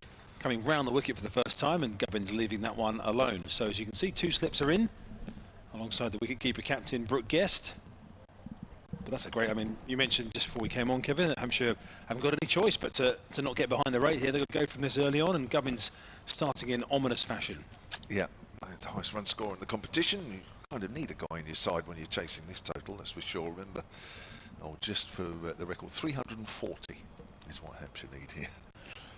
Here's Chappell again, bowling to Gubbins, again straying down the leg side this time from that round the wicket line, and umpire cross signals are wide. And joining us in our stat quest is Hampshire's former honorary archivist Dave Allen, who's listening, and at a time like this you do need him listening. Very much so. Afternoon to you, Dave. Silentcricket@gmail.com if you want to add to anything, not just stats. It's only the second time that Derbyshire have passed 300 in a list A match against Hampshire. The previous was 340 for 5 back in 2014. There you go. In comes Chappell around the wicket again to Gubbins, who's happy to let that one through. So Hampshire have scored more than the 340 they required today, but not successfully in chasing list A one-day cricket. Been a few as a high chasing score at New Close. We came up on the Isle of Wight when they took on Kent. 326. Yep. It would also be their highest ever home run chase, not just on this this ground in list A. That includes Northlands Road as well, and other various grounds as well. So any Hampshire home venue is Chappell bowls, and again this time drifting towards the pads of Gubbins, who is denied a single by the fielding mid-wicket, and that's the end of the over. But a good start from Hampshire, taking 10 off the first. Yeah, so that will give you an idea of the task that Derbyshire have set Hampshire here in their quest to finish in the top 3 at the very least. Nick Gubbins, 664 runs now in this competition. 10 without loss at Hampshire. Zach Chappell, who I had the pleasure of interviewing during the winter in the Global Super League in Guyana. I'd never spoken to him before. Really nice guy. Top man. Formerly of Leicestershire a few years back. Interesting. There Thank you you. go. What, you were interviewing him in what Well, he was guise? playing for, oh gosh, off the top of my head now, Rangpur Riders, I think it was, in that Global Super League. Him and Wayne Madsen were out there. Yeah, and I just thought, you know what, I'm not used to not doing interviews at the end of a game, because I had to do all the games in the Global Super League, whether it was Hampshire or whoever else was playing, the Hawke Highlanders or the Guyana Amazon Warriors. And not doing interviews at the end of the game felt very, very weird. Here's Ben Aitchison, the right-arm seamer, bowls to Orr, length ball straight away, Orr pushes back on the offside, and I thought, well, I'll just do an interview and send it back to BBC Derby. So they were very, very thankful for that. Well, it was nice. It's very weird not doing interviews at the end of a game. It is when that's you're used to. You're literally Yeah. used to getting off air, rushing around the other side or wherever it might be downstairs. So, spoke to Tom Abel, who was playing for the Hawke Highlanders, send that back to Somerset. Yeah. Aitchison bowls from the pavilion end, or again gets a length ball. They're looking for a single, as might they need to. The singles are going to be every bit as important as boundaries. No run there. Aitchison, the one change in the Derbyshire side for this game, coming in for Pat Brown, who's gone back to the Northern Superchargers. Also sent packing after these figures in the last game. Now Oil picks that up, and that's gone high. Well, not so high, but has certainly gone through square leg for 4. I thought he'd hit it a bit higher, actually, just sort of helped it along on the leg side. Well, the one place not to bowl to the left-handers is, of course, on their pads, because they're usually very adept at putting those away, and as we've seen that so far, 3 boundaries between the Hampshire openers. Some interesting scores developing around the country in the other games that involving Hampshire's protagonists, by the way, for those top 3 spots, which we'll get to at the end of this over. Derbyshire all but out of it, really. Although mathematically they can just hang in there with a win, but he literally is hanging in there. Oars forward, ball literally goes just about a yard or so on the leg side, and he does a nice little touch there, picks the ball up for the fielding side. I said at the end of the over, I might as well do a couple now in between Yeah, balls. I do. Essex posted against Gloucestershire. Gloucestershire, of course, the winners, the leaders, sorry, 6 out of 6 at the top. If they win today, Hampshire can't get a home semi-final, whatever happens here. Essex 289 all out, Tom Wesley 92, but Gloucester 28 for 1 in reply. Have we lost a wicket? Aitchison in again, playing a missing all. 2 slips, both with their hands above their head there as the ball went past the outside edge. Cameron Bancroft, the man out there, falling to Jamie Porter for 7, but James Bracey, fresh off the back of 186, was it he scored the other day? Yeah, he did. Unbelievable. Yeah. He's 21 not out of 26. Well, as I inadvertently did a load of stats on Friday afternoon thinking that Hampshire were playing Gloucestershire initially, I've got a lot of details on that. I'll give you a chance after this ball to to get that out.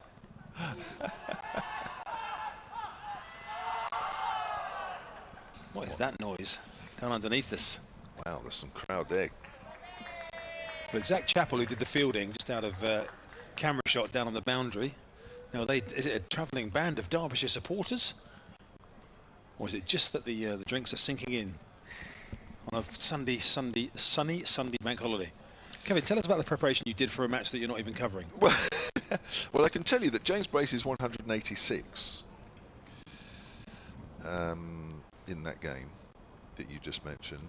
He now has the top 2 List A scores for Gloucestershire in their history. 224 is the highest against Somerset back in 2023, and he's now second with 186 in the list. Start of the third over. Here's Chappell around the wicket, bowling to Gubbins, who's driving up to mid-off. They get a single, but the ball was struck firmly enough that even though it was relatively close to the fielder, they were always going to come through there. Yeah. I love the fact that how far you got through that preparation before you realised it was completely the wrong opponents. Well, I spent all Friday afternoon and then went to bed, and then when I woke up in the morning, I thought, hang on a minute, they're playing Derbyshire. So before I went to Lord's yesterday morning, I had to very quickly do some stats for this game. I can tell you that Mark Thorburn, their standing coach at Gloucestershire, actually played a couple of pre-season matches for Hampshire back in 2003. Now that is fascinating. Here comes Chappell again, bowling to Orr, who's in line defensively. I mean, we've got some great stats there on the interim coach of a team that they're not even playing. Incredible, isn't it? Back to tenuous links again, very early on here. And I'm not even going to Bristol on Tuesday to use them either. So they're totally wasted, which is why I'm trying to get some out at the opportune time. So if you tuned in hoping to hear about Hampshire against Derbyshire, unlucky you're going to hear plenty about Gloucestershire in the next. Every time we update you on the score from Essex, maybe you could give us a Gloucestershire fact, Kevin, to support that. As Chappell is coming in again, passed on by a cross, and bowling and driving is Ali Orr up over the infield. Beautiful, one bounce, just pitches a couple of metres inside the boundary rope, down underneath us, and that's a beautiful shot from Ali Orr up and over the infield. Well, I'll give you a stat on Derbyshire. Zach Chappell is equal highest wicket taker in this season's competition, along with Ben Aitchison. So they've got their 2 top wicket takers on 1 and 2 at the moment, both with 8. And the nearest to that is a certain Rory Haydon. That was an extravagant drive from Ali Orr. They've rather rethought the line approach. Chappell back over the wicket after that one. No runner, backward point on the offside.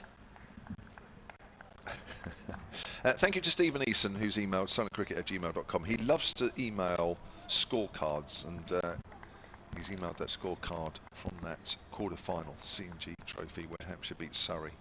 Won by 2 wickets with 13 balls remaining, chasing 358. In the end, it was quite easy, wasn't it? Well, not in terms of wickets, but in terms of number of balls that were still to come.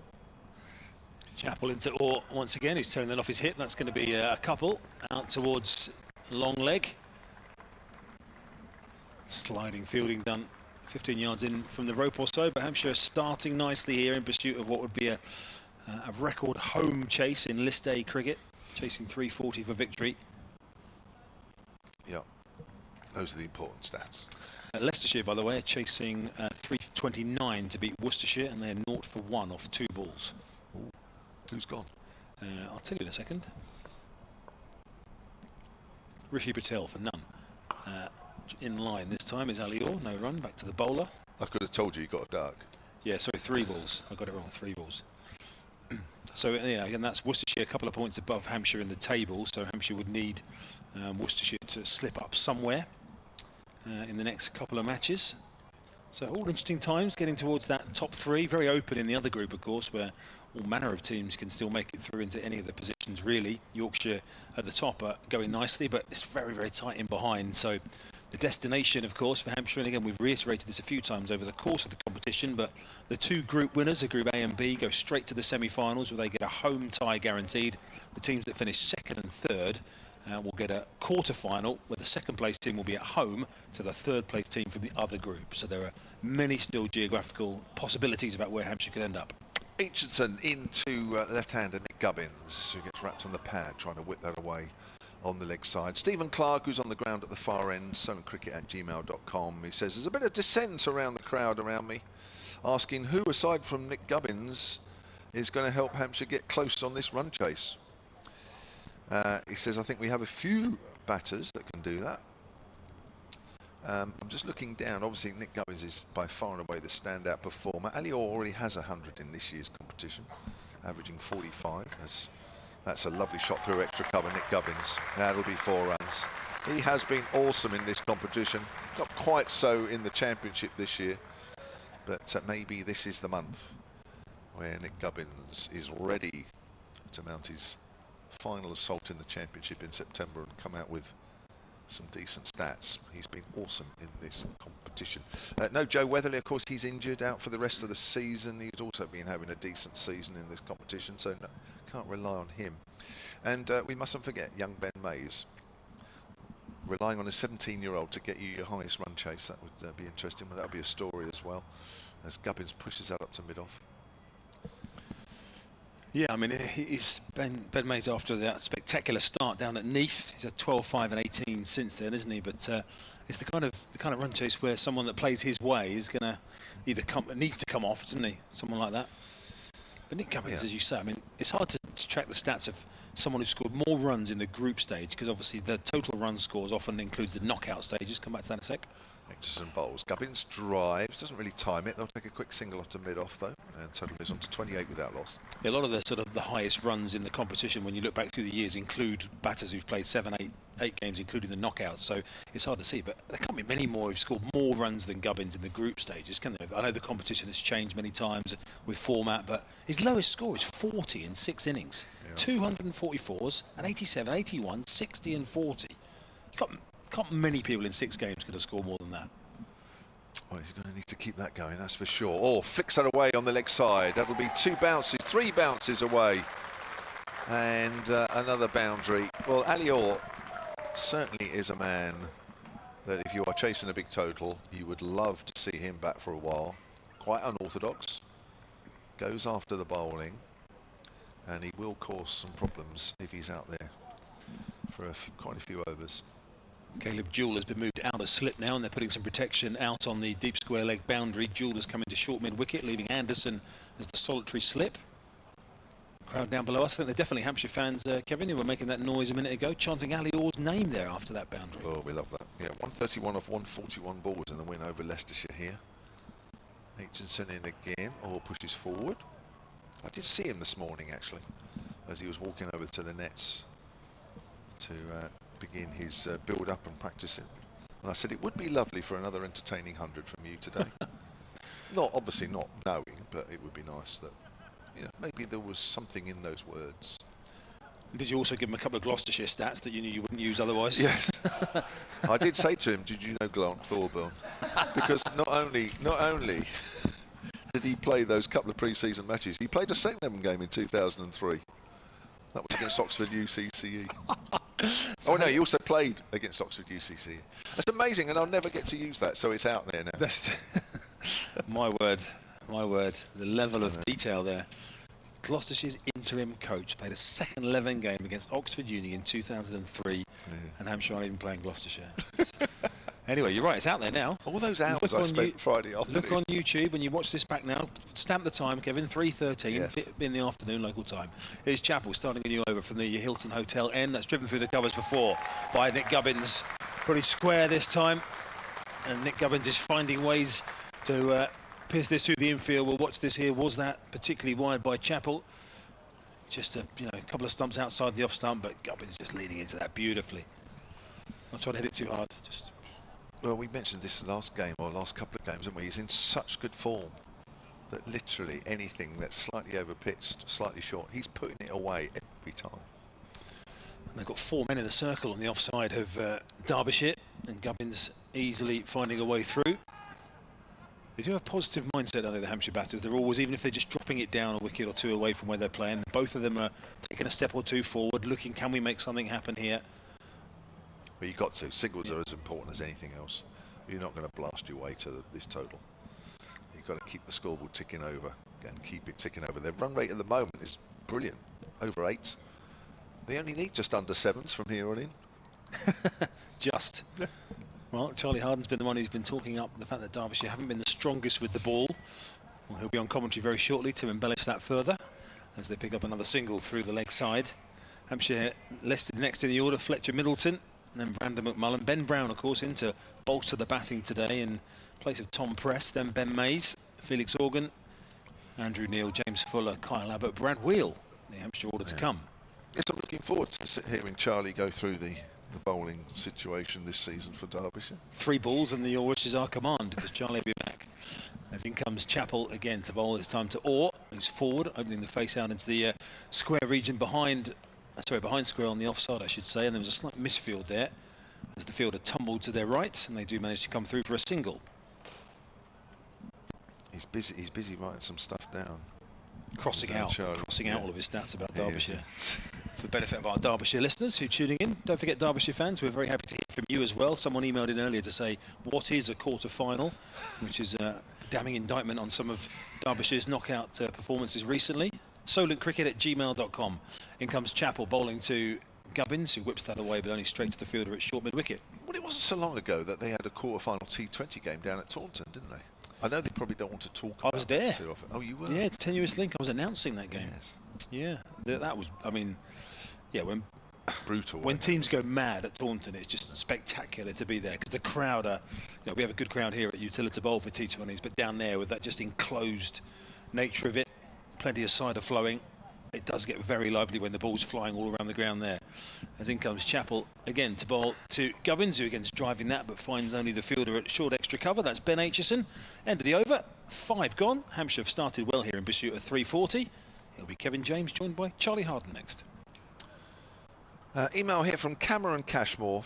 Afternoon to you, Cameron. solentcricket@gmail.com. He says, as I missed the preview, was the decision to bowl first one you agree with? I recall that in recent games he made the same decision, to the puzzlement of the commentators, and we lost.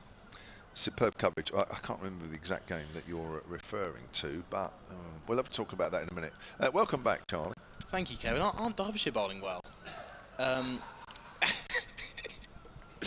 The 2 top wicket takers really living up to their name here.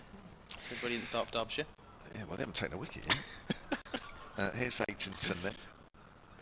Bowls. Or tries to guide that away on the offside. Gets an inside edge onto the pad. No, but generally, I mean, we built you up there about analysing the Derbyshire bowling this year, but it is true, actually, they're batting purely by the stat that this is the 5th time in a row that they've hit over 300, and yet they are in the lower reaches of the table. It does suggest that the bowling hasn't been backing it up.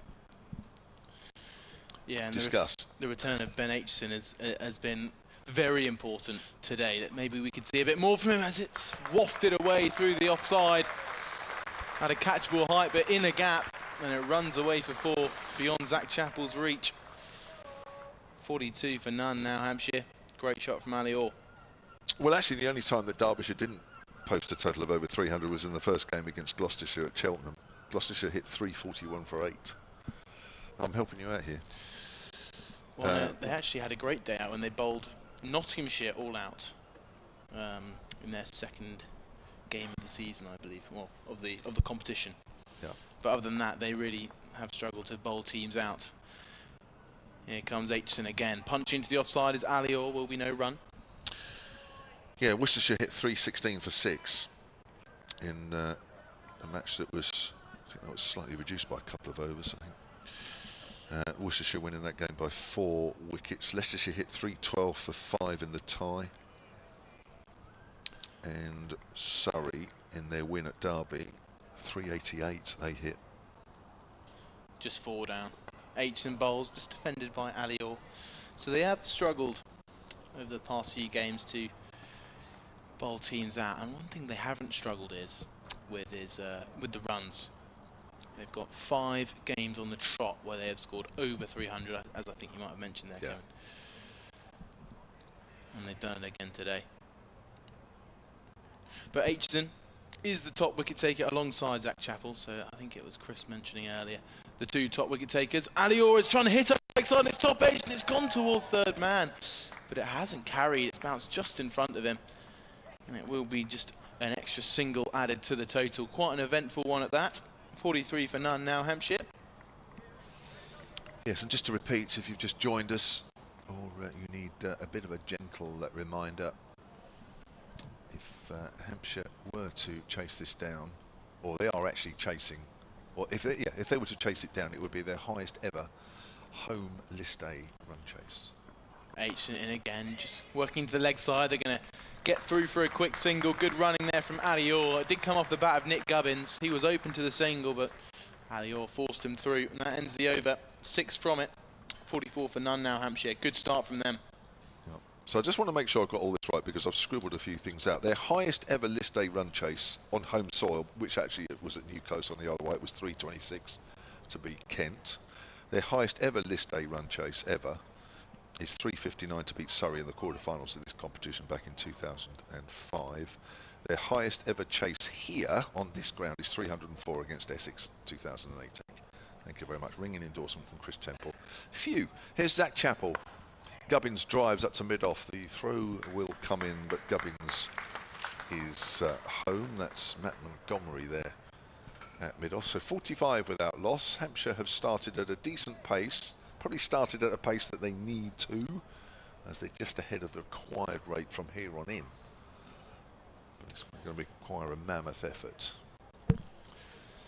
At Essex, Gloucestershire have lost another wicket. They're now 53 for 2. Ollie Price falling to a run out, 12 off 27.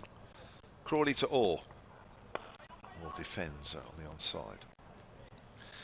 Dave Allen, Hampshire's honorary archivist, is working hard, listening and watching what's going on here from, I presume, his home in Portsmouth. Afternoon to you, Dave. Hampshire's, I'd say, former honorary archivist, sunandcricket@gmail.com. He says it's difficult to figure batting records out in list A. Chris Smith is top for Hampshire with 1,000+ in a season, but many of those were Sunday League games. The old Sunday League. Or drives through the vacant point area. That's 4 runs. All moves on to 27. 49 without loss in the 7th now, Hampshire. There is one Hampshire man ahead of Nick in a single knockout competition in one 21st century year post-Sunday League, and that's Michael Carberry with 598 runs in 10 matches. We won the Clydesdale Bank Trophy 40. Yeah, CB40, wasn't it? Yeah, he's put a T in there, but it's CB40. Back in 2012, that's right. I remember that. That was the year, I think, where Hampshire won it off the last ball, didn't they, against Warwick? That's turned away down to third man, where Kabir Ali bowled a dot ball with the keeper standing up. Yeah, Michael Bates standing up. Michael Bates, yeah, that's right. However, Carberry scored 68. That is the 50 up for Hampshire in the 7th. Carberry scored 68 in the semi-final and 35 in the final, so Gubbins has more in the league stage already, and so probably holds the record. He's not short of Carberry's 5.98 now, either with Bristol to come. Yeah, he's not far short. So there we go. That's helped that one out as well. We were trying to figure out, weren't we, top totals, and thank you very much, Dave Allen. Here's Crawley. It's a drive down the ground. Nick Gubbins. He just does not miss out on any of those shots anymore. Well, certainly not in the last week and a half or two. Nick Gubbins effortlessly is playing beautifully here. We're all getting a bit excited, aren't we? Struggling to get my words out. Just mesmerised by Nick Gubbins' batting here. Beautiful shot down the ground. Not trying to hit it too hard. That's a man in form. Just another 286 to knock off from here. 54 without loss. We are coming towards the end of the 7th over. Hampshire scoring at nearly an 8 and over. There's more runs here as Gubbins tucks that away behind square on the leg side and moves on to 26. There's been some good opening partnerships in this competition from Hampshire, which has helped set them up in this competition, but one or two batters are going to really need to dig deep here as they look for 340 to win this game. 7 overs done. So 13 runs coming off that over from Zach Chappell. He's bowled 4 overs, 0 for 34. Aitchison from the other end, 3 for 21. It was very similar in the Hampshire innings. A lot of seam bowlers struggling to contain the runs on this surface at the Utilita Bowl today. Just Kyle Abbott, who bowled 10 overs, 2 for 34 with the ball. An expert show of fast bowling on a pitch that others have struggled to get to grips with. Yeah, both Chappell and Aitchison, well, they're going for 8 and 7 and over respectively already. Yeah, not an easy day for a seam bowler today, unless you're Kyle Abbott. No, and what's interesting is there's a lot of turnout there for Andrew Neil. And Andrew Neil bowled very well as well. And a lot of what we've seen from him in previous games is him getting the ball to really skid on off the surface. And we saw a lot more grip from him today, which looked to tuck a few of the Derbyshire batters up a little bit uncomfortably. But here comes Ben Aitchison then to begin his 4th. And his bowl is played on. Nick Gubbins, Hampshire's main man, has fallen for 26. That is a dagger in the heart for the Hampshire batting lineup as they are set to attempt to chase their highest ever total on this ground. Well, you can see the relief and the delight on the Derbyshire fielders all came together as one there in a group, as that is a very, very big wicket indeed. That's a big blow in the 8th over for Hampshire. Yeah, it was a good delivery from Ben Aitchison. Looked like he just got the ball just to move in enough to take the inside edge of Nick Gubbins' bat, then it just struck the top of the stumps and took off the bails. Huge wicket that for Derbyshire, but it's going to bring out to the crease Fletcher Middleton, who's been in some pretty good form in the tournament so far, only getting out once. He has played 3 games, scored 83 runs, high score so far of 35 not out against Surrey, striking it just under 100. It's a shame we didn't get a replay on that. I'm just wondering if there was a little inside edge as well onto that. But you're right, it just looked as though it just nipped back a fraction and that was enough. But it may have been helped as well with an inside edge. Now, Chris Temple clearly has got a liking for stats at the moment because he has just written down the opening stands between Alior and Nick Gubbins this season. 68, 58, 10. That was the Worcestershire defeat. 202, 54, 57. That's not this game because it's 55. And this 55. So the last 3 opening stands have been 50 plus. And that the big one, of course, 202. That was against Leicester? No, let me have a look. I'm just guessing without even really knowing. It was Leicester, thank you. Yeah. Big 100 from Alior on that day. 131 for him. But after the big wicket of Nick Gubbins, it's now up to Hampshire's middle order and Alior as well. This time blocking is Fletcher Middleton into the leg side. Will be no run. So Fletcher Middleton didn't start this competition and came into it after the first 3 games.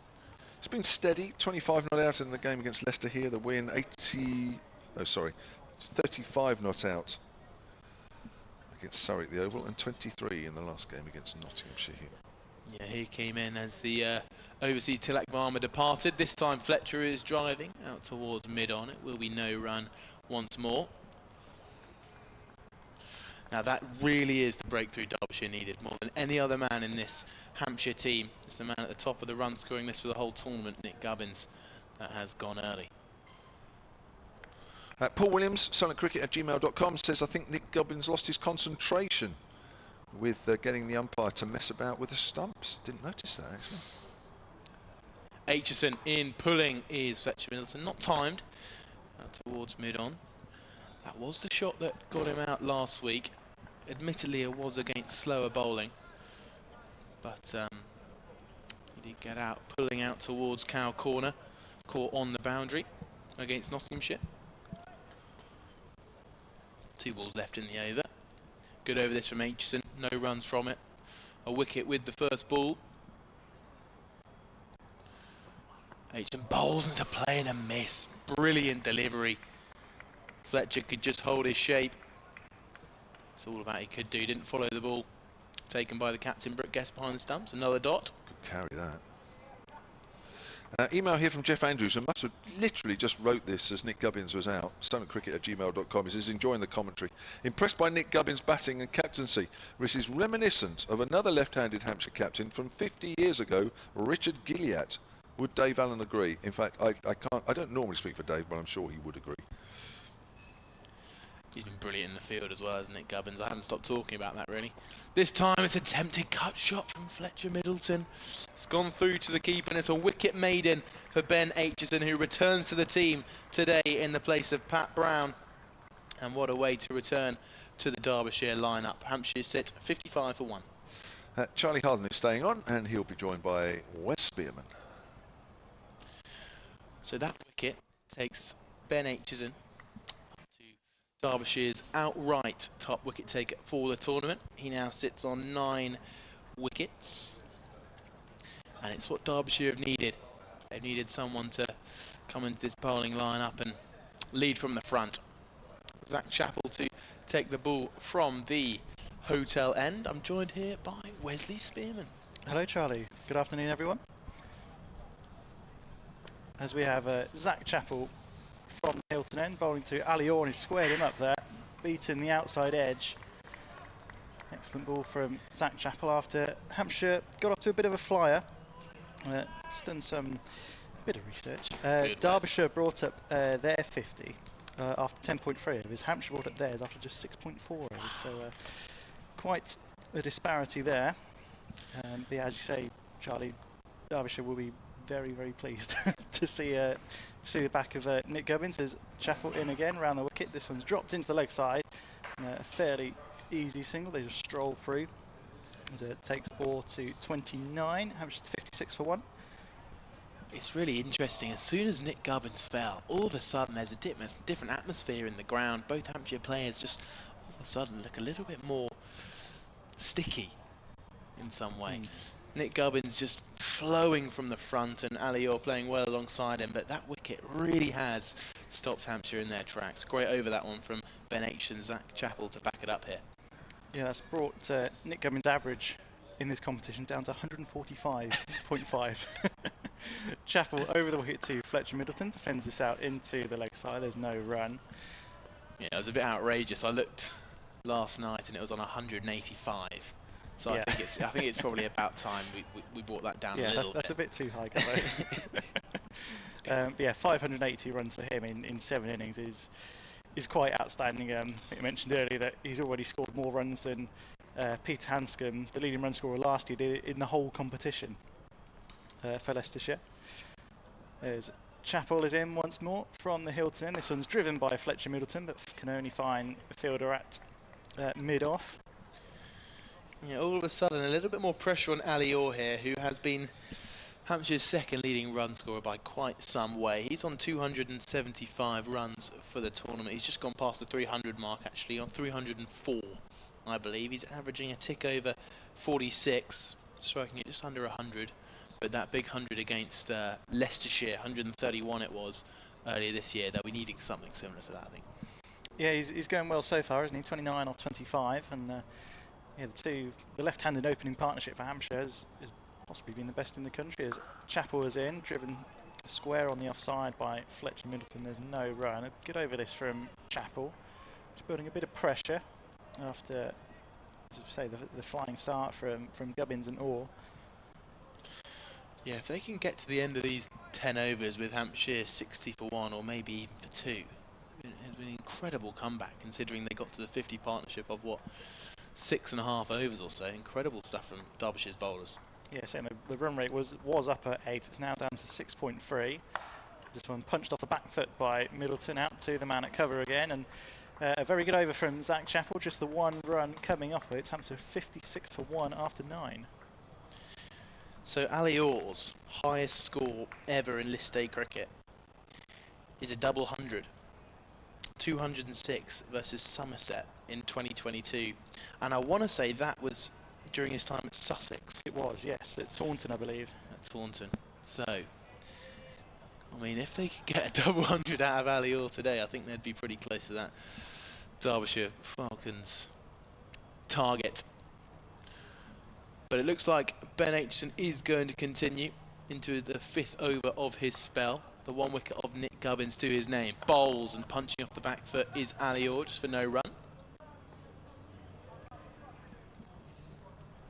But Ben Aitchison's return has been crucial. Even if he does only just take that wicket of Nick Gubbins, Derbyshire will be very happy bringing Aitchison back into the lineup.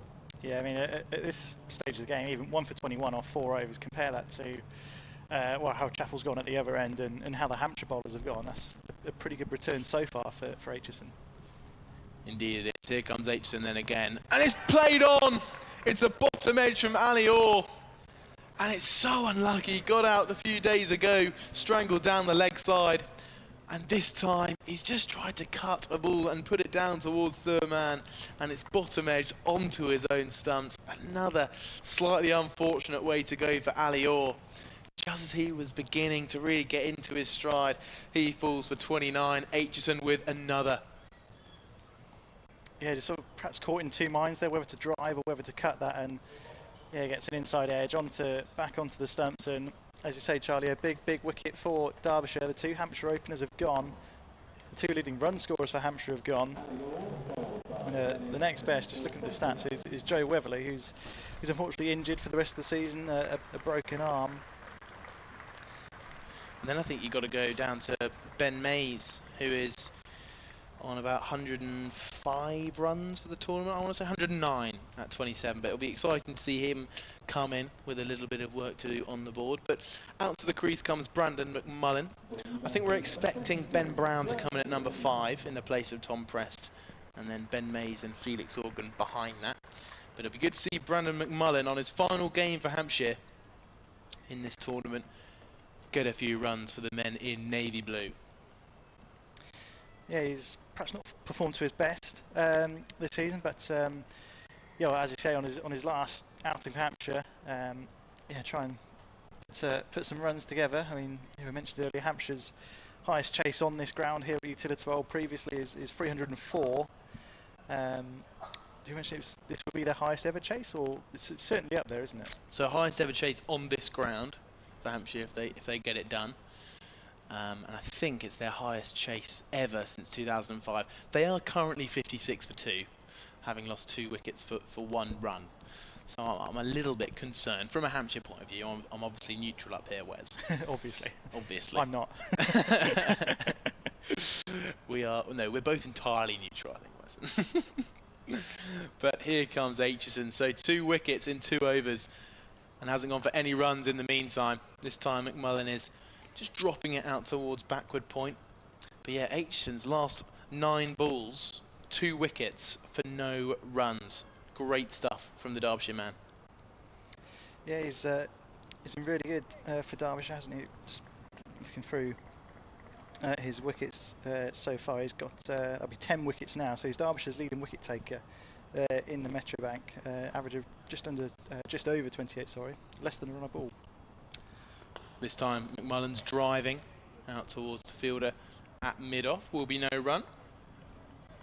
But look how well Derbyshire have fought back in this power play here. 6 overs down there at 50 for none, Hampshire. And it's been an incredible last few overs that have restrained Hampshire to 56 for 2 with 2 balls left to go in the power play. And who better than Ben Aitchison to finish it off for Derbyshire? As he comes in now, driving is McMullen, and it's a brilliant looking shot. This is going to look to trickle away to the boundary, and it does, hits the rope. Good timing from McMullen.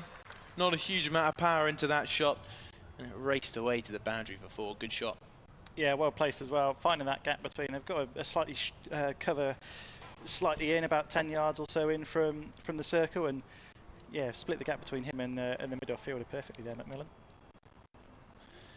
Brandon McMullen in the tournament so far has just gone past 50 runs. He's played 4 games, so he'll be looking to get a lot more runs today. This time it's just a leading edge out towards third man, where the number 21 picks up the ball, which is Matt Montgomery out there at third man, and they get through to a single, which finishes Hampshire's power play. 10 overs, 61 for 2, and a brilliant fight back from Derbyshire. Yeah, good fight back. Just looking at the comparisons of where Derbyshire were at this stage, they were 49 without loss after the power play. So Hampshire a slightly quicker start, but, and it is a big but, they have lost their 2 leading run scorers in this year's One Day Cup. That is a huge blow. And I was looking at the stats earlier. They're the only 2 Hampshire batters, other than Joe Weatherly, that are in the top 100 run scorers for the tournament. So Brandon McMullen and Fletcher Middleton have got a lot on their hands, but who's to say they can't get it done today? New bowler from the hotel end will be Dahl. Yeah, Anders Dahl, all-rounder for Derbyshire, playing in his 3rd game. Just the 1 wicket to show so far. But, still a lot of time left in this game. 279 all runs to win for Hampshire. McMullen, Scotland international, will be on strike. Just 25 years old. Out there with Fletcher Middleton, who I think is only 21 or 22 himself. As this one's driven beautifully by McMullen through the gap in extra cover, and that might just run to the boundary. It does. The fielder can't quite catch up with that. It's a boundary off the first ball of Anders Dahl's over, and it's 2 boundaries in quick succession for Brandon McMullen. Yeah, and both looking very similar off the bat, going straight through that cover region. And it's a great sign when a batter comes in and gets to 9 with a couple of lovely looking cover drives, just splitting the gap. Again, not trying to hit the ball too hard here, and it's just coming off the bat really nicely from McMullen. Here's Dahl in again from the Hilton end, and same result. Oh, just beats the dive at mid-off, and it's 4 more runs for McMullen. Back-to-back boundaries to start the 2nd power play. And yeah, McMullen looking in pretty good touch here at the moment. Yep, that's 3 in his last 4 balls, McMullen. Driving to the cover boundary fence off the front foot. Looking in glorious touch. 13 off 6, Brandon McMullen.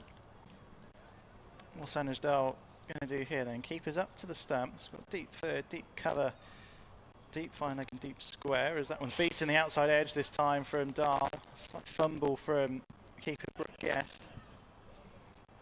Good way to reply to those back-to-back boundaries. Yeah, I'm sure McMullen will be happy just to get off strike now, get to the non-striker's end after a couple of beautiful looking cover drives. Dahl at the top of his mark, running away from us here at the Hilton end. Bowls to McMullen, who guides us down to deep third man. An easy single for the Hampshire duo, takes them to 70 for 2. That last partnership there of just 1 is by far the smallest partnership of the game so far. The lowest partnership for Derbyshire was 39, other than the 17 to finish off the game, which was not out. Dahl to Middleton, places off the back foot out to the sweeper out on the offside. And a good round of applause there, I think, for that single from down below us. Fletcher Middleton fan club somewhere. Yeah, it was a pretty nice shot there from Fletcher Middleton. Nice ripple of applause. We're getting a lot clearer skies now. Some seagulls are circulating around the pavilion end. Maybe there's a few chips lying around. Here's Dahl once more from the Hilton end. Defended into the offside, and that is the end of the 11th over. The first one outside the power play, and there's 10 runs off it, so Hampshire looking to accelerate a little bit after the loss of the 2 opening batters, but yeah, 71 for 2 after 11. Yeah, on the whole, it's been an okay start for Hampshire. Yes, they wouldn't have liked to have lost those 2 wickets in quick succession, but if you look at the run scoring and as a whole, actually 71 off the first 11 overs. They haven't lost a huge amount of wickets, and they'll back their middle order to go on and potentially even chase this down for Hampshire. Ben Brown is the man into the squad, into the team, sorry, in the place of Tom Prest. Here comes Aitchison then, and it's wrapped on the pad. Will be no run from Fletcher Middleton, who gets back in his crease. And just looking at the Hampshire batters to come, you've got Ben Brown in next, Ben Mays, who got off that flying start against Glamorgan. Then you got Felix Organ, Andrew Neil and James Fuller in at 9. So there is still a lot of batting to come. And if it does get down to, say, 10 and over at the end and you got James Fuller in, then Hampshire by no means out of it. Yeah, Hampshire will be backing themselves with James Fuller coming in down the order today, playing his second game of the tournament. Aitchison in again. An attempted drive from Fletcher Middleton. Goes through to the keeper. Not sure if it did carry. Maybe we're getting a little bit of kind of wear in this pitch. Maybe we're getting a little bit of variable bounce. It did look a little bit too paced at times in the first innings. A couple of balls just going at around a catchable height in front of the square. But it's going to be interesting to see how the pitch plays a part in the game today.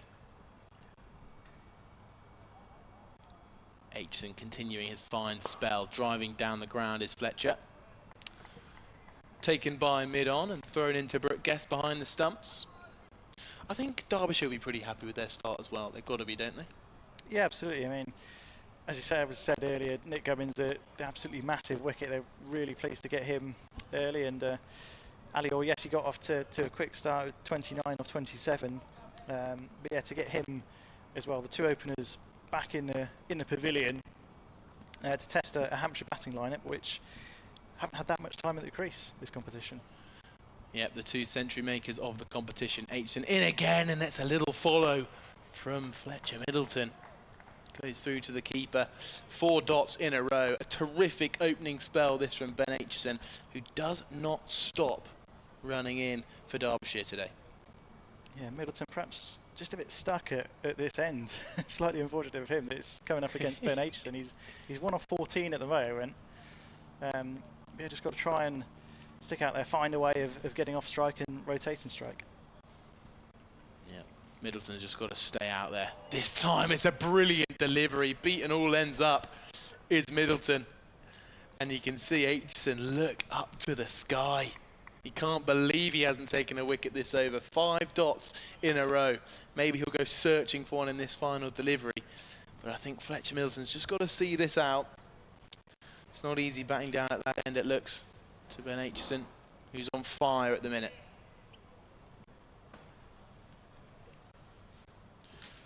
Last ball before a commentary change up here. Ben Aitchison, and it's worked into the leg side by Fletcher Middleton. It will be 1 run. I'm going to leave you 72 for 2, and then comes Chris Temple. Thanks, Charlie. And yeah, really good over from Ben Aitchison, just the 1 run coming off it. Stand-up bowlership for Derbyshire so far. And yeah, their leading wicket taker as well. But, yeah, Fletcher Middleton, 2 off 16, not finding his fluent best at the moment, but still a lot of time to go in this game. And welcome back, Chris Temple. Hello, Wes. Things are getting really interesting elsewhere. Gloucestershire is struggling. 82 for 4 at Essex, again chasing 289. Remember, that game is irrelevant if Hampshire don't win this one. But Gloucestershire maybe on the brink of their first slip up. Worcestershire have got Leicestershire 65 for 4, meanwhile chasing 329. So elsewhere, Gloucester result going Hampshire's way. But it doesn't matter if they don't do something here, as the first ball from Dahl's new over. Having gone for 10 in his first, he's played back by Middleton for a dot. So of course Gloucestershire and Hampshire play each other on Tuesday. If Hampshire don't win this, it's irrelevant in terms of the home semi-final. It's relevant, of course, in terms of where they might end up second, third, or otherwise. But the only way Hampshire could still have a chance of getting a home semi-final is to win this game and Gloucestershire lose today. Worcestershire play Surrey in their last game, by the way. As in comes Dahl again to bowl to Middleton, who again is driving this time beautifully back over the bowler's head, and that has bounced very close to the rope.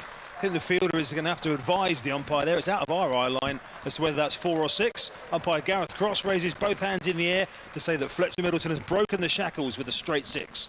Yeah, beautiful shot from Fletcher Middleton straight down the ground, and yeah, that's the shot that perhaps for his season play a bit more freely. He's been struggling a little bit, but yeah, beautiful shot down the ground. Nice when you get one delivered in your slot, isn't it? In your arc, and Anuj Dahl delivering one that Fletcher Middleton could hopefully capitalise on going forward now as he swings it away again out towards the leg side. There is a fielder out there, but that's bouncing away from the fielder, and Fletcher Middleton, having struggled early on, all of a sudden has smashed 10 off 2 balls. Yeah, and Anuj Dahl being bit expensive here. Gone for 14 runs off his 9 balls bowled so far. Yeah, Derbyshire need to bring back a little bit of control here. Ben Aitchison's doing well at the other end, but it's here from the Hilton end where they've been leaking a few runs. Yeah, so McMullen has started positively, as you can see, with his 14 off 9, and Middleton now into his groove. They've put long on back now for Fletcher Middleton down underneath us. As Dahl bowls again, this time Middleton takes his hand off the bat as that runs out on the offside for no run.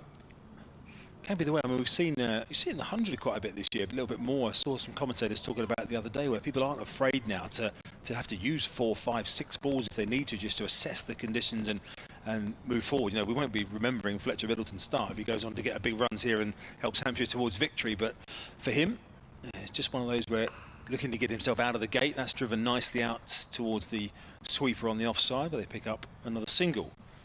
But of course, it's all right if you've got McMullen going along nicely at the other end, isn't it? It's when you've got both batters who can't quite get going that becomes a problem.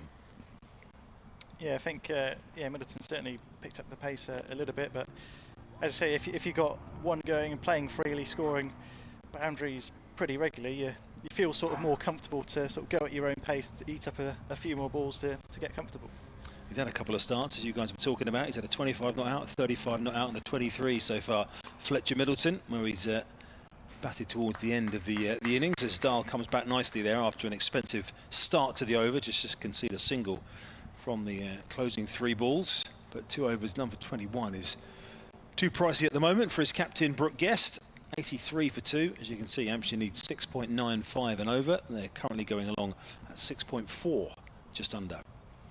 Yeah, just looking at Derbyshire's other bowling options, they've got Nick Potts, Joe Hawkins, Martin Anderson can bowl as well. Yeah, Joe Hawkins would be big for him. 18-year-old, just playing his 3rd game, an off spinner. So again, he'll be one that Hampshire, I'm sure, will be looking to get after. Potts a seamer, one of their homegrown products, but I guess Hawkins is the key, isn't he, in terms of someone that Hampshire might be able to attack. As we've got Ben Aitchison continuing from the pavilion end, driven by Fletcher Middleton, out to sweeper deep cover. So quite a big bounce off one of those used wickets there. Yeah, it's the time of the season when pretty much everything has been used, isn't it? Go through him again. Yeah, there's one unused wicket out there, maybe 2. Obviously the international wicket is going to have been kept, I imagine, right in the middle. One of the ones adjacent to the green matting that you can just see off the right. The wicket next to that, off to the right, looks like the international wicket, right in the middle. Here's Aitchison to McMullen, defending that into the offside. They're going to come through for a quick single, and they make it quite easily in the end. The cleanest pickup from Basra there, I think, at point. So, yeah, good running from those two. Try and pick up the singles when they can, rotate that strike. Yeah, Ben Aitchison is looking pretty dangerous at the moment. 2 for 29 from 6.2. Yeah, it has leaked a few runs. In the T20, he leaked loads of runs, but kept taking wickets as well. Aitchison to Middleton, worked into the leg side. There's no run, goes straight to fielder at short mid wicket. Cost of 5 down now at Essex, 90 for 5. Chasing 290, so that looks like that's going to be a Gloucester defeat, which would put even more value on this Hampshire victory here and put things into their own hands, potentially going to Bristol on Tuesday. Obviously, it depends on Worcestershire as well. Aitchison past the umpire. Bars. This one's defended out into the offside by Middleton. And yeah, just looking at that Worcestershire score, they made 328 in their first innings against Leicestershire at Grace Road. Leicestershire in reply, 71 for 4 after 9 overs. So similar-ish sort of start to Hampshire in terms of runs, but they've lost a couple more wickets. They've got Ben Cox and Shah Masood out in the middle currently. Cox 29 off 13, Masood 26 off 16. As Aitchison is in once more. Flipped away off the pads by Fletcher Middleton. They'll come through for the single, and they're going to run the second one hard. This could be... No, not quite a run out. There's good running in the end from... I thought he was struggling a little bit there, but made it fairly comfortably in the end. 1 ball to go in the over. Hampshire 87 for 2. Yeah, good judgment, having to pressure the fielders. Those extra ones out there in the deep. You can turn 1s into 2s. That will soon accumulate. And also just moves that bit of pressure back onto the opposition as well, doesn't it? It's a long boundary out to the leg side at the moment. Is defended is the last ball of the over, and 4 runs off the over from Ben Aitchison, 2 for 31 for him, and Hampshire 14 overs gone, 87 for 2, in reply to Derbyshire's 339 for 5. Just a reminder how the tables looked at the start of the day, by the way, when we were talking about the teams above it. Gloucestershire were top of the table, 24 points with 6 wins from 6, 4 points for a win. Worcestershire were second with 18 and Hampshire third with 16. Derbyshire started the day in 7th with 8, so need a miracle, including winning this game and other results to go their way to get into the top 3. But so yeah, Worcestershire being 2 points ahead of Hampshire could come down to being crucial depending on how things work out today. It looks like at the moment Gloucestershire are going to lose and Worcestershire are going to win, which would put Worcester onto 22. And that means that Hampshire, if they don't win here, would be out of reach of the top 2, so would definitely be away, although we know they're going to be away if they get to the quarterfinals anyway, because they can't have a home game because of the 100. So the only way they can be at home in the knockout stages in either round is to finish top of the table. In comes Dahl to start a new over for Derbyshire. That one's worked away out towards deep mid-wicket by Brandon McMullen for a single. Well, in a way, if it all came down to the fact that Gloucestershire against Hampshire to win the group on Tuesday, that would be a lovely. Almost couldn't have designed it better, couldn't they? Yeah, just looking at Group B as to if Hampshire do finish third, they would play. It's all quite tight in there with Somerset, Warwickshire, and Middlesex all on the same points. Driven out into the covers by McMullen again for another single. Sorry, by Middleton this time for a single. Yeah, the Group B's tight, isn't it? It really is. I mean, Yorkshire at the top at the moment. But in terms of where Hampshire geographically could go, the good news is that there are 3 southern-based teams in the chase for sort of 2nd, 3rd, 4th at the moment. So those who might have to travel to the game or want to go and support Hampshire. In comes Dahl again to bowl. This one's played defensively. There's no run. Yeah, Somerset, Middlesex, Sussex, all teams very familiar, of course, to Hampshire in white ball cricket across the blast. Although that will change next year, of course. Somerset disappearing potentially off the radar, depending on how the allocation of the one game against somebody from the other group goes. I think there should be a case that one, as a derby with a bit of history, not really a derby, is it? But you know what I mean? Should be maintained. As that one's driven beautifully over the extra cover area for 4 runs. That's a terrific shot from Brandon McMullen. Again, the fielder's up in the circle there, but picked the gap beautifully. Yeah, over the top of the covers there, McMullen. Looking to attack. Anuj Dahl has gone for 27 off his 2.4 overs, and look at that, right out the middle of the bat. Sailing over the head of cover and right out to the boundary, and Hampshire 7 runs away from 3 figures. Yeah, we haven't got a speed gun obviously on Dahl, but he's obviously not going to be as quick as some of the others, probably high 70s mile an hour, if that. And we saw Brandon McMullen himself actually take a little bit of tap and only lasted 3 overs bowling that kind of pace earlier on this wicket. We saw James Fuller try and bang it in a few times, and the likes of Caleb Jewell were pretty quickly onto that. So it's been an interesting wicket today. A little bit of grip for Andrew Neil at times. Felix Organ got 1 or 2 to do a bit. But Hampshire here, 93 for 2. McMullen, his final Hampshire appearance, driving that one up towards mid-off. The fielder will come around and cut it off on this occasion. Matt Montgomery scuttling around the edge of the circle to keep them down to a single to finish the over. Dahl gone for 28 from 3 so far. Yeah, 15 overs gone. Hampshire 94 for 2. I was looking at Derbyshire spinners. I'm just trying to think if they have any. Well, they've got Joe Hawkins, the teenager. Yeah. In terms of who else is likely to bowl, I mean, Martin Anderson bowls a bit of medium pace seam, doesn't he, as well? Montgomery as well. Is he spin? Yeah, I haven't seen Basra, so I can't tell you too much about what his bowling is likely to be like, because we're going to see a change here. We're going to see Joe Hawkins actually come into the attack, wearing number 7, the 18-year-old, just playing his 3rd game of List A cricket for Derbyshire. So a big moment for him here.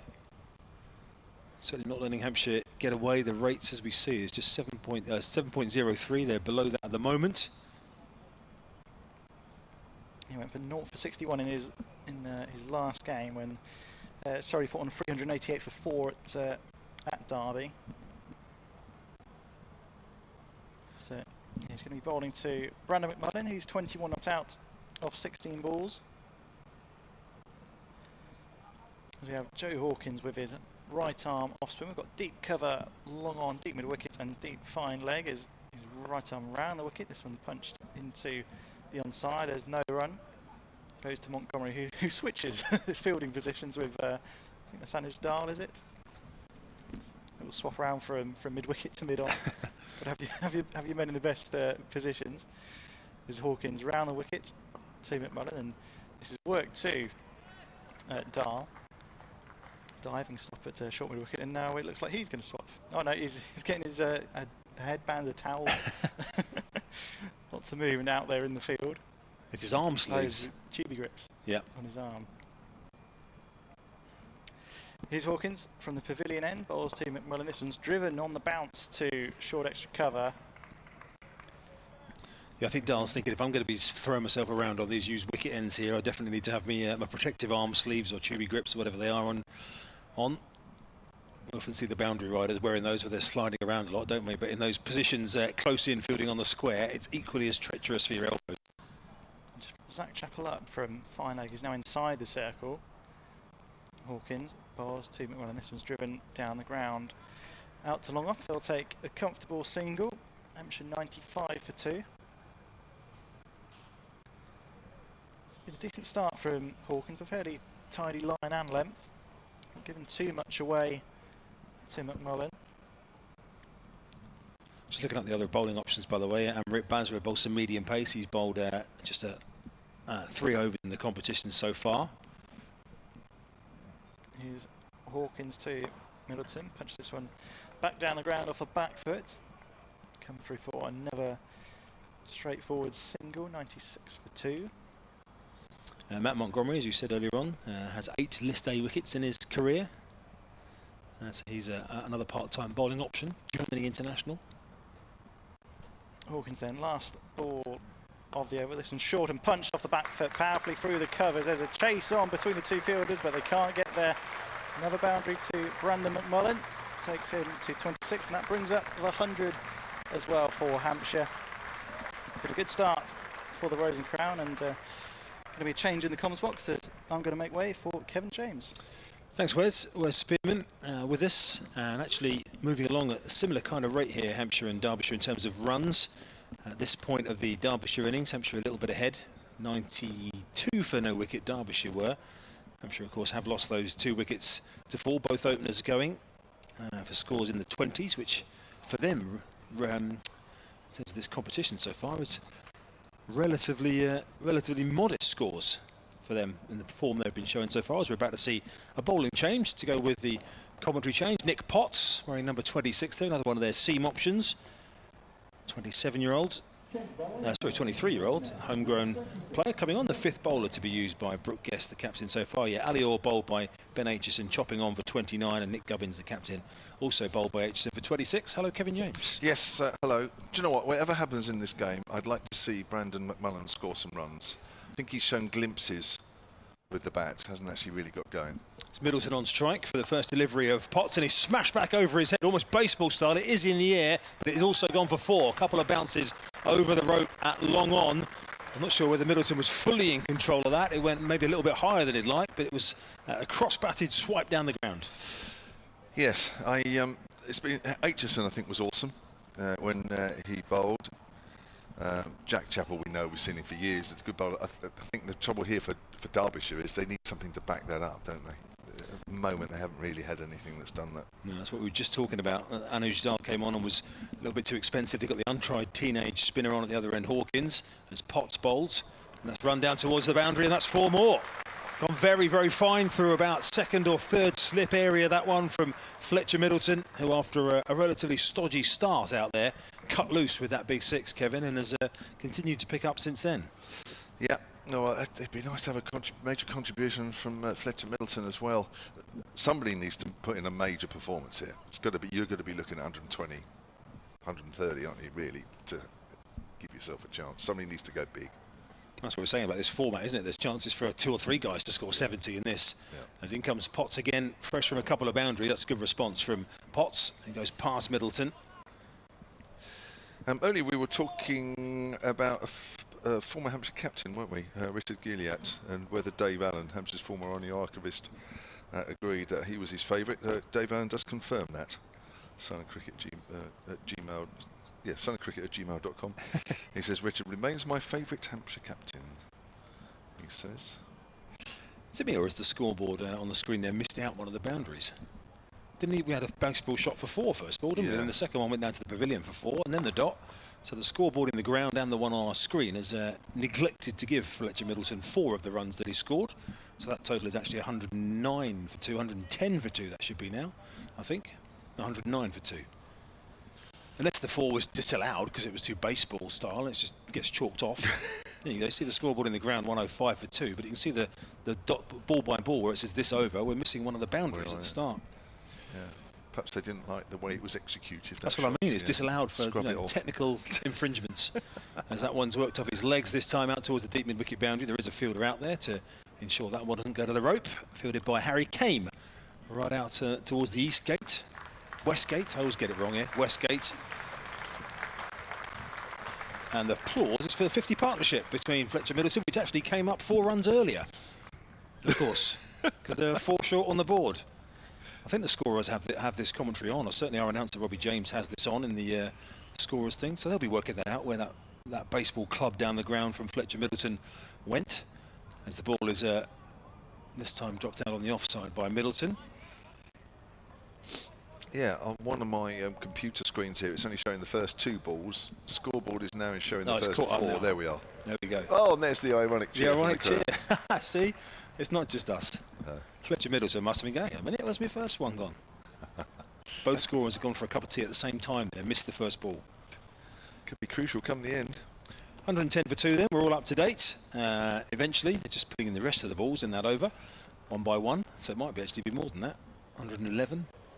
110, there we go. More sarcastic cheers as we eventually reach the up-to-date score. But in terms of the run rate, Hampshire are going along pretty well. They're there or thereabouts, aren't they? It's just those 2 wickets and the need for somebody here that isn't Orr or Gubbins to see the job through. Yeah, you want somebody in your top 3 or 4, don't you, to go big and batters bat around them. Could it be one of these 2?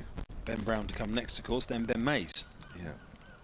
A bit of experience and a bit of inexperience. Here comes Hawkins around the wicket, raps McMullen on the pad.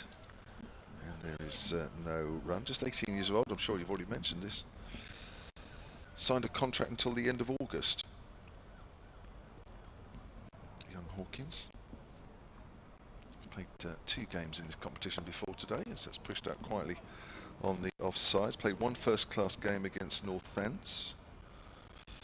And actually signed a new 1-year deal a few days ago. So he's in the early throes of a professional career, as that's driven through mid-wicket by McMullen. Moves on to 28, 111 for 2. Actually played 1 match for the Young Lions against the India under-19 side back in June. Manny Lumsden, the Hampshire fast bowler, played in that one. There you go. Wonderful to see him again. And then 1 remaining game at Bristol. Didn't play for the academy yesterday in the league, Southern League. Saving him off the back foot there. Middleton up towards deep mid on. He moves on to 28 as well. 112 for 2.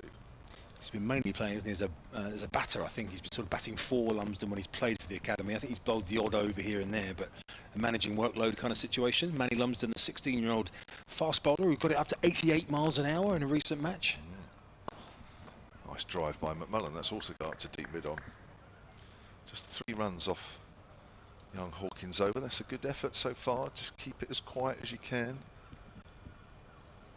113 for 2. Last ball of the 18th over coming up. I'm told we haven't been outside. Well, I haven't been outside yet, but I'm told by 1 or 2 people that have come up here that it's very, very warm on the ground today.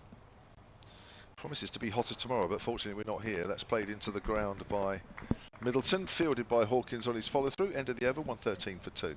If it's anything like it got in the Leicestershire game here, where as the afternoon went on, this commentary gantry got even more and more unbearable in terms of the heat, then I'm not looking forward to the next couple of hours from that point of view, Kevin. Because no, it got very sticky up here, didn't it? Very. You can't have any time off just because you'll be a bit uncomfortable with a bit of heat. Well, you've already got a tea towel over a bit of equipment in front of you there, haven't you? Yeah. Does tend to heat up here. Just looking up, Jack, a bit more about Joe Hawkins, by the way, playing for Staffordshire in the National Counties competition. Has a brother as well who plays for Staffordshire called Callum Hawkins, not the same as the British marathon runner. In comes Potts with the start of the new over, who's also not Matthew Potts of Durham in England. It's Nick Potts of Derbyshire, and it's the single that they come through for on this occasion, 114 for 2. Thanks for pointing out about the marathon runner, because I guess there'd have been loads of people shouting, I wonder if he's the brother of that marathon runner. Callum Hawkins, you know, it might be people, you know, Ben Mays plays every sport. Why can't Callum Hawkins? Yeah. See? Scottish, of course, probably a friend of Brandon McMullen, New Scotland international. Is everybody a friend of everybody else in Scotland? From the same country, yeah. Here's Nick Potts in again to bowl to, this time Middleton, who's driving it out towards short mid-wicket, where again it's fielded by Martin Anderson.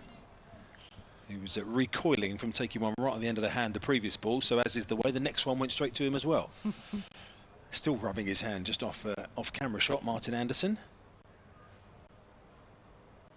And Potts wandering back to his mark, which is just inside the 30-yard circle. It does look like very, very nice ice cream weather out in the seats here, I must say. Not that we get a chance, of course, Kevin, to get down as far as an ice cream van. No.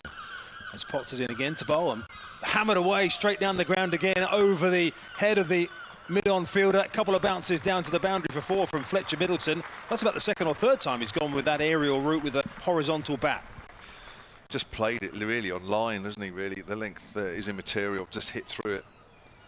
He trusts this wicket. It's a good wicket, isn't it? I mean, you know, 339 suggests it's a good wicket, and it has. There's been the odd bit for the bowlers, isn't there, really? Especially with the new ball. Here comes Potts again as Middleton moves on to 32. Potts bowls, this time Middleton driving that through the covers for potentially another boundary. The fielder, in fact, will get round on this occasion to cut it off. Good work out of the deep there by Ben Aitchison. Grazing the fast bowler out in the deep after his opening spell. Grazing? That's what you do. It's not every bowler, when they end up on the boundary, is tagged as grazing, aren't they? Doesn't sound very professional. No, it doesn't really, but I mean, it's a thing, isn't it? Grazing down at fine leg always happens. Although these days, as a boundary rider in one-day cricket, you can be in the game anywhere, can't you? It's like a test match where you might not touch the ball at long leg for very many overs. In comes Potts. This time Middleton can't get it past the infield. Caleb Jewell doing the fielding, short extra cover. Yeah, wonderful innings from him. 98 with 96 balls. He's had a good season for Derbyshire this year. Runs in the championship. Back for 2026 as well. I think they've picked up a good one there. Certainly have. Gloucestershire 124 for 6 at Essex. What's happened to them today? It's gone, haven't they? Gone today. Hopefully gone on Tuesday as well when Hampshire go there. Then comes Potts to bowl, and this time Middleton's working it out to deep mid-wicket for a single. It's going to be interesting, isn't it? I mean, Worcester plays Surrey. Surrey's team is you know, they've got batters they've got Rory Burns and Ben Folkes and Ollie Sykes in the team, but the bowling attack is very, very inexperienced for Surrey. So you couldn't really predict what's going to happen with them, could you, on any given day? I don't think. No. So Worcester, Surrey at Worcester. If Hampshire win this game, of course, if we're talking about results that may be, but Hampshire have to win this game to make that top spot within reach, as we've been talking about. Otherwise, it's second and third and a quarter-final, which is coming up in a few days' time, just Thursday, isn't it, for quarter-finals? So do you think it's a little bit early to sort of maybe predict a couple of results in Group A and then try and formulate a table at this stage as to what will look? Should we try? You can try that. I mean, do we think the Surrey-Notts game, that's a little early to call, isn't it? Surrey 289 for 8s. Yeah. Notts 57 for 2. That's difficult to call, that one. Here's Hawkins with his off-spin. And Middleton has hit it past the diving Hawkins up to mid-on. That's an area. That's a profitable area at the moment. But does that really matter, that game? Because if Hampshire, Gloucestershire and Worcester do their thing. If Notts win it, they go to 18, which is 2 points ahead of Hampshire. Sorry, I thought you were talking about Hampshire 1. That's just to say, the worst scenario, they go to 18 if they win that game. They beat Surrey. So they'll go 2 points ahead of Hampshire. Oh, he's caught and bowled, McCullum. Just pushed at that one off the back foot, back to the bowler, and he stands there with head up to the skies. Just pushed it a little too hard, went at the ball a little too hard. I think he's looking for an angle there, and he's just give a catch back to the bowler. And McCullum can't quite believe what he's done. He goes for 30. Hampshire have lost their third wicket with a score on 122. Good catch from young Hawkins. It came at a little bit of an awkward height for him, just to his left. Had to move quickly, as you can see there, just round about sort of rib height. It looked like McMullen was expecting that to maybe grip a little bit, and it didn't. Just went on with the arm, and that led to the leading edge, straight back to the bowler. So having got himself set, Brandon McMullen on his farewell to Hampshire for now. He goes for 30. You can see the way he's trudging off there to the right of the screen as well. The frustration with that one. And now it's down to the experience of Ben Brown in his first one-day cup game of the season to come out and join Fletcher Middleton. Yeah, I think McMullen will be walking back there, just reflecting on his campaign. Probably hasn't quite shown us what he can do. Can clearly play, and the short times that he's played at the crease and has threatened a reasonable score. You can see the guy can play, but it just hasn't happened for him in this group stages. Yes, Ben Brown, first game in this year's competition. And chance for him to make a difference. Just watching the replay again, he's trying to play it to the left of the bowler, isn't it? And he's trying to force it through that mid-on side, and then by forcing it and bringing the bat down maybe a fraction too quick, the ball's gone a little too straight. You can see that there. He's forcing it away past the bowler's right hand, but actually it's got on the ball just a fraction too quick and has ended up spooning it back to the bowler. So good wicket for young Joe Hawkins. I've been calling him Jack Hawkins recently. Joe Hawkins. Sorry, Joe, the Hawkins family, if you're watching. Good wicket for him. That might be why I couldn't find any information when I just clicked on his name in the scorecard, because I was looking for Jack Hawkins, who doesn't exist. An athlete, marathon runner. No. The correct Joe Hawkins has a correct brother called Callum, also from Staffordshire. So Ben Brown has a major innings to play here as Hawkins bowls. Brown works it up to mid-on. Now mid-on has come in, quite rightly so, for the new batter. So whereas for both Middleton and McMullen there was a single, there is none. Making Brown hit over the top if he wants to hit through that area early on. Hawkins bowls, little dab sweep, gone fine. Should pick up 2. Down towards fine leg. Nice accurate stuff here from young Hawkins. So he's staying in his 3rd list day game this year. That was his first list day wicket, that one. Yep. Yeah, well, congratulations on that one as well. I was just going to look that up. Sorry, no, that's good. I'm glad you did. I'm glad somebody's a bit quicker than me.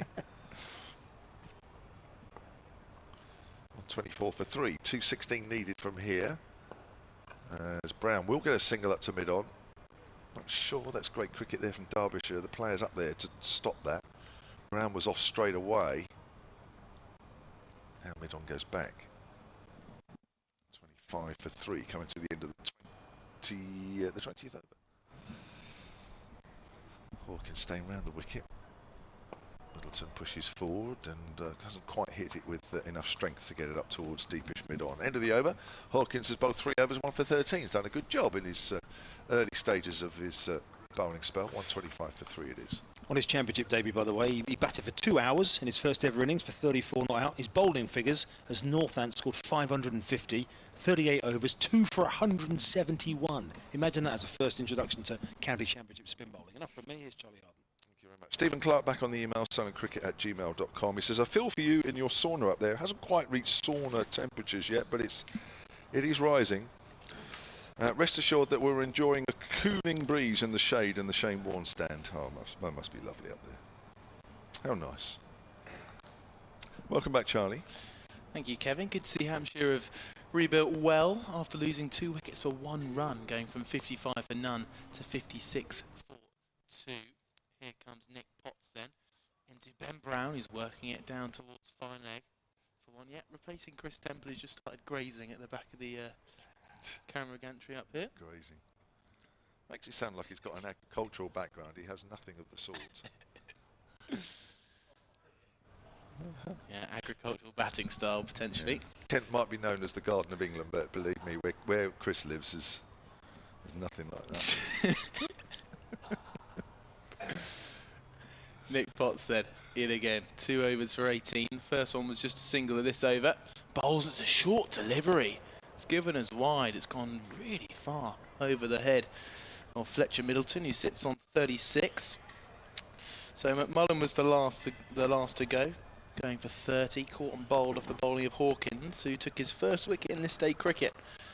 And Ben Brown, who was the list day leading run scorer last year for Hampshire, is in alongside Fletcher Middleton. both of whom got a big role to play here today if Hampshire are to go on and win. Here comes Potts then, punching off the back foot is Fletcher Middleton, out towards deep cover. They're going to look for two here. Fletcher Middleton running towards the danger end, and it's taken by the keeper, and it is a comfortable 2. Bringing Fletcher on 238, 129 for 3. Email from Neil Ellen here, surreycricket@gmail.com. It says, it might be warm and sunny at the Hilton End, but those of us sat in the members' enclosure are not so lucky and actually have a light, cool breeze to enjoy. Oh dear.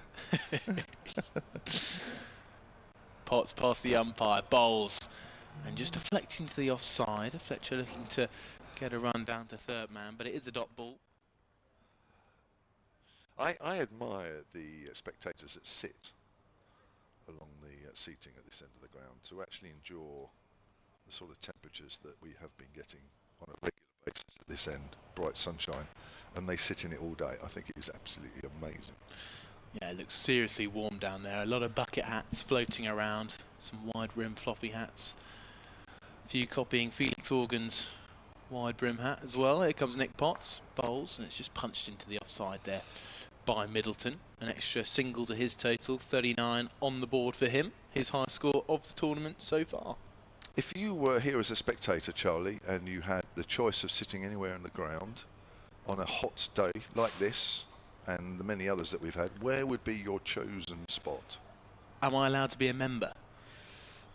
Yes.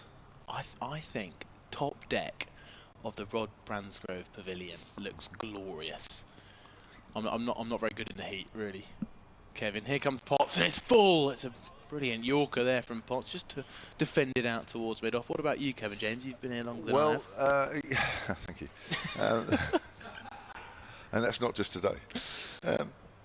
Well, if I was a non-member, I would certainly be choosing either the Shane Warne stand or the Colin Ingleby Mackenzie at the far end, either side of the pavilion, because that's where the shade is.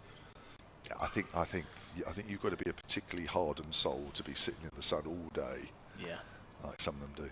There is a cool breeze up there, though. So we've been told. Potts short this time, pulling away as Ben Brown out towards deep square leg, where it's picked up. Just a single to the Hampshire Red Bull captain. He moves on to 5. The downside of that is that either side of sort of the hot summer, it can get very cold over that far side. Whereas sometimes over here we're shielded a little bit from that, even though we do get the extremes of temperature here as well. So, yeah, it's not all good over the other side. I can imagine April under the shade's not a brilliant spot to be. So 131 for 3 then are Hampshire. From here they need another 209. We have 29 overs remaining, which Hampshire need to score at just over 7 and over. They're scoring at just over 6s. So the run rate has sort of dropped a fraction. Certainly when Nick Gubbins and Ali Orr were putting on 55 for the first wicket, things were good. But nobody's really got in and got stuck in yet. Middleton, the top scorer in innings with 39 not out.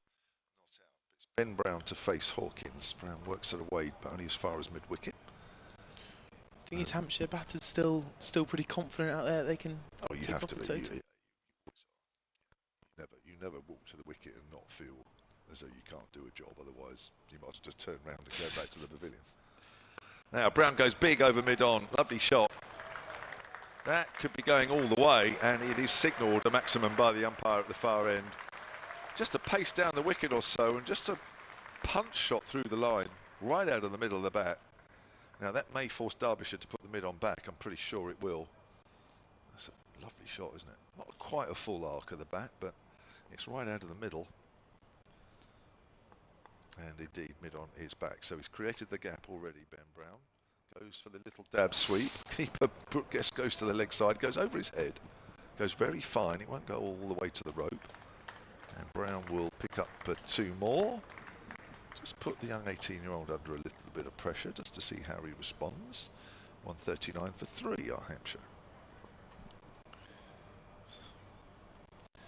Still that mid on deep for Brown as he turns it away on the leg side this time. Moves on to 14 from just 10 deliveries. Good start from the Hampshire Red Bull captain. Yeah, good batting here from Ben Brown. Just trying a few things you said there, Kevin, just to put the 18-year-old under a bit of pressure. He's bowled well so far today. Yeah. It's off the back foot there. He's Middleton tried to hit that a little too hard, lost his shape of fraction, got inside edge out to square leg. Stephen Clark back on the emails. He says it doesn't matter how cold it gets, I will be wearing shorts for the rest of the season. There are some people that just refuse to wear long trousers no matter what the weather. December, Christmas, New Year. I'm sure you know people. I know people like that. That's pushed out to deep square leg. Stephen may or may not be that, but he's determined to wear shorts when he's at Hampshire. It doesn't get you in the executive club, though, of course. I shouldn't think you're allowed up there in shorts. No. So he'll never be a member. No, surely not. But I feel that these short wearers, as soon as they wear them once, as soon as the weather turns that it is available to wear shorts, they will wear it almost until Christmas time. True. Well, being an MCC member as you are, can you get away with shorts in the pavilion? No chance. No. I mean, I No can't chance. remember that far back. No, that's why I'm wearing longs today. You know, just try and get in the right headspace for commentating on the Hampshire stream. I think we're all in long trousers up here today as well. Good signs. We'd all get into the pavilion, I think. Joe has messaged on the ground, silentcricket@gmail.com. He says it's much more pleasant in the stands today than it was on Wednesday. No blanket needed today. I know that I'm a stickler for staying in my seat, but never understand why most members' areas are the shadiest and hence coldest places to sit. It's a lovely temperature watching here today. Sounds like it's perfect. Does sound good, doesn't it? Here comes Chappell then from the hotel end, and it's punched out towards deep cover by Fletcher Middleton. So he was Zach Chappell, the tied wicket taker with Ben Aitchison, but since that scintillating opening spell from Aitchison, taking 2 wickets of both Hampshire openers, he is now the leading wicket taker, and Zach Chappell will be looking to pull that back as we're zooming in on the scoreboard after Chris Temple called it out for making a few mistakes. It's like the Leaning Tower of Pisa It is. on that screen. Zach Chappell then bowls, and it's driven away through the offside, only as far as backward point. No run for Ben Brown. It needs one of those. If you quickly run down there, and you take those photos that look like you're pushing the tower back up. That would have made a perfect photo, just sort of standing there with your heads to one side, looking like you're pushing the scoreboard back. Vertical. Yes, and it's not the first slope we're seeing on the cameras out here today. Well, this pitch feels like we're at Lord's at points here. But Zach Chappell, we had a little bit of a fan club out towards deep cover earlier today. Not sure if they're still in full voice, but here comes Zach Chappell then, making room is Ben Brown, working away into the leg side. It's going to be picked up by deep square leg. It's a good bit of work from them, but they do get back for 2, do Hampshire. And Brown moves on to 16, just 3 runs from the first 3 balls from Zach Chappell's over. Yes, we're in that middle part of this innings now, aren't we, really, where a wicket or 2 for Derbyshire over the next 10, 12 overs or so will just keep Hampshire pegged back a fraction. But if 1 or 2 batters can start to make their mark, then momentum slowly going with Hampshire. Chappell in again. Driving is Ben Brown. He split the gap perfectly. That was not a big gap to get through. And deep cover's trying to run round to stop it off, but it does just trickle over the boundary. A tiny gap between extra cover and sort of a wide mid-off. And it hasn't been timed perfectly from Ben Brown, but he's hit well through that gap. It's one of those shots that beats both fielders who are both diving full stretch. And Ben Brown gets 4, which moves him into the 20s of just 13 deliveries. He started well, Ben Brown, here, hasn't he? He's raised the sort of level here, hasn't he? Cutting straight towards deep cover.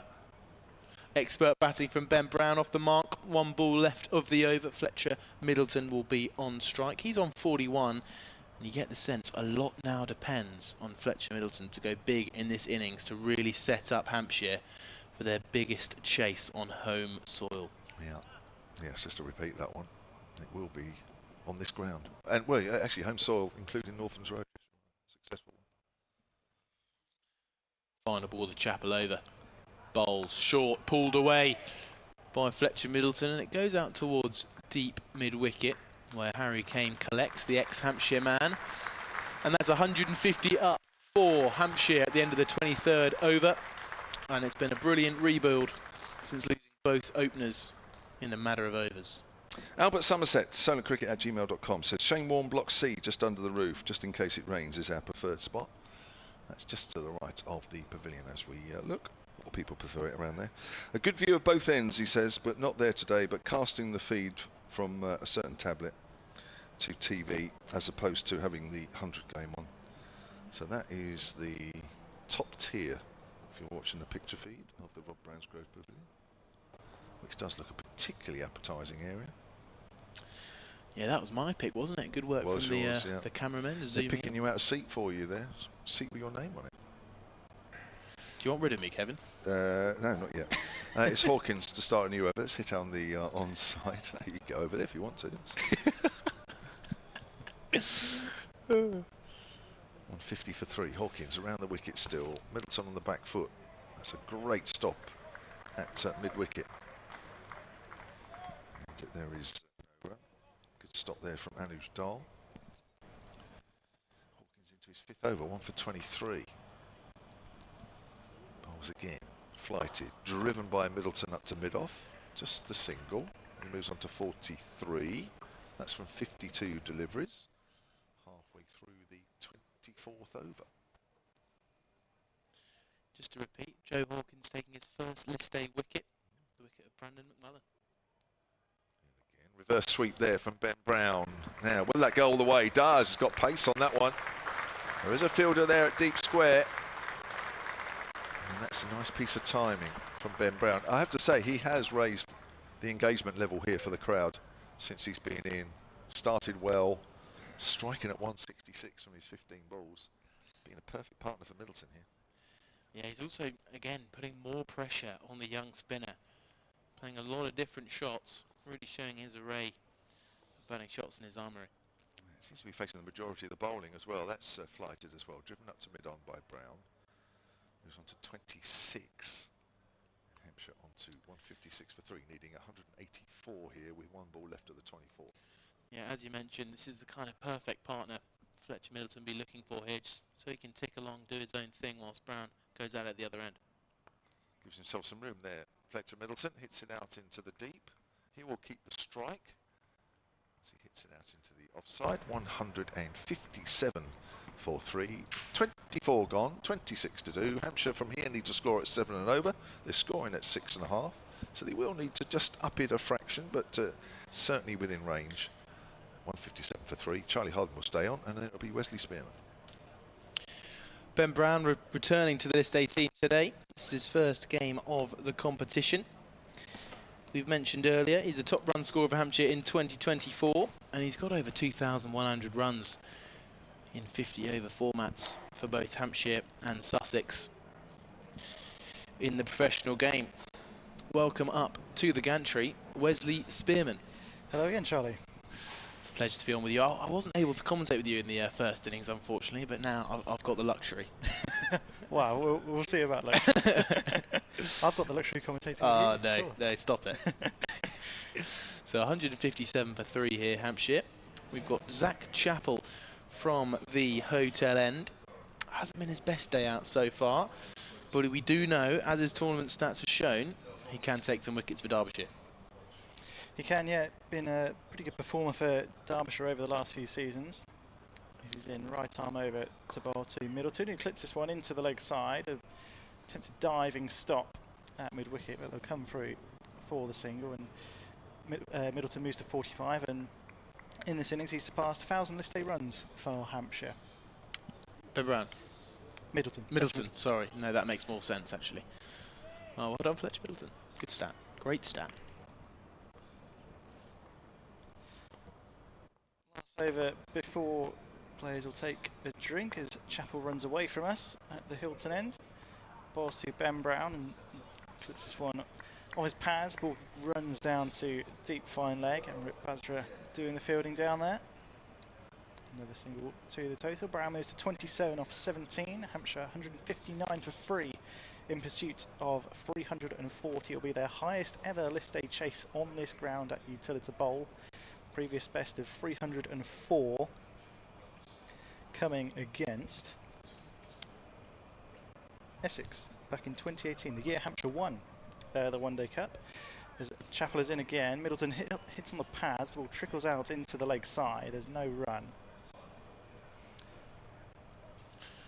Little look elsewhere at the grounds. let's have a look at Group A, which is Hampshire's group. Gloucestershire, 1 wicket away from losing against Essex. They still require 136 runs with 1 wicket left. They're 154 for 9 and look set on to lose their first game of the Metro Bank One Day Cup. Here's Chappell in once more, bowling to Fletcher Middleton. Punches this off the back foot. They'll come through for a single. Ball trickles out into the offside. Sweeper out there doing the job. Hampshire 160 for 3. Leicestershire 118 for 4 in the chase of 329 against Worcestershire. A lot of big first inning totals out there today. Surrey set Nottinghamshire 290 to win, and Nottinghamshire in reply are 81 for 3. Jack Haynes falling for 38. Chappell into Brown. This one defended back up the pitch. There's no run. But as it stands, Gloucestershire are set to lose. And there's a lot of hypotheticals going up here in the commentary box. And it's good to see Hampshire really staking a claim at this game to potentially, Wesley, fight for that top spot. Yeah, potentially. It'll take some doing. They obviously need to win this game and their next game,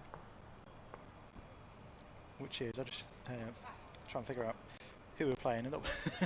Here's Chappell into Ben Brown. This one's worked off the legs of Hampshire's County Championship captain. Come through for another single. That is the end of the 25th over. We're halfway through Hampshire's chase. They are 161 for 3 in pursuit of 340, just behind the rate ever so slightly. But 179 to win off 25 overs. Hampshire wouldn't be too disappointed with that.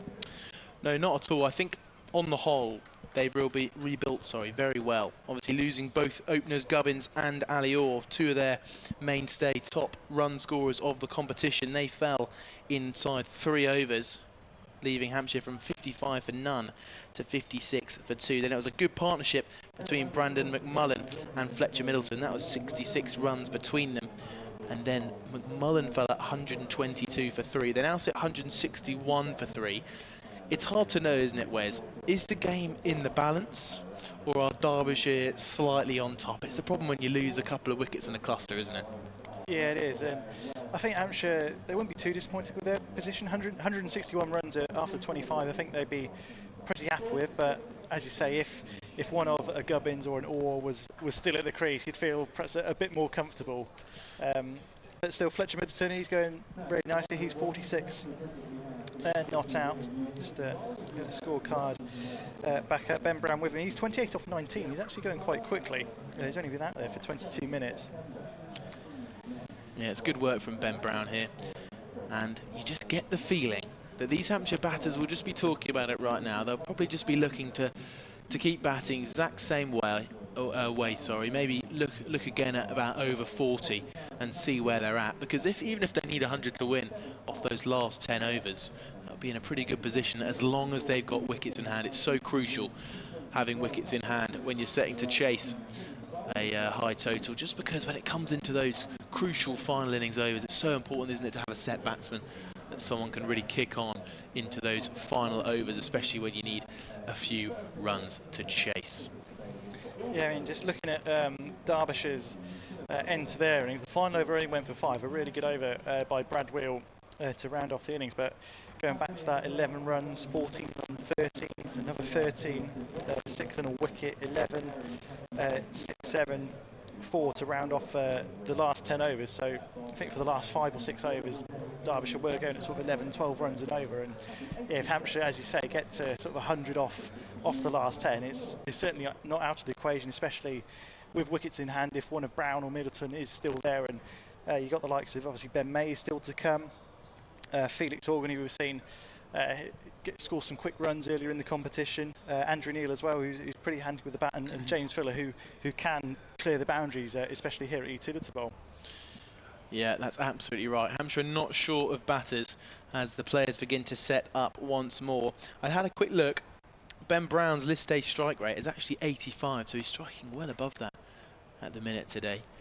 And it really does show, doesn't it? We're expecting, we expect and have come to expect how he plays in the county game. He's very attritional, as a lot of other players are, admittedly, in the red ball format. But when he comes out here on the one-day stage, he's shown very good standards today to really move up through the gears and strike at a good rate. So we've got the young Joe Hawkins to bowl on from the pavilion end. That was an end to the drinks break. Ben Brown will be on strike. We really bigged him up in the drinks break, but he's a reverse sweep and it's going towards that backward point fielder who's got a lot of work to do out there on the boundary, but Ben Brown will come back for 2 rather comfortably in the end. Harry came out there doing the work for Derbyshire. News just in. Gloucestershire have lost to Essex, so Hampshire will need to win both their games for the chance of overtaking Gloucestershire. They play again on Tuesday. And that Hampshire versus Gloucestershire game on Tuesday is going to be huge. Reverse sweeping again is Ben Brown, this time straight to the fielder at short third man. He's really trying things out against the young spinner. Kevin James mentioned it earlier on commentary. Putting the young spinner under a lot of pressure here, playing shots all round the ground.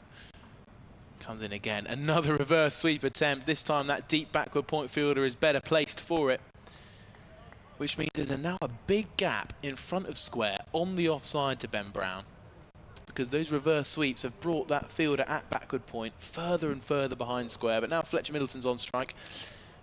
Harry Kame's going back to a conventional cover sweeper. Here comes Joe Hawkins, right arm round the wicket, just defending into the leg side is Fletcher Middleton. He's looked good for his 46 so far today. Yeah, he got off to a slowish start, perhaps struggled for his first sort of 10-15 balls, but we had that 6 down the ground. That was a nice shot. Here comes Fletcher Middleton again, coming down the track, no run.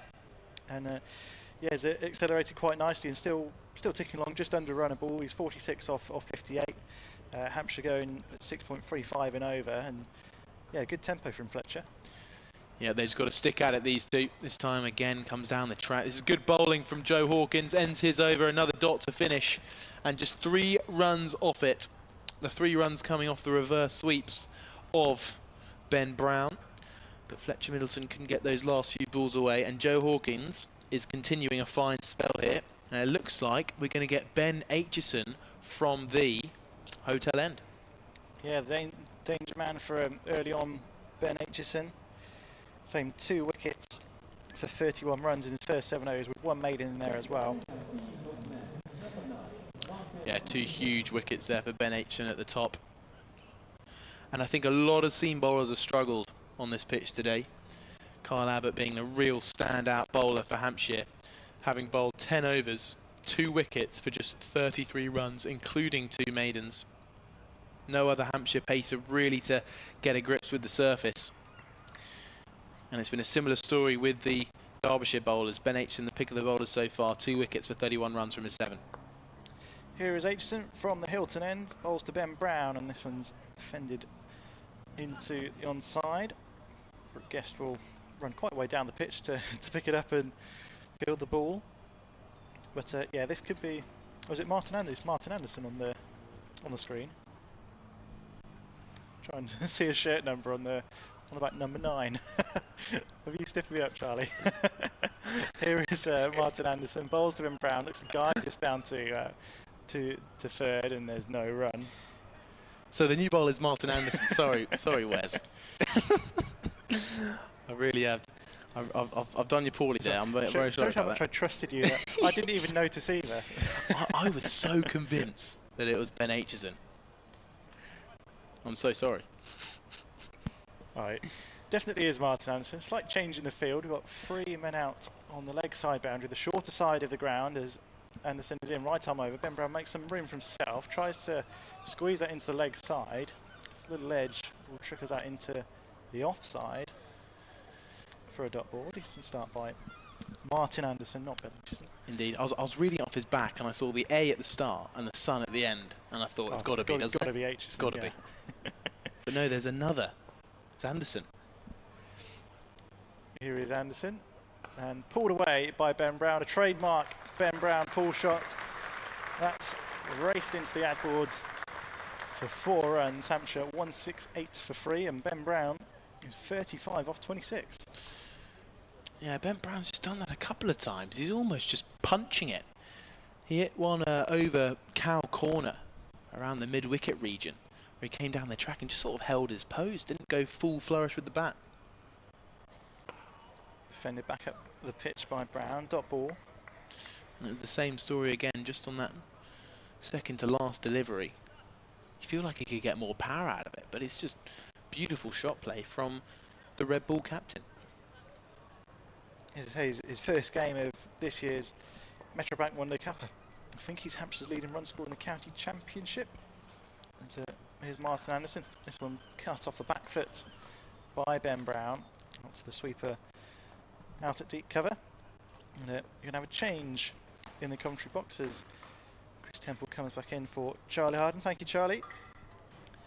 So 27 overs gone here at Utilita Bowl. Can really start to feel the heat a bit now. The sun's shining. Beautiful few wispy clouds in the sky. Decent crowd in. Hampshire 169 for free. Yeah, and the crowd will just be wondering at the minute where the next significant moment in this game is going to come from. Because at the moment it's Ben Brown, who, as you've been talking about with Charlie, has just been accelerating the momentum, the run weight, and putting the pressure on the young spinner Joe Hawkins. Fletcher Middleton on the cusp of a half century himself, and certainly one of these two is going to have to bat through for a considerable amount of time. As Hawkins starts his new over, bowling from the pavilion end, that's running very fine down towards the boundary in front of us, but it's swept up. Good bit of fielding by Matt Montgomery, giving it a chase. Top of the screen there. And they come through for a single to the total. So Hawkins, 1 for 34 from his 6 so far for the 18-year-old. Continuing around the wicket as he has been pretty much the whole way through, maybe the whole way through, and that is going to be a wide down the leg side. Good take from the keeper, Brooke Guest. Again, the round the wicket line with the batter almost blocking part of that view to you. As soon as that goes down the leg side with any speed, keeper's got to get across pretty quickly, reading that one early. Middleton picks up another single. It's a good keeper, Brooke Guest. I've seen him quite a few times. A very good government, isn't he? There's the applause for the 50 partnership between Fletcher Middleton and Ben Brown. And you can see there the numbers on screen that Ben Brown has contributed a heavy chunk of that 50 partnership. But a partnership is the key. The word partnership, that's another wide from Hawkins. And, oh, it's not a wide actually. No. Is that just glanced off his thigh pad, is it? Did Ben Brown did he step back, try and give himself some room and then... Yeah, not sure what happened there. Yeah, interesting that. Either way, umpire at that end, Mark Newell, as they're swept away by Brown down towards Zach Chappell, who's fielding at long leg down in front of us. Smart camera work from our operator high up in the Shane Warne stand, who's been following the action. Picking out people in the crowd as well, which has been good. Not an easy job when you're the single mobile camera up there trying to pick everything up. A lot of concentration needed as down the track comes the shot from Middleton, and he goes straight back towards the pavilion, and that will take Fletcher Middleton to his half century from 61 balls with a straight 6 back towards the pavilion. And much needed with the 2 in-form openers having gone. It needed somebody to take this by the scruff of the neck, and Fletcher Middleton at the moment anchoring Hampshire with that half century. Yeah, that's the shot that sort of freed him up a little bit earlier on. He was stuck on 1 or 15, but yeah, played really well so far, Fletcher Middleton. Middleton this time out towards deep mid-wicket. There'll be just a single this time. That is Fletcher Middleton's first half century in his last 12 list day innings since getting one against Somerset last year. A lot of scores in the 20s and 30s, but hadn't managed to cross that 50 barrier since end of July last year against Somerset. And of course, arguably might not even be in the team if Joe Weatherly hadn't got injured. Came in for Weatherly after his broken arm. Yeah, missed the first few, Fletcher Middleton. Perhaps just being rested maybe after played every county championship game. I think most of Hampshire's games this year have gone to the full 4 days, so understandable that him and Brown have had a little bit of time off. But, that's someone doing a scorecard on the, very on the good live stream. Well picked out, Katie. Yeah, Katie's on the camera. On the stream, yeah. Well done, Katie, on the camera. And you can see the shots of some of those sat in the sunshine over at the on the west side of the ground. Martin Anderson to continue, a full ball driven by Fletcher Middleton out into the offside, just be a single. Just looking at some sort of comparisons, after 20 overs, Derbyshire 121 for 1, Hampshire 125 for 3, so fairly close.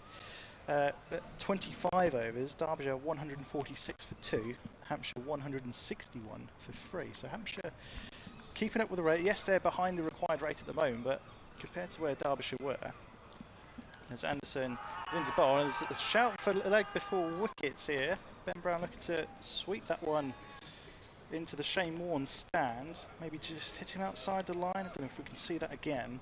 That felt like that was a what do you call it when you were a celeb appeal? Celeb appeal from Martin Anderson. He looked like almost certain that was going to be given, and then turned around in bemusement when umpire Gareth Cross's finger was not in the air. Will Ben Brown go again? He moves across again, and slightly shorter this time from Anderson. This one's pulled into the leg side. They'll come through for one. They're going to sprint back for the second.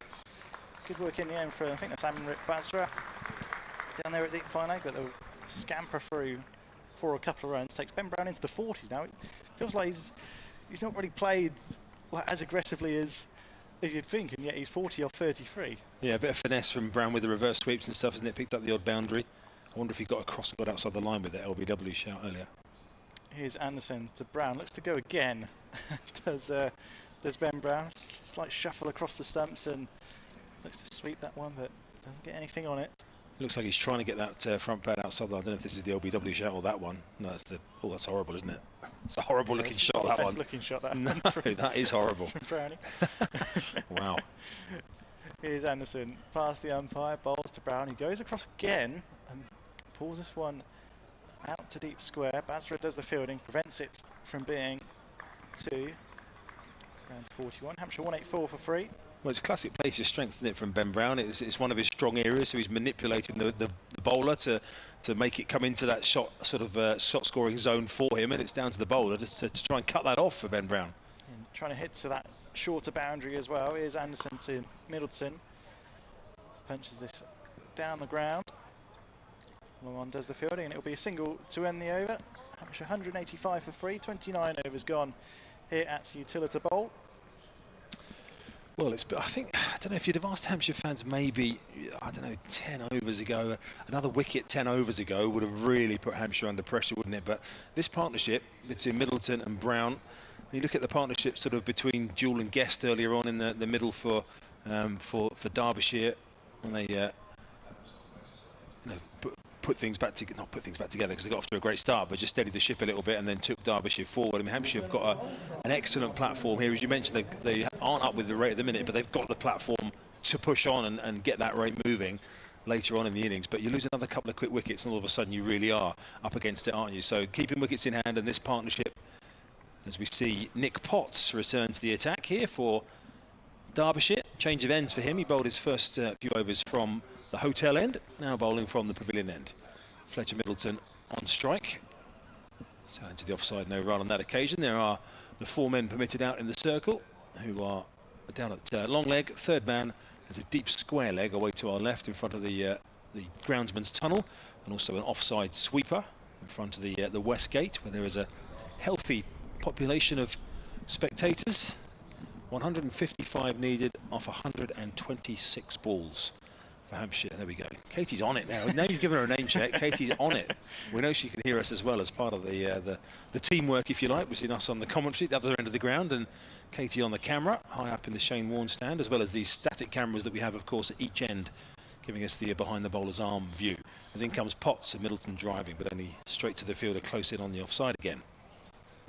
Yeah, I think we mentioned earlier that this will be Hampshire's highest List A chase on this ground if they make the 340, surpassing the 304 against Somerset in 2018. It's also would be Hampshire's second highest successful chase, again if they make the 340, the highest chase since 2005.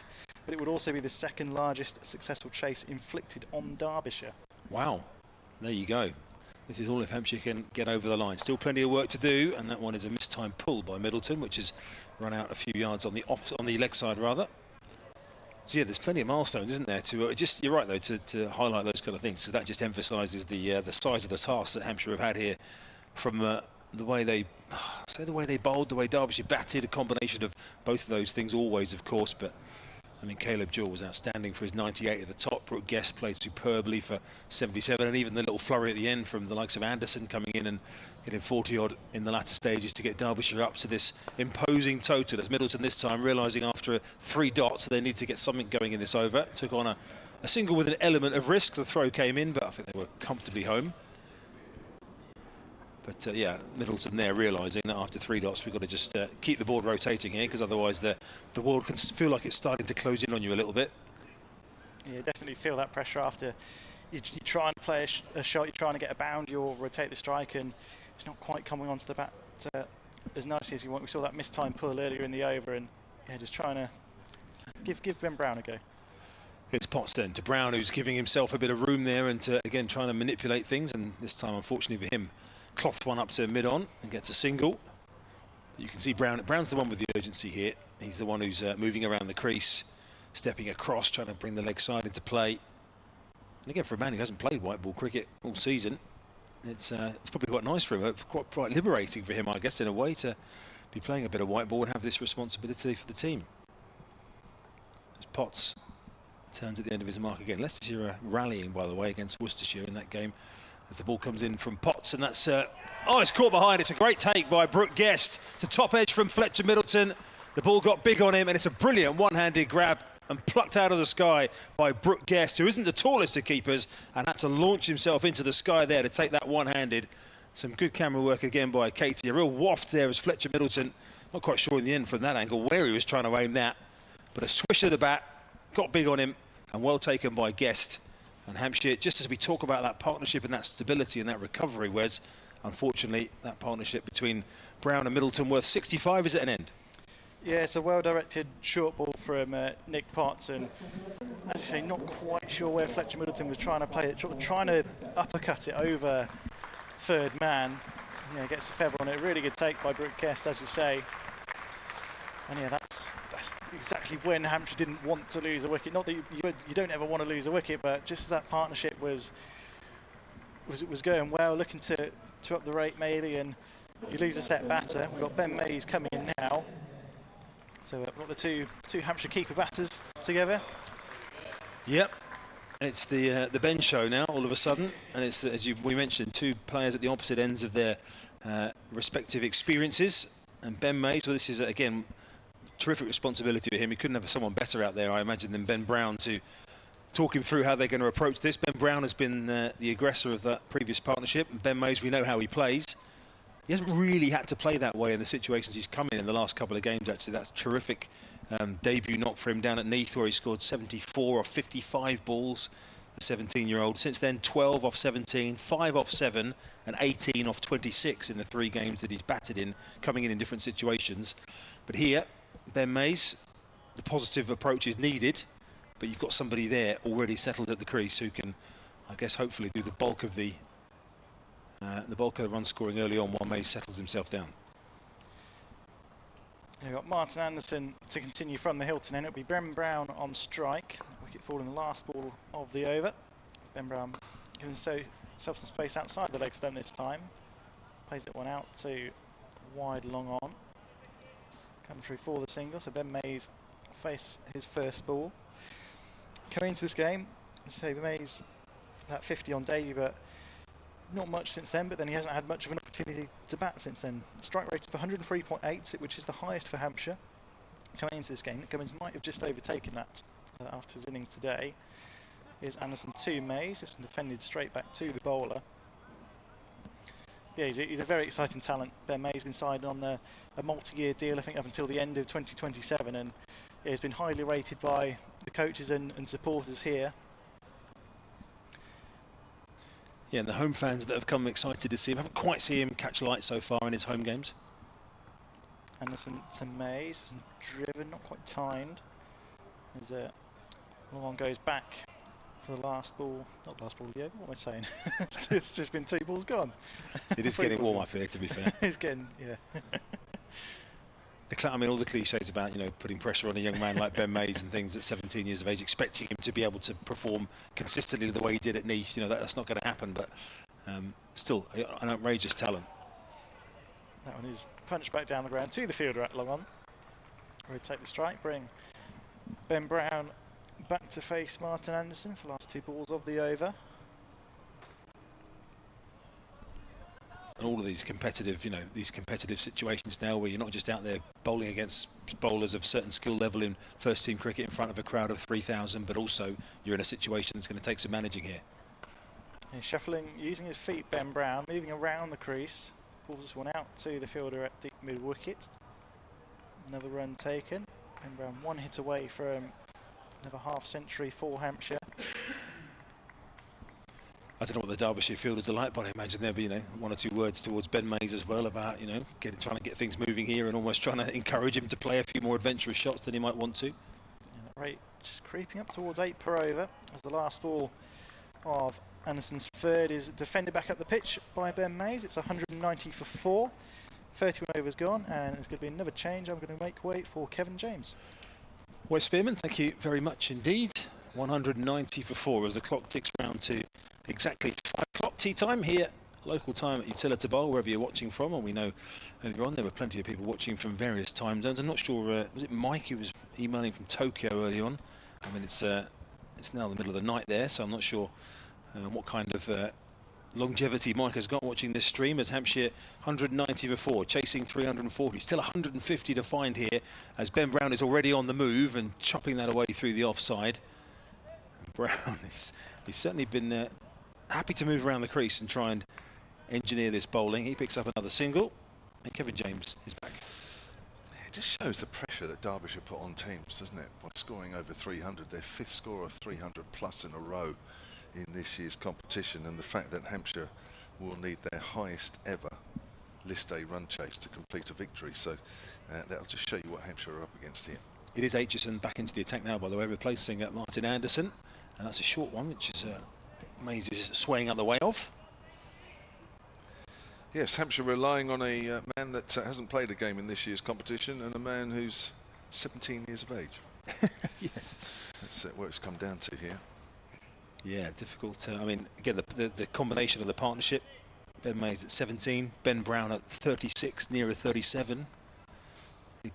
Double and something his age. He is, isn't he? Yeah, nearly 37, Ben Brown. Here's Aitchison, again impressive so far with that 2 for 32. Removed both openers. I mean, how is Ben Brown telling Ben Mays to play this, Kev? Because obviously the run rate is creeping up. It's up to 8, as Wes just mentioned there. They're currently going at 6. Ben Mays' natural game is to play with flourish and flair. But actually, Hampshire haven't got, all the wickets they'd like in the locker here either. I'm not sure there's too much you can say, really. I think the scoreboard dictates what you're doing. I mean, yes, he probably needs a little helping hand from here and there, but I wouldn't be giving him too much. He's too good a player, Mays. Just say play your game. Mays is helping that round the corner. They'll get a single there down to Zach Chappell, coming in off the boundary at fine leg.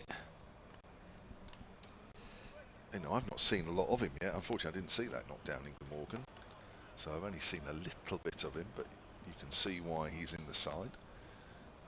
Interesting that he's playing and Tom Prest isn't, which I think may say a few, might raise a couple of eyebrows. Well, even more that Mays didn't keep. He's playing as a batter. Yeah. Here's Aitchison again in to bowl to Brown, who's steering that into the offside for a single.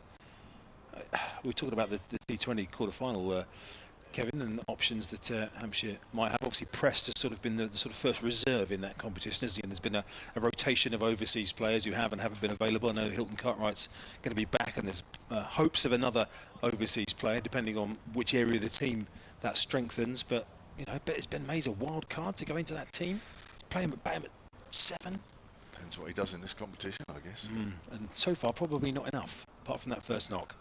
There's another bumper from Aitchison to Mays. I think it might be a lot to ask. Yeah. I think you'd go with Prest anyway, even though he hasn't had a brilliant T20 competition. He missed 6 games in the middle of the group stage. He's got 41 in the last game against Essex, and that's a defeat there. But the fact that he's 22, he's 5 years older, he's got a bit more experience, I think I would still go with him.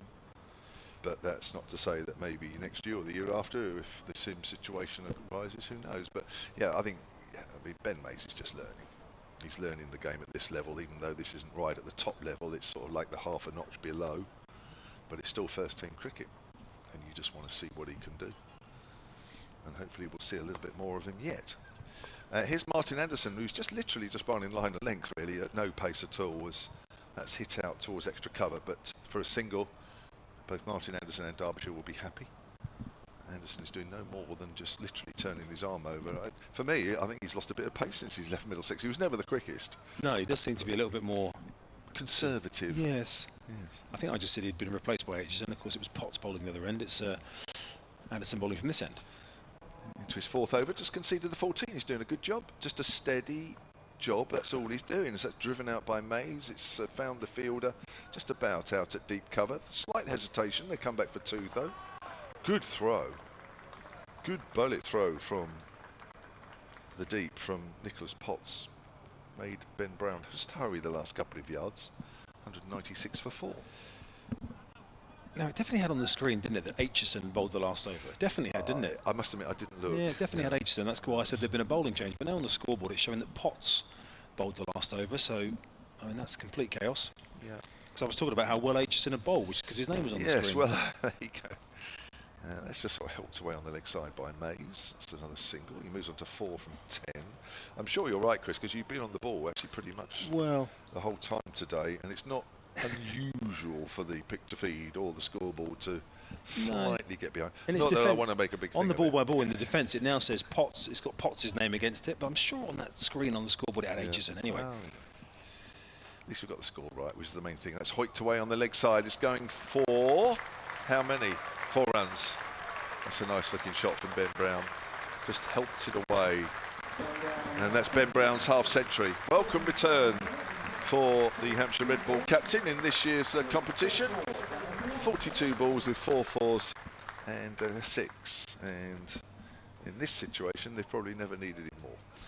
And that's an area that Ben Brown has been looking to exploit all the time he's been out there. Hampshire bring up the 200 as well. Yeah, so, and the leaning scoreboard has just been shown on the picture feed as well. It really is upright. Don't worry, everybody. It hasn't suddenly tilted to one side, as that's it out to deep square on the offside. 201 for 4. There hasn't been a sinkhole that suddenly opened on the bum at one end. Like, there it is. Look. Looks like it's sinking. Yeah, it's funny. The wicket's sloping one way and the scoreboard sloping the other. Yeah. You put the foundations in. It's driven to extra cover. I can tell you, in real life, everything is all okay, and as has been for the last few years. 201 for 4. There are 17 overs remaining in this game. Hampshire from here need another 139, which means they need to score from here at a fraction over 8, and that rate has been steadily but surely climbing for the last 10, 12, 15 overs or so. They are scoring at just over 6 and over, and Derbyshire will feel pretty good about things right now. Ben Brown's 91st innings in List A cricket. This is the first time he's passed 50 in the last 8 since a big 100 against Northants last year. 139 not out at the start of last year's campaign. Ben Brown got some scores in the 20s and 30s last season. So here we go, the start of the new over. Nick Potts, 1 for 28 so far from his 5 overs, as Brown is stepping away there. And I mean, that's the kind of shot you see in the last 5 overs of an innings, not with 17 to go. Yeah, well, he's decided with mid on and mid off up, he's going to go over the top straight. That's what he's trying to do there. So he's just gambling by coming down the wicket a pace or 2. He's going to get a little bit closer to the pitch of the ball, but I didn't get quite as close to it as he would have liked. No, there's certainly no mixing up Ben Brown's intentions here. 52 off 44. Mays at the other end. Relatively circumspect start for him. As in comes Potts again, and again Brown's on the move, stepping outside leg stump. That's clever bowling from Potts that time, slower ball. And Brown was through that shot too quickly. Yeah, when a batter's looking to get after you like that, you're just watching the replay here, you'll just see the slow ball there. That's a very clever ball, isn't it? Bounces twice through to the keeper, which is a bit of a giveaway. Just a slight cut of the fingers across the seam as well, which takes pace off. And he gets a little bit of bite out of the wicket, just enough. The men out for Hampshire so far, Orr for 29, Gubbins 26, Middleton 57, and McMullen, who just chipped a frustrating one back to the young spinner Joe Hawkins for 30. As in comes Potts again to bowl, and this time Brown is driving that away through the offside. There are 2 fielders in pursuit of it, out towards the boundary. And a good bit of work out there in the end from Harry Kane, patrolling away to our right. And a couple more to Brown.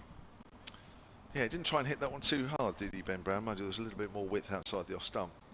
Sometimes you can go just a little bit too hard at the ball and just sort of lose the shape that you want to actually play the shot. That was much more controlled. So 136, as you can see on screen, needed from 99 balls now. As in comes Potts, and Brown this time is lifting it away into a vacant area out towards deep mid-wicket. There is a fielder who runs around and gets there, and he's just about managed to haul that in. It's a good bit of work out on the fence. It wasn't aesthetically the most convincing bit of work, but ultimately saved the ball from going over the rope. Yeah, I had that down as 4. Great stop.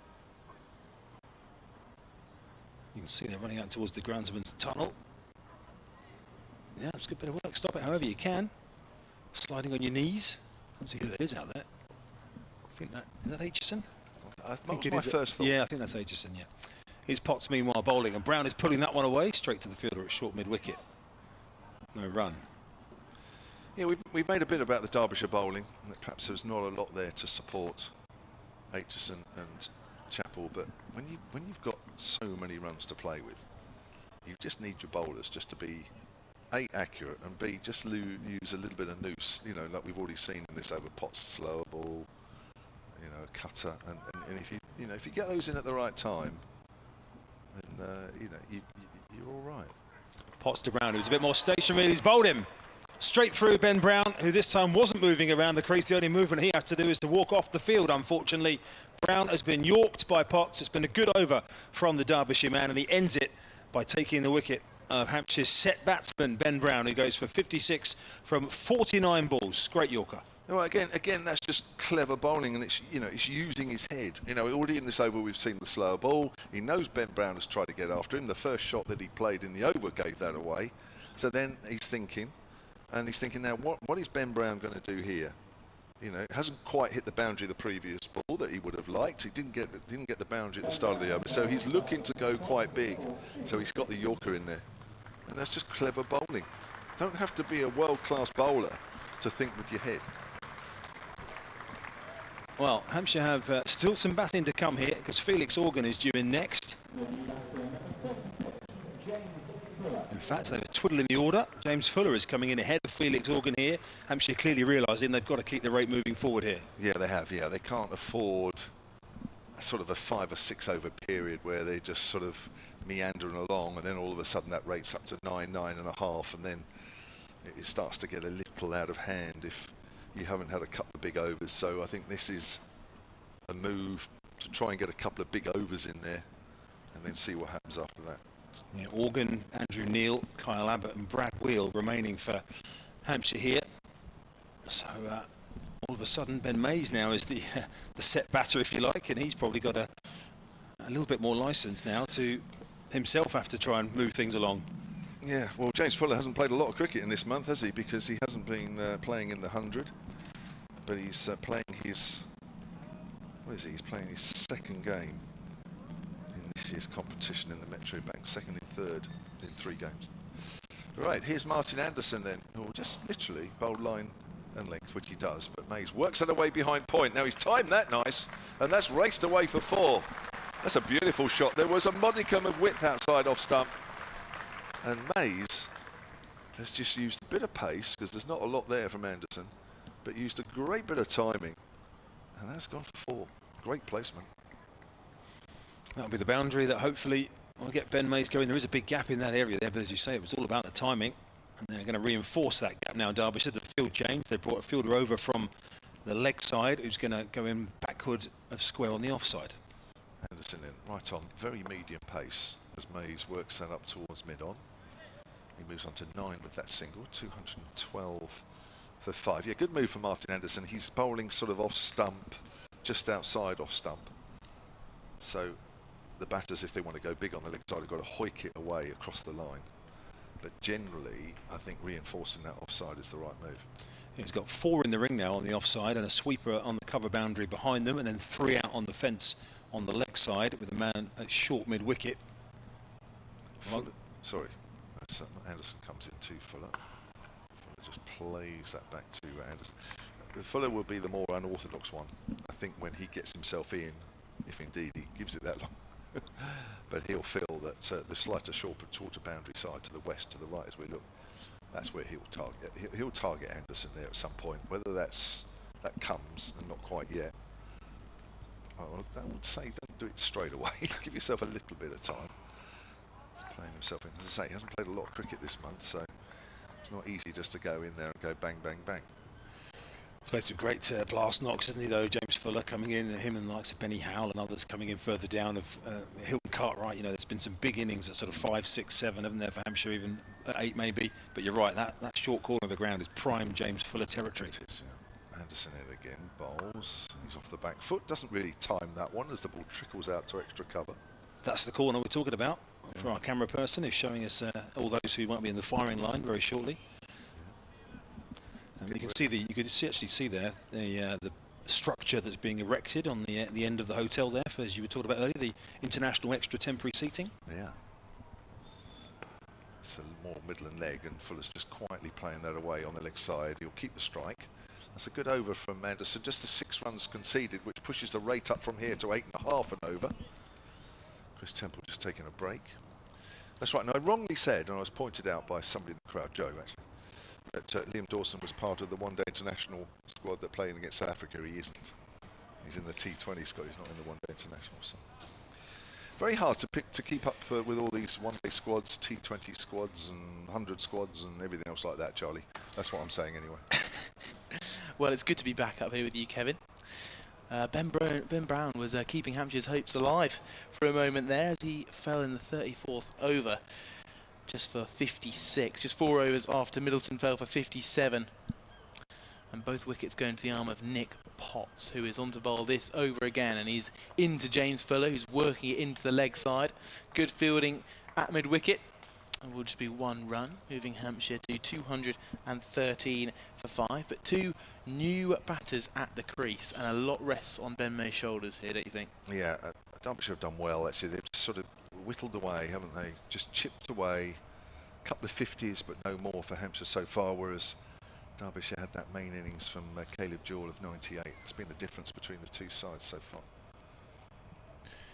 In comes Potts again into Ben Mays, making room, slashing it through the offside. It just go to Harry Kane at deep point, who throws it into Brooke Guest behind the stumps, the captain and wicket-keeper for Derbyshire.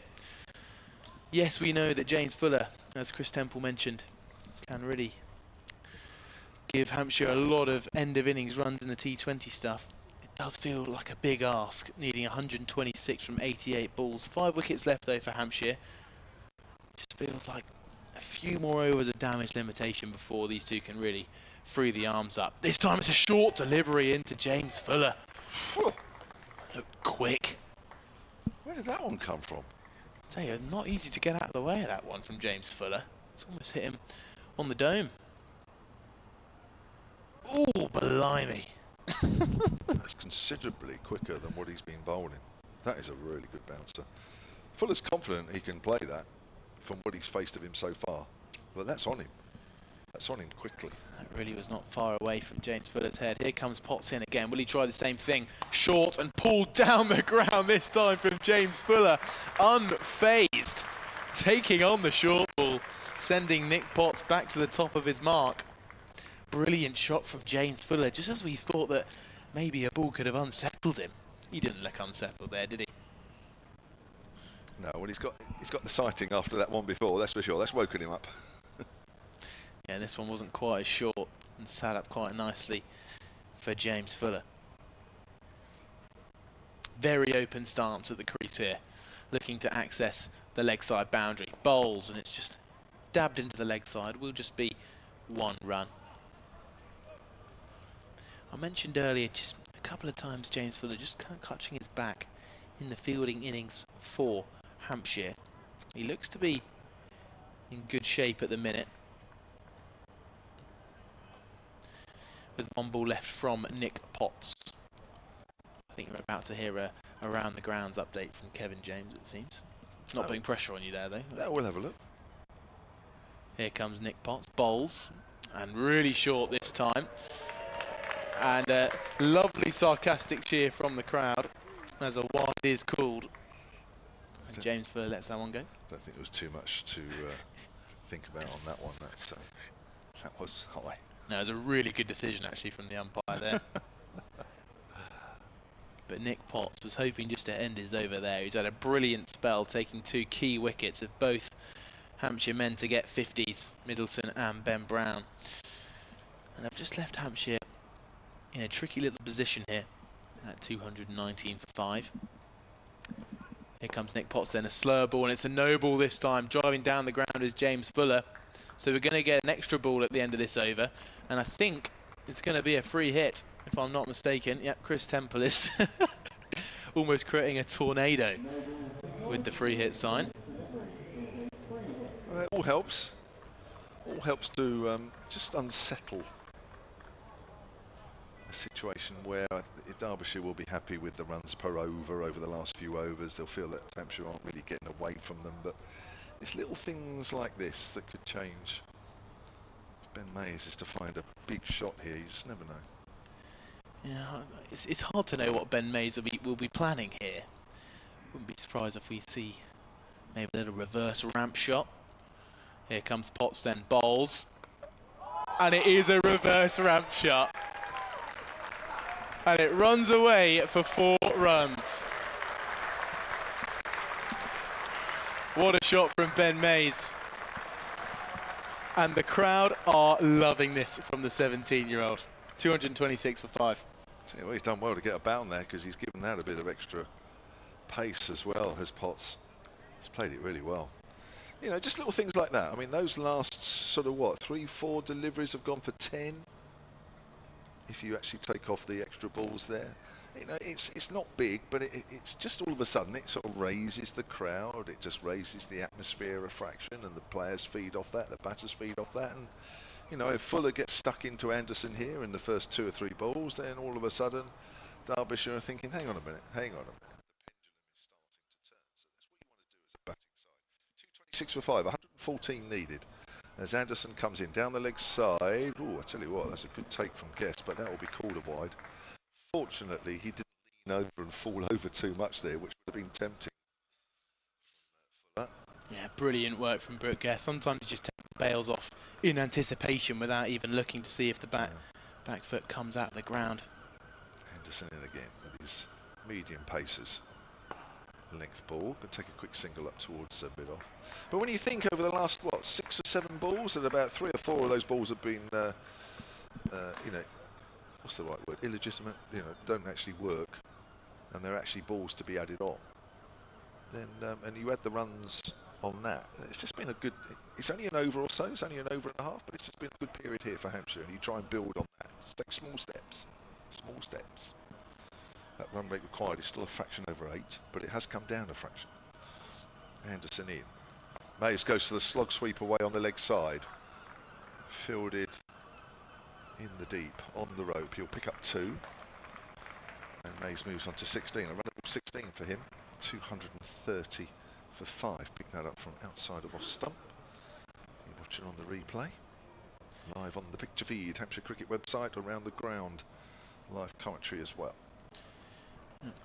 Anderson in, bowls to Mays. Mays hits that away behind square on the offside. Are they going to take it on? They will. Mays should be all right. I thought he might just have slipped a little bit as he turned for 2, but he held his footing. And you can hear the crowd. You know, they're just being uplifted a fraction. I wouldn't say they didn't believe early on, but let's be honest, Derbyshire have been favourites in this game for quite a while, and all of a sudden, maybe just the momentum is changing a fraction. Needs to change a bit more yet, though. Anderson in again. Mays works it away on the onside. 233 for 5. It is funny what a couple of overs can do, isn't it? And actually the game situation hasn't really changed that much. Still, Hampshire requiring a lot, but it does look a little bit easier. 107 off 80. Still very challenging for the 2 Hampshire batters. Not a lot of wickets left, just 5. But it does feel like that has changed the tides here just slightly. Yeah, it's not out the realms, that's for sure. 5 wickets is a handicap. Oh, it's whacked down the ground. Fuller style. Back foot. Slapped away hard over the bowler. That's what Fuller does. This is a decent over for Hampshire as well. This runs off every single ball, including that wide off the first delivery. So, yeah. That pendulum is continuing its upward momentum for Hampshire as that's turned away down towards mid-on. And you can feel it, you can feel the ground. just becoming enthused with what's going on. Do you think maybe they raised Fuller up the order to try and have this kind of effect? It was Felix Organ has been batting at 7 in previous games, but do you think maybe Hampshire just wanted to turn the tyres like this and ask Fuller to go out there and have a little bit of a whack? Yeah, I mean, it's what he does. He's very positive. Yeah, I do. You know, I don't know what the original batting order was, but if it is, it looks like he has come up one place in the order. I think you're at a stage where you just want a little bit of injection at this stage. You know, Felix Organ can come in and he can push the ball around and keep the rate up going, but won't actually take you apart. Fuller's different. Fuller will take you apart. And if he's in for a few overs, all of a sudden the whole thing changes. And it's beginning to change, although it's still difficult. 102, still needed. Still a lot of runs to go. Yeah, very fearless decision this from Hampshire. To send out James Fuller. And it's really taking it to the Derbyshire Falcons here. And it'll be interesting to see how they now fare under a little bit of pressure from these two aggressive batters. So 102 to win, 78 balls remaining. We've got James Fuller on strike. Here he comes, and it's a play and a miss. And James Fuller's not preventing any aggression from his part.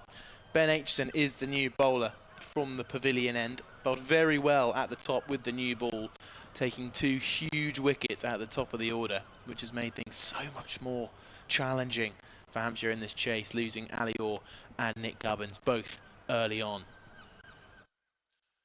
Aitchison in again, bowls and driving is James Fuller. They're going to go through to a quick single, 239 for 5.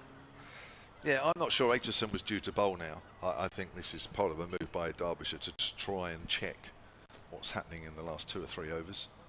Just bringing back one of their main bowlers. I'm sure Zach Chappell might come into the attack yet. We'll have to wait and see. They might want to hold something back.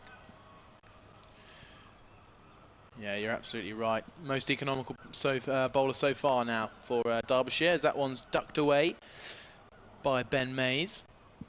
Going at just 4.4 runs and over for the first 7. Ben Aitchison. As Kevin is becoming rather obsessed with the leaning tower of scoreboard out there. Aitchison in again, just 1 off the first 3. Ben Mays coming down the track, pulling away, and the fielder slipped out on the boundary and is going to run away for 4. A few cheers from the Hampshire supporters. But the number 26, which is Nick Potts, has completely slipped over on the outfield. And Ben Mays, who's come down the track, was not expecting to get 4 from that one. 243 for 5. I think I'd be checking his footwear. I don't know what he's changed his boots. But he would have cut that off, no problem.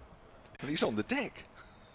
He's got his hands on his knees now, poor Nick Potts. This time short again, and Ben Mays ducking out the way. And it's given a wide. Now, they are really targeting Ben Mays on the short ball today.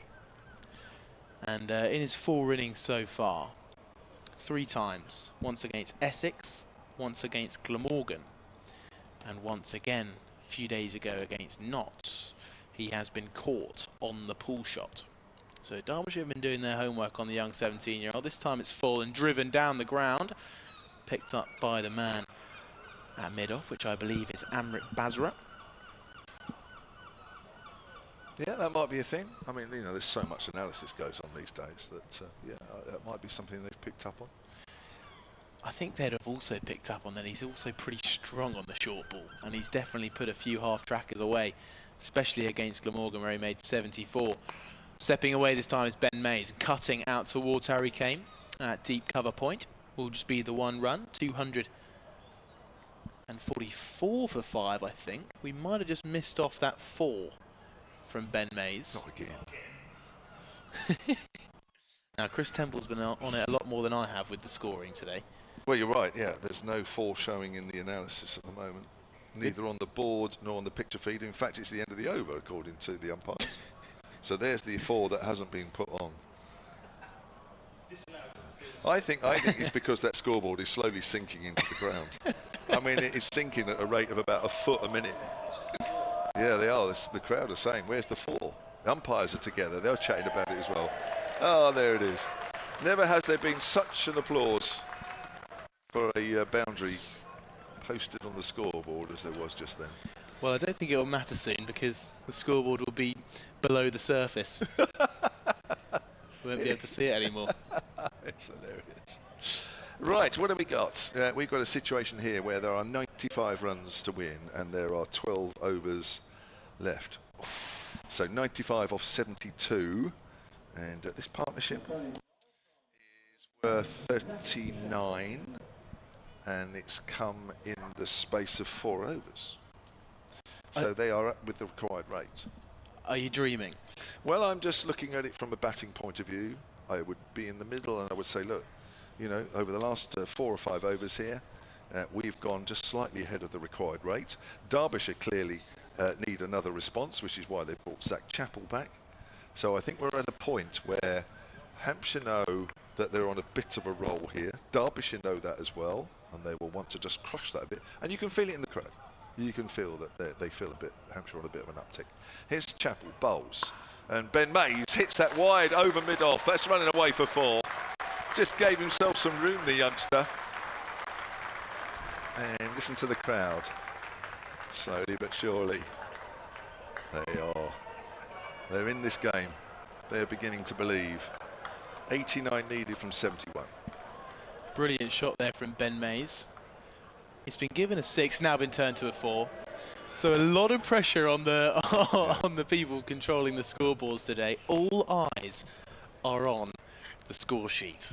No more mistakes will go unnoticed. I think the biggest pressure now is on the people posting the numbers because I feel they're wilting. They're crumbling under the pressure. That's pulled away by Mays. Doesn't quite get it out of the bat. I think it may just have come off the pad. Let's see what the umpire's going to signal. I think he's going to signal leg buys. Yes, he is. But it's another single to the total. That'll probably be added as a 7. 250 for up for Hampshire up in the 39th. Well, they got that right. And I think that's what the crowd are crapping as much as anything else. There's your scoreboard, Kev. Yeah, that's the only thing letting it down at the moment. Is the wonky scoreboard, which isn't wonky. Chappell bowls, and that's turned away by Fuller. Now he's looking for 2. Is he going to get 2? I think he'll have to hurry, and he'll be okay. Actually, that's good running. Yeah. Listen to that from the crowd. They're seriously getting into this chase from these 2 Hampshire batters in particular, and it's not exactly that we've got short batting to come as well. Felix Organ is known to bat exactly the role Hampshire need just when Hampshire need him. 88 needed from 69 deliveries. Fuller 16 from 15 to face the next delivery from Zach Chappell. Right arm over, comes in short, tries to pull it, misses. What are the umpires saying? No, they're saying that's okay. Much to the disgust of the crowd, but I think that's a good call. God, this is turning into a brilliant cricket match. It just hangs finally in the balance. And the home side, the home crowd, sorry, are seriously getting behind their team, who are making a brilliant comeback today. Chappell in again then. 2 balls left. Oh no, sorry, there's 4 balls left of this over. That's turned away on the leg side by Fuller, just a single. 253 for 5. We're in the 39th over. And actually, no, there is only 1 ball left of the over. Tell a lie. I'm getting the remaining overs and the overs bowled mixed up. So 87 to win, 67 runs. Sorry, 67 balls remaining and 87 are required. Still needs some big hits, but the momentum has over the last 20 minutes or so been with Hampshire. Here's Chappell again. Bowls short. He's trying to pull that away. Now is that? What's that? It's okay, says the umpire. And again, I think that's just about right. And that ends the over. 253 for 5. Charlie Harden is staying on, and he'll be joined by Wes Spearman. So it's tricky to know whether the young Ben Mays will be really feeling the pressure, or his youth and perhaps a little bit of naivety to the true situation is actually could be serving him well. You know, the young lad will be full of confidence, and he is extremely well capable of doing this for Hampshire. Welcome, Wes Spearman. What do you think could happen today? Could Hampshire maybe win the game? Absolutely, yeah. I know I've got him very confident there. No, these two are going pretty well at the moment, starting to up the run rate. I think the last 5 overs, they have been going just over 8 and over, so just above that required rate. But as we keep saying, another wicket here, and then almost got to start again, if you like, get that partnership going, and still try and go at sort of 7s, 8s, take it down to sort of the last five or so overs. As we see Joe Hawkins return with his right arm off spin from the pavilion end.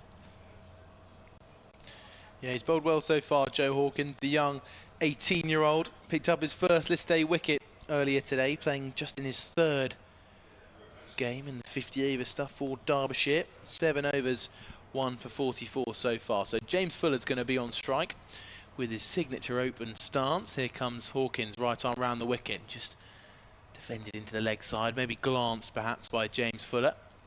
Will be 1 run added to the total, 1 run less for Hampshire to chase. 86 needed, 65 balls remaining. And it just gets this sense that the longer Hampshire lasts, just with these two at the crease, Ben Mays looking to work through the leg side, no run, maybe just off the pad there.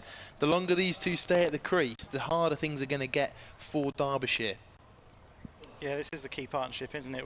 There's still batting to come in Felix Organ, Andrew Neil, and we've seen Kyle Abbott swing the bat a few times this year. Hawkins bowls an attempted sweep shot, wrapped on the pads, just dribbles out towards the cover region, picked up by Brooke Guest. Yeah, I like how Derbyshire, they've changed things up. They've gone to spin now after quite a few overs of pace, and yeah, Hawkins starting well here. This time it's a reverse switch hit, and it's gone all the way for 6. Ben Mays hit a similar shot against Nottinghamshire earlier this week, and he hit a few of them against Glamorgan. But what a brilliant shot from the youngster. What a way to bring up the 50 partnership as well. Wow, that is some shot from Ben Mays. I mean, what were you doing when you were 17? Oh, that was pretty good. Switch it to hit out the ground. Yeah, probably in the nets, I reckon. Probably got bowled trying to hit a few reverse sweeps. But 7 off the over so far. Can Ben Mays put Joe Hawkins under a bit more pressure? Down the track he comes, over into the leg side. Mid-wicket's coming in, but it will just be the single as it hits the fielder on the 1 bounce. And the crowd are rising to the 17-year-old Ben Mays, who moves on to 35. A lot of intent watchers around the ground. This time Fuller just pushing it out towards short mid-wicket. Will be a dot ball to end the over from Joe Hawkins. 8 from it, 79 to win, 60 balls left. Into the last 10 then, Charlie, and going to be in for a treat. If Hampshire get close, then it's going to be a good game either way. But yeah, wow, what a last 10 we are in for. Just looking at where Derbyshire were at this stage, they were 249 for free with Brooke Guest and Martin Anderson at the crease. So Hampshire slightly ahead at the moment. Currently, is at 12 runs ahead, albeit 2 fewer wickets in hand. But Mays and Fuller, they're going very nicely here. We've got a change of bowling from the Hilton end. It's going to be Nick Potts, 2 for 46 from his 7 overs so far. A little bit expensive, but has taken a couple of key wickets. Yeah, both 50 makers, Middleton and Ben Brown falling to Nick Potts. Derbyshire requiring 5 wickets to win. 5 men still, no, 4, yeah, 5 out on the boundary now. There's a short ball first up from Nick Potts, and I'll be given 1 for the over again, much to the crowd's dismay. You can hear them more raucous as the day goes on. Yeah, Nick Potts just bowling a few short balls in his last over. That was from the pavilion end, and one really snuck up on James Fuller, almost actually hitting him in the helmet. Did well to get out of the way of it in the end. Of course, James Fuller looking to pump it over the leg side for 6. Yeah, short boundary to the leg side here as Potts is in to Mays. This driven hard down the ground, only finds the fielder out long on. Anuj Dahl is out there patrolling the boundary rope. 262 for 5 now, Hampshire. 78 more runs to win, 58 balls in which to do it. Yeah, not many people around the ground that are not in their seats at the minute. A few people standing up behind the seats watching intently. Not many walkers around the ground now. Everyone has their eyes fixed on the finish to this game, which once again hangs in the balance. Potts, right arm over from the Hilton end, slightly short of a length. Clipped into the onside by James Fuller. Another run to him. He moves to 19. Yeah, it was earlier Caleb Jewell who made a terrific 98 off just 96 balls.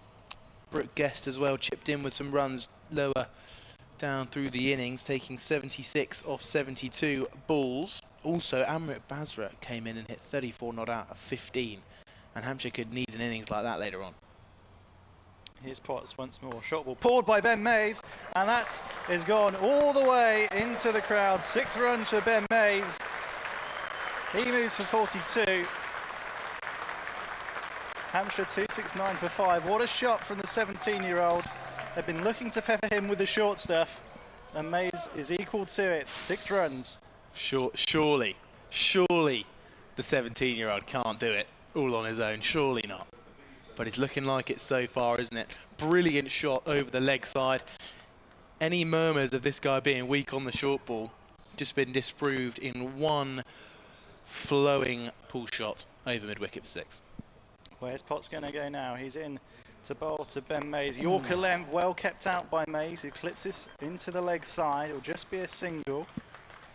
270 for 5 now, Hampshire. Yeah, that was a good delivery there from Nick Potts. Just as Ben Mays hit a short ball away for 6.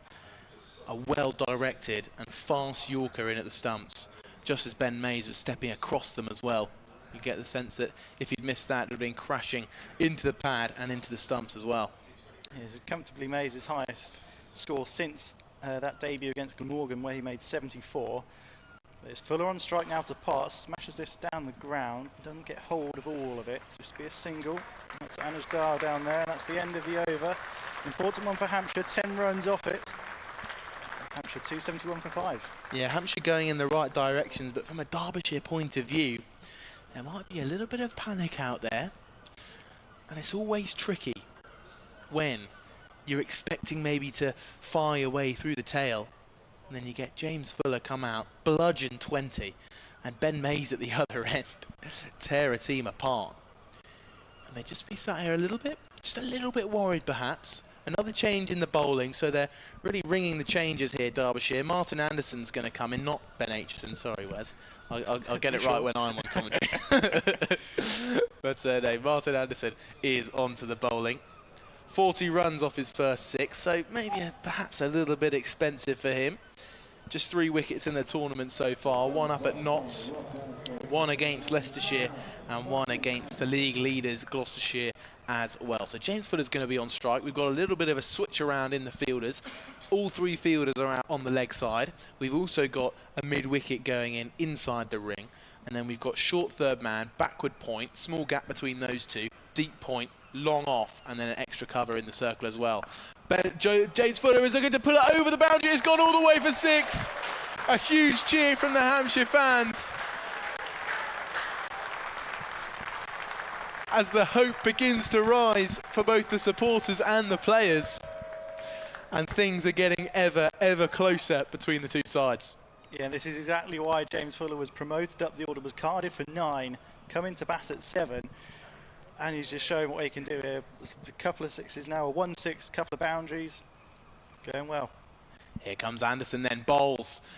And James Fuller just hits it to the only man in the ring on the leg side. So it will just be a dot. 277 for 5.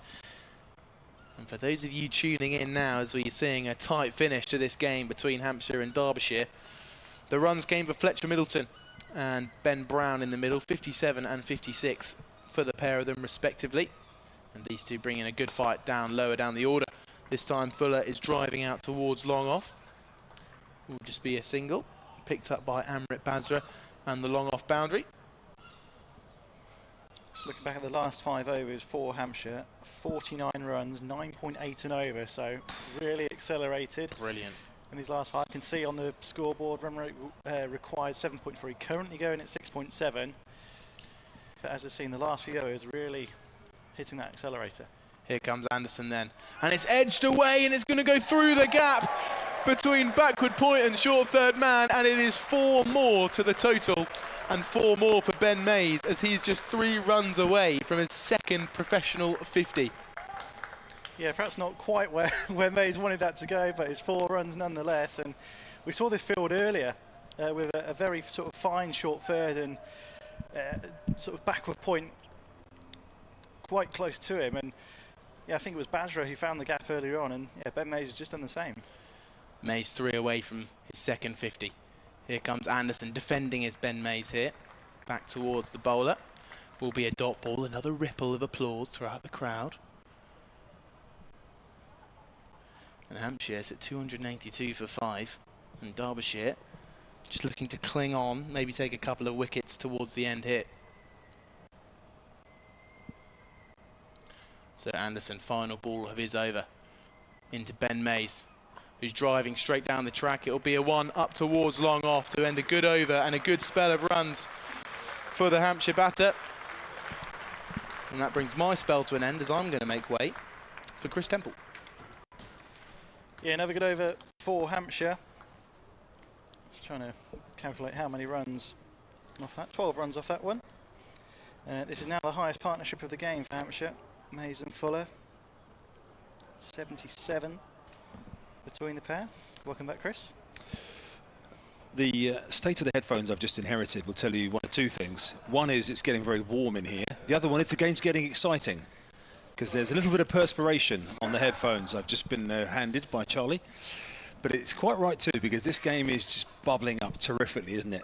This partnership between Fuller and Mays, both of them as well. I mean, we've seen both of them bludgeoning it to different parts of the ground here, taking responsibility. But it's Mays, you can see there, on 48 from 36, on the brink of a second half century in first team cricket for Hampshire, as we start a new over with Potts running away from us to Ben Mays on 48. Mays is driving that straight back down the ground. There is a fielder coming round from long on, fielded by Dull, and just be a single to take Mays to 49. Yeah, going well, these two. And think about it sort of more so in T20 terms now. 56 from 8 overs, or just under 8 overs now. You think that, well, yes, 5 wickets down, but you feel not fully comfortable, but reasonably so. Yeah, I think in the next, I mean, Derbyshire will you know, the longer this partnership's been going on, Derbyshire will be getting more and more concerned here as Potts is in to bowl to Fuller. He's got the short boundary away to the leg side, and James Fuller, as they go short again here. Umpire Gareth Cross is signalling 1 for the over. Everything that's short now that is missed by the batters. You've got the Hampshire fans who are getting more and more involved. As Kevin rightly pointed out earlier on, the game has started to engage them more in the last half hour. They're shouting for anything now short to be a wide. Yeah, there's been a few that have been close, and yeah, as I say, some umpires they might call them, some might not, and yeah, the fans getting involved. Use the home crowd, why not, here at Utilita Bowl on a beautiful sunny bank holiday Sunday tea time, as Potts is in once more to bowl to Fuller, who's swinging the blade at that one. It's not gone where he intended at all, and in fact it's gone back at the bowler, and Potts in the end has picked it up himself. I was looking over extra cover for that one initially, Wes. I was looking over there and then saw the bail had come off at the bowler's end. Oh, it hit the stumps, there you go. Oh, good spot from you. I was watching out the window rather than on the monitor in front of us. Just gives you that slightly better perspective of where the fielders are by watching the actual live action through the window in front of us. So this has been a good over from Derbyshire's point of view at the moment, because the last few have been costly, but this one just going for 1 so far, as Potts is in again to bowl to Fuller, swinging that away towards the short boundary. Don't worry about that one. That is sailing back into the seating. 6 more for James Fuller. And Hampshire moved to 290 for 5. And that boundary over that side of the ground wears away to our right. The leg side for the right-handed Fuller has always been in his firing line. Yeah, yes, it's a shorter side, but that has gone a long way back for James Fuller. 290 now for Hampshire. 50 more to win. As you can hear, the fans properly getting involved now, supporting the home side. There's going to be a change in field here for Nick Potts, I think. Yeah, they're putting the fielder Timrose back in the stand. Well, they are putting a man back in sort of cow corner kind of land there, wide mid-wicket. Now, the way the runs to win and the balls remaining have come together in the last few overs, 50 or 44, as in comes Potts again. That's Fuller and whipped away by Fuller out towards deep mid-wicket. They're thinking about 2. They're coming back for 2. Mays turned very quickly running to the danger end, and that again is good pressure to force the 2, which just draws the crowd in again, and Hampshire move 292 for 5. Yeah, a reminder that this will be Hampshire's highest list A chase since 2005. If they pull this off, they're still 40 runs away from that. The highest successful chase on this ground is 304 back in 2018. The record's tumbling here if Hampshire can get over the line. Wicket changes everything as Potts is in the bowl again to Fuller. It's short, he's pulling that way. There is a fielder out there. It's over his head. 6 more to James Fuller. Well, the fielder threw up his right hand in desperation out there on the boundary, Ben Aitchison, but couldn't grab it. He was a few yards inside the rope, and James Fuller takes 2 sixes. Look at the way that over has finished. 1 off the first 3 balls and 14 off the last 3. I think he's just palmed that over. I think he got a hand to that. He's running quite quickly, Ben Aitchison, and then perhaps misjudged it and palmed it over the rope for 6. I think he would have probably went for 6 if he hadn't got a hand to it, but yeah, what a finish to the over from James Fuller. Well, I thought the way he approached trying to catch it, the fact he was a few yards in from the rope meant he was confident of getting near it, but I didn't see the connection with his hand, which is a great spot from you, Wes, down there. So a tip over the bar for 6, and now 42 off 42. Yeah, run a ball now for Hampshire. Mays on 49. Just a reminder, as we were talking about various connotations throughout the day that didn't look that likely. Well, Gloucestershire have lost today. Worcestershire have Leicestershire 216 for 7, so Worcestershire look like they're going to win that game. So now, as there's a long conference going on off camera here, you're not missing anything. Brooke Guest is talking with his bowlers and other senior pros there, as you can see.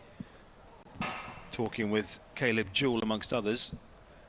So if Worcestershire were to lose to Surrey on their final game on Tuesday, then the group winner might well come down to Gloucestershire against Hampshire at Bristol on Tuesday. But Hampshire have got to see this one through to make that relevant. Yeah, as things stand, after Essex's win over Gloucestershire, they've now moved up into 3rd place. So Hampshire slipped down just slightly. Still level on points with Essex, although behind on net run rate.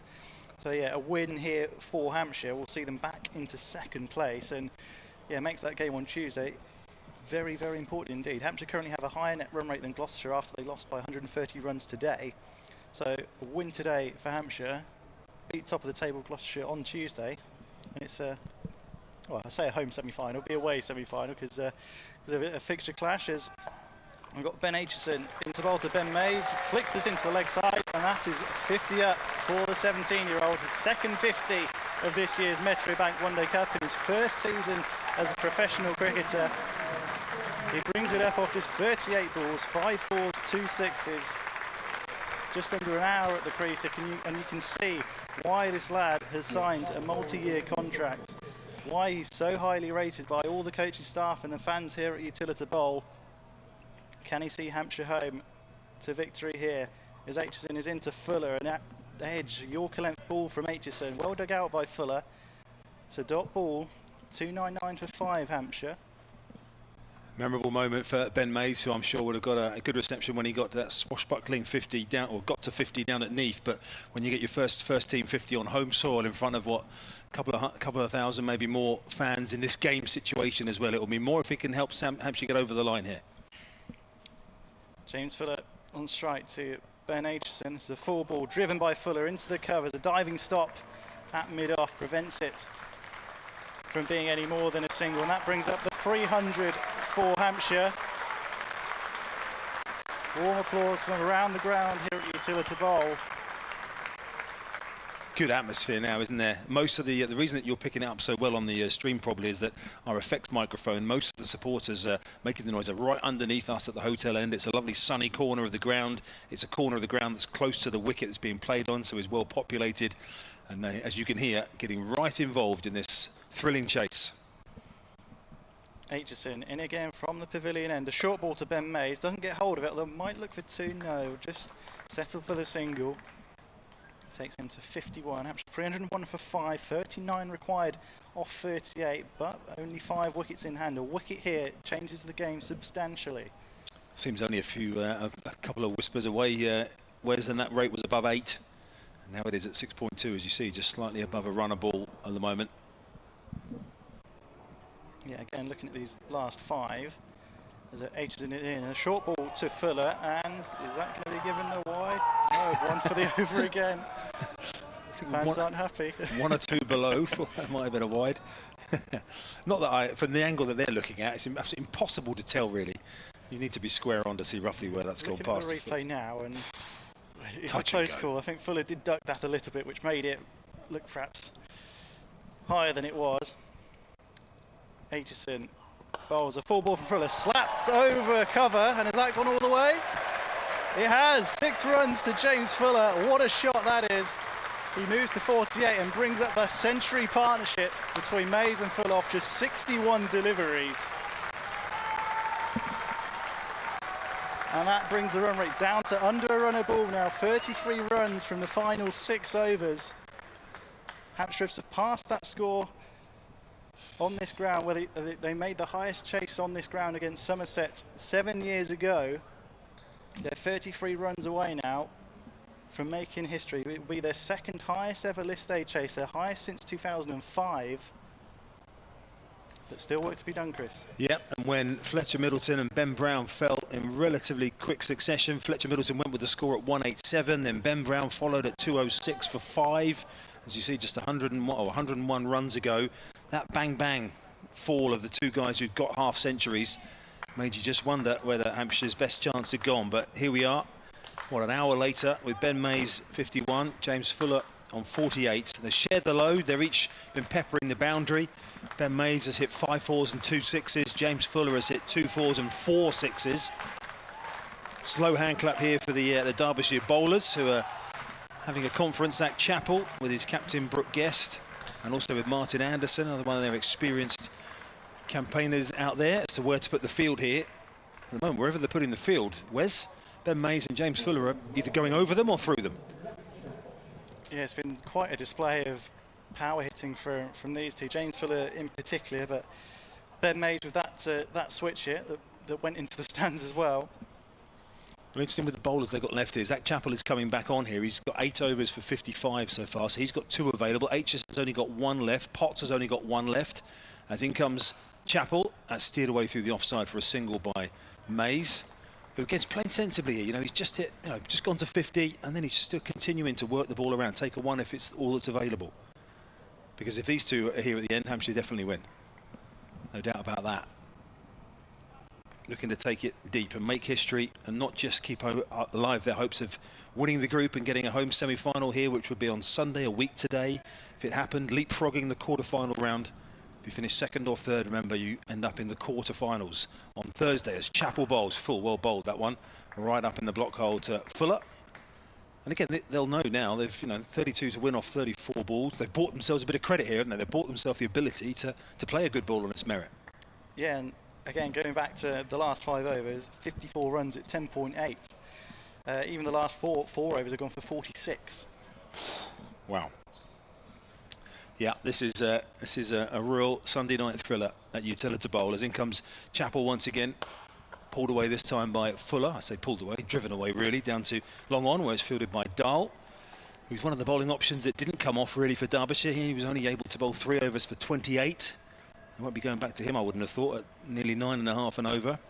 Joe Hawkins, the young spinner, has got a couple left. I'd be surprised if we see him again. Mind you, they've still got 5 overs to find, and they haven't got 5 overs in their frontline seamers left. So Martin Anderson, with his medium pace, might have to bowl again if it goes deep.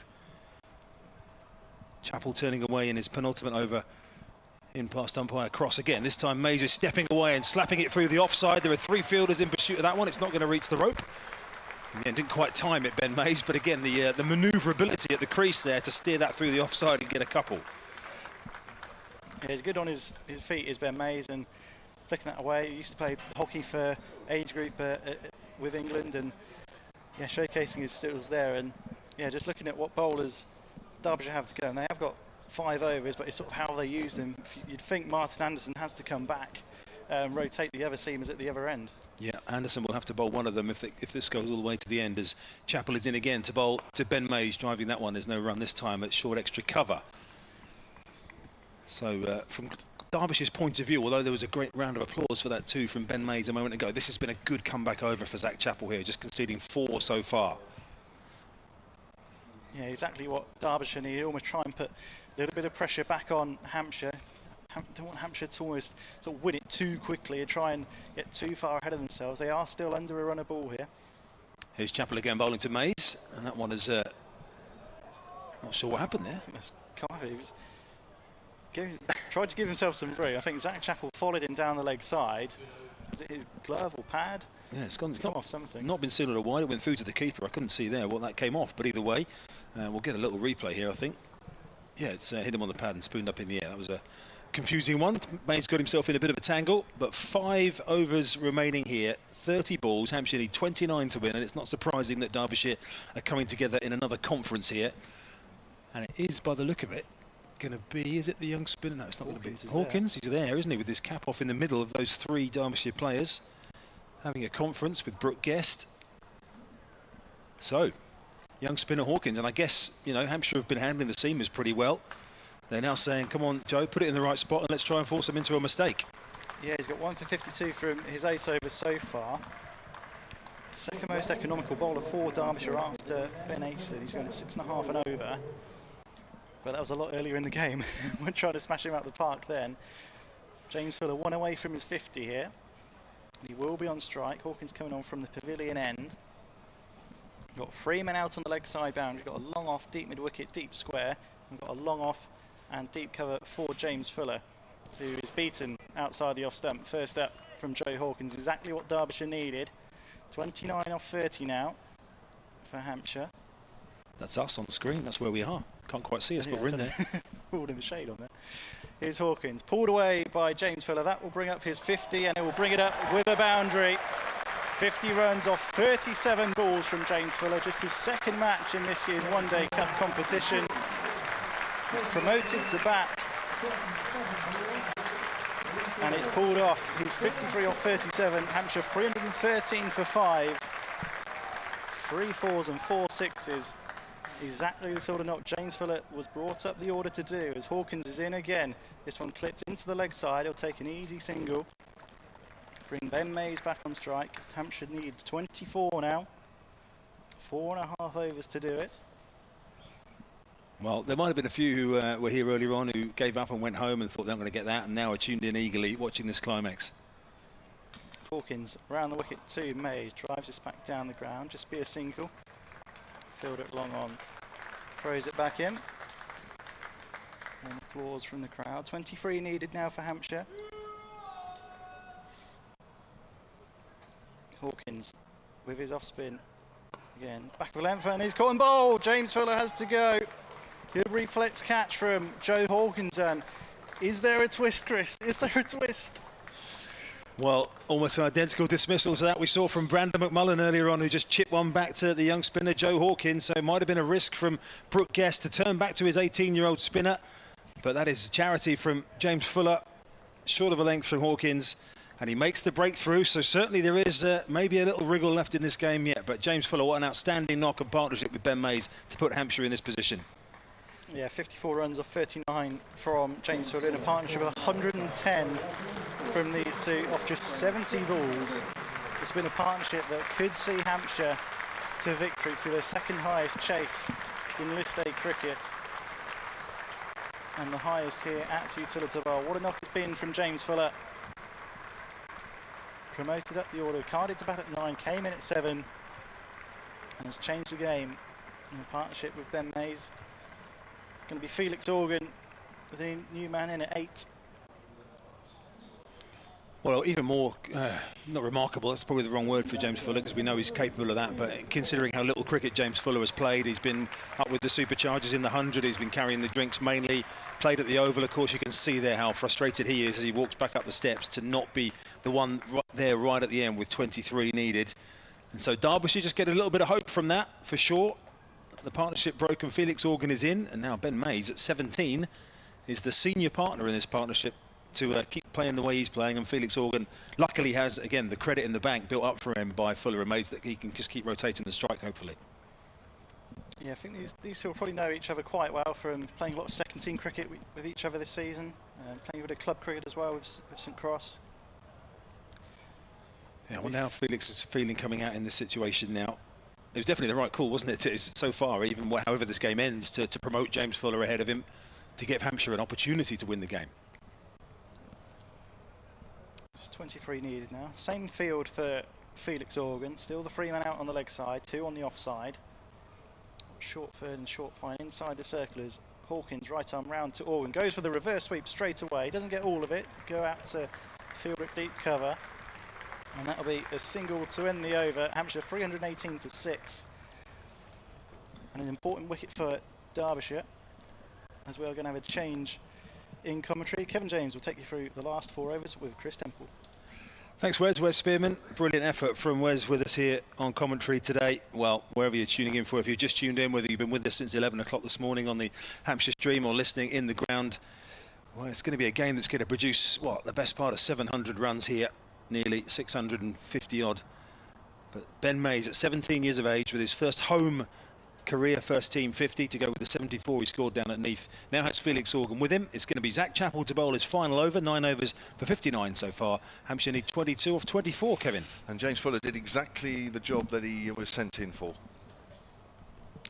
It's Glenn Chappell. It's not me bowling, but it's me on the commentary. As that's cut away, and is it fielded at short third? It is, but they'll come through for a single. And Organ moves on to 2. So the equation now is 21 runs needed from 23 deliveries. Yes, a partnership of 111 from 12 overs between Fuller and Mays. T20 rate, that, isn't it? It certainly is.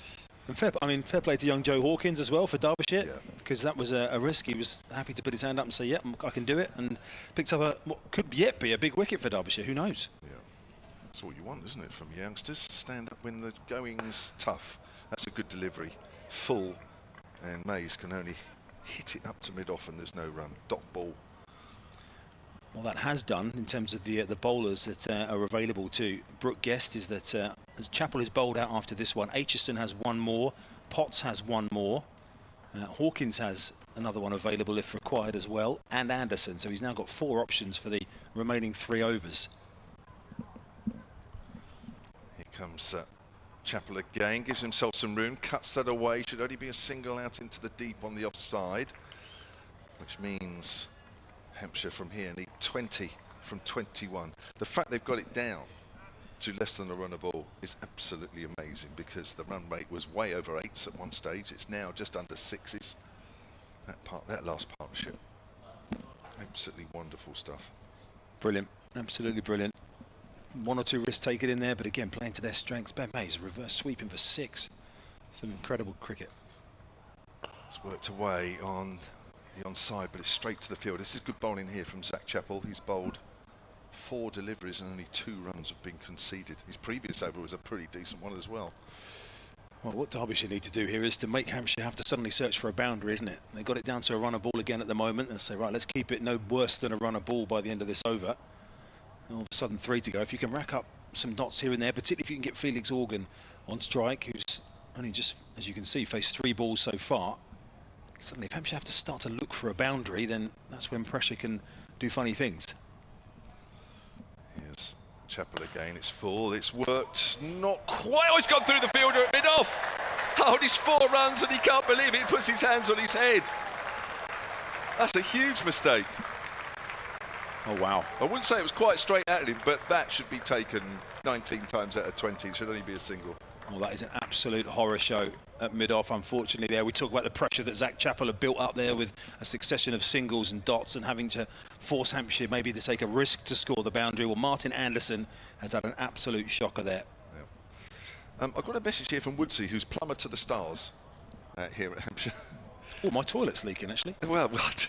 It's not one for now, is it? Well, it's not quite the moment for that, but anyway. 324 for 6 as Chappell's in. Bowl short, and it's just over the 3rd man. Now he's running back, and that's running away for 4. Felix Organ with 2 boundaries off the final 2 deliveries of the over. Well, there's some experience coming in at a really crucial time. Just helps it over the 3rd man fielder who's on the circle and has enough on it to take it to the boundary. 3 overs remain, 18 balls left, and Hampshire now need just 12. And look how an over can change halfway through. Look at the dot by dot there, or ball by ball on Chappell. 1-0, 1-0, 4-4 right at the end, which completely swings the momentum of that over back in Hampshire's favour. It's 12 off 18. Right, forgetting your plumbing needs for the moment, but Woodsy says that he's had the privilege of seeing Ben Mace come through the New Forest Colts, Lyndhurst, Langley Manor Cricket Club and Tottenham Ealing. Great lad, he says, great player. Can he give this a shout out? Happy to do that, of course. So, back comes Nick Potts, who we know has been going to the short ball mainly against Ben Mays, who's on strike here on 56 not out. Hampshire need 12 to win and to make history with their highest ever run chase, and Ben Mays has chopped that one into the ground. Highest ever run chase, I should say, in List A cricket on home soil. Any of Hampshire's home grounds. The 2005 C&G Trophy quarter-final when they chased 359 against Surrey is their highest ever List A chase, but this would be the highest ever successful chase on home territory, either here, Utilita Bowl, Northlands Road, any of the other Hampshire grounds. They've got 12 to get here. Mays has been absolutely outstanding, the 17-year-old. As Potts is in again, he's picked up a couple of key wickets. Potts, Mays is driving that out towards the offside. It's in the air, fielder's coming in, and it's pitched just in front of him. Some heart-in-mouth moments there around the ground as the ball died in front of Harry Kame. So what do we need here? 11 from 10? No, 11 from... What they've done is they put it on the screen 16, for you, Kevin, yeah, just thank to you help. very much. Yeah, well, I know you like to write the ball wobble down, don't you? yeah. That's one of your... I was just making an appointment with a plumber for you because it sounded a bit nasty. It's not severe, but it certainly is inconvenient, let's just say. Not as severe as it might be in that situation. Certainly, Hampshire have relaxed the severity of this situation at the moment, but still a job to do as Organ, again, it's good cricket from Felix Organ there, who's just happy to take a single up to long on. And doing that for another 10 balls will win it for them. Well, if I'm honest, whatever happens from here on in, I can't quite believe we're in this situation, and I'm sure Derbyshire can't quite believe it either. When Mays came in, what were Hampshire? 187 for 4 in the 30th at the fall of Fletcher Middleton's wicket. Yeah, and then pretty quickly lost Brown, didn't they, at 2-0. When Fuller came in. In comes Potts again, bowling to Mays, who's driving that up towards mid-off, no run this time. Fielded in that position by Amrit Basra, who batted very well with a little cameo at the end, which had helped to get Derbyshire up to this total, which has demanded history-making level of performance from Hampshire. Derbyshire at the end with Basra 34 of 15 at the end. Dahl came in and whacked a few late on as well, as some of Hampshire's bowlers toiled and went at 8 and 9 and over, but their batters have responded here. Here comes Potts again, 2 balls remaining of his allocation of 10 overs. Mays stepping away, giving himself some room. That's gone behind square on the offside. There's a fielder coming round, but he's not going to cut that one off. And 4 more to Ben Mays. And Hampshire all of a sudden move within 1 strike of a remarkable victory. Absolutely incredible. We said when he came to the crease, didn't we, that to rely on a 17-year-old who hasn't even played a handful of first-team games to get you over the line in one of your most difficult of run chases. Unbelievable. Well, he's absolutely thrived in the situation, Ben Mays, and how calm again. That's just play. He's not trying to smash the cover off that. He's just steered that behind square. He's played with such a mature head here, Ben Mays, and Hampshire are 6 away as Potts comes in to conclude his 10-over spell, and Mays drives that one out into the covers. No run, well bowled by Potts to finish the over. 2 to go. Hampshire needs 6 to win. Well, absolutely incredible. This last hour or so has been absolutely unbelievable stuff in a summer where batting in one-day cricket has, I think, reached new levels. Certainly the T20. Some of the hitting has been absolutely outrageous. Who'd be a bowler? But of course, in the 50-over stuff, it's a bit more of a slow burn, but no less exciting.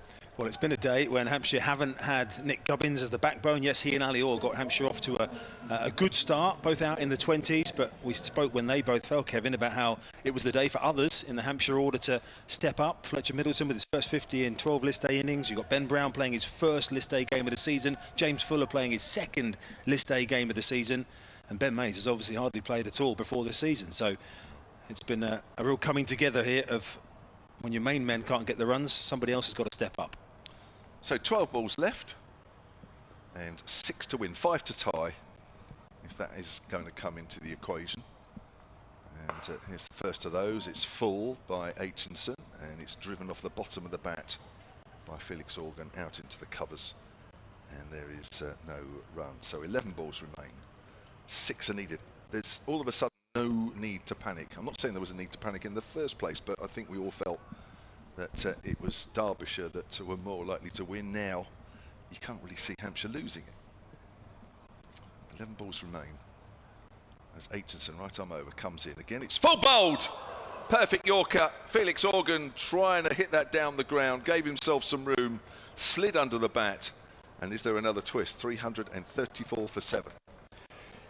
Every wicket that falls adds that little bit of sweat to the brow of those watching on, whether it's Hampshire batters, Hampshire supporters, anybody watching, Derbyshire fans who are clinging to a little bit of hope, watching on from wherever you may be around the UK. Well bowled by Aitchison, who has been the standout of the Derbyshire bowlers today, and that is third wicket, having dismissed both of the openers, Gubbins and Orr, earlier on. So Felix Organ, well again, it's a team is a amalgamation of component parts, and actually Organ, he's only batted for 8 balls there, but he's actually come in and done a good job in those 8 balls, isn't he? He wanted to see it through, but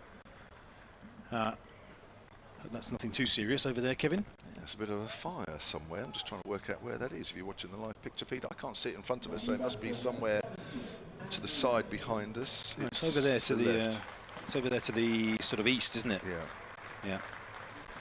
Hopefully it's just a very large bonfire in someone's garden. Yes. Anyway, here comes Andrew Neil, who won't have found himself in any kind of pressure situations like this. He will have found pressure situations in cricket like this, but not at a first team county level. Well, that's well bowled, Ben Aitchison, keeping his cool there. Not easy when the momentum is with the batting side. Just execute a plan. Got that Yorker absolutely perfectly. And I should imagine he'll be looking to bowl 1 or 2 more, or he should be. Bowls 1 or 2 more like that, and maybe the pressure might suddenly go back onto Hampshire for the first time for a little while. So Andrew Neil in at 9. Can bat, no doubt about that. I don't think there's any worries on that score, but it's just whether Aitchison gets these plans working again. It's full, it's worked away on the onside, slightly across the line, but it's a single nevertheless. Needed to get a bat on that one. Yeah, and doing exactly what we needed to do, get one and get Ben Mays back on strike. And again, here we are saying, get the 17-year-old back on strike, aren't we, to take charge of the situation. It's mad, isn't it? Yes. Absolutely crazy. How many times has that been said down the years? Well, It's professional clubs. Get the 17-year-old on strike, quick. There were some oohs and ahs from Aitchison and the Derbyshire fielders as Neil played that last one across the line, but he saw the gap and manipulated the ball into it. 5 needed from 9. As Aitchison's in, bowls to Mays, slightly more of a length ball. Mays can't quite get it past the fielder at mid-wicket. Again, no need to panic. I think I'm doing more panicking. I was going to say, when 17-year-old. when are you starting to panic? You're not yet. I have been most of the innings, if I'm honest, because we knew that Hampshire would have to bat really well here, and maybe in a way Derbyshire in this situation because maybe their bowling lineup hasn't quite been functioning as it should have done in this competition. But they're still in. They're still in there as Mays hits it out on the offside. There'll be a single. No panic. I think he's as cool as a cucumber out there, Ben Mays. He's certainly cooler than me. 4 needed, 7 balls remaining. What would you do here? Would you take the single on off? I think you have to, don't you? Just got to take what's on offer. If you chip away at that 4, you've done 25% of the work if you get that. I think Ben May, hopefully, I mean, again, without knowing exactly what's going through Ben May's mind, hopefully, you know, Jimmy Adams has said to him, sent him out there and said, imagine this is the under-17s. This is not a first team game. Just bat the numbers on the board, bat the situation, try and take everything else out of it. And Mays has certainly batted as if he's doing that. So here we are, last ball of the penultimate over. Aitchison gets it full. Neil drives. It's gone out on the offside. He will keep the strike. And that is a single to end that over. That's a pretty good over from Aitchison. Just the 4 runs off it. He picked up the wicket of Felix Organ. Whether that's enough for Derbyshire at this stage, we'll wait and see. But with 3 runs needed, there are 6 balls left in the game. I think if you'd offered Derbyshire about 4 or 5 overs ago to say it's going to go down to the last over, they'd have bitten your hand off for that, wouldn't they? It wasn't looking like it was going to. Maybe 30 runs ago, when Hampshire needed 30 off 30 and James Fuller and Ben Mays were in full tilt. So it is the final over. There is going to be a little bit of a conference here. The final over is going to be bowled by Martin Anderson, isn't that? It's got to be, yeah. He's the only one with any overs left. So Anderson with his medium pace here. We've had Brooke Guest stood up to the stumps, who's a very, very nimble gloveman and will be ready to capitalise if Hampshire are over-aggressive here and might stay out of their ground. Here comes the chat between Mays and Neil. Remember, before this season, hadn't played a first-team sorry, before the start of this competition, hadn't played a first-team game for Hampshire between them. Yeah. Incredible. I just had an email about that fire. Roger Arthur thinks it's a fire on the Isle of Wight. Well, that showed up, didn't it? That is a long way away. It's not, well, behind us to the left, it can't be the Isle of Wight. The Isle of Wight's more to our front, so I think might have got the geography wrong there. Unless the Isle of Wight's moved on to the mainland. Well, maybe it's a bit like the scoreboard, it's sinking and sort of slanting away somewhere. So here we go. Brooke Guest, actually the keeper, is standing back now. He was stood up to Martin Anderson earlier on. You can see they brought a fielder in here on the drive, on the on drive there, just to the right of the camera shot. 3 required for Hampshire and a history-making victory as Neil swings that away towards the leg side. That might be it. It's running away to the boundary. And a history-making win for Hampshire here at Utilita Bowl. Their highest ever List A winning run chase on home soil. They've taken down Derbyshire's total of 339 for 5. They've done it with 5 balls to spare. And the 17-year-old Ben Mays, 62 not out from 53 balls, is there at the end to see Hampshire through as Andrew Neil hits the winning runs and bludgeons that full toss over the leg side. It's been a remarkable day's cricket, and Hampshire's hopes of reaching the semi-finals direct of the Metrobank One Day Cup are still alive and roll on to Bristol on Tuesday. What a game. What a game, made extra special by a 17-year-old who was probably the coolest man out there, never seemed to panic, looked like he'd played an innings like that every other day of his life for the last 10 years. I think Derbyshire will be disappointed, but even so, they've contributed to what has been an amazing game here at a very warm Utilita Bowl. I don't think too many of us thought that Hampshire would get there. History was against them, but they have made history, and that has been a magical win, worthy of getting out of the groups and getting into the qualification places. So it's not all quite in Hampshire's hands at the moment by the time we get to Tuesday, because Leicestershire are 249 for 8 against Worcestershire, so it look like Worcestershire are going to win that game. But this does give Hampshire now a fighting chance. It means they could catch Gloucestershire at the top of the table, who've lost heavily at Essex today, and that result there will have done a lot of harm to their run rate as well, which could well come into it by the end of the competition as well. So Gloucestershire top of the table on 24. If Worcester complete that victory, they'll have 22, and Hampshire now have 20. Worcestershire play Surrey in their final game on Tuesday as well, Kevin. It's a thriller. It certainly is, but Essex not out of it either. No. Because if they win their last game, they also get to 20 points. So it is all to play for in 2 days' time. Wonderful commentary. Thank you, guys. Thank you to Wes Spearman. Thank you to Charlie Harmon. Chris Temple, thank you very much. Great calling, especially the last over as well. Hope you've enjoyed that. We certainly have. And, well, we'll hopefully do it all again soon. A lot depends on what happens on Tuesday.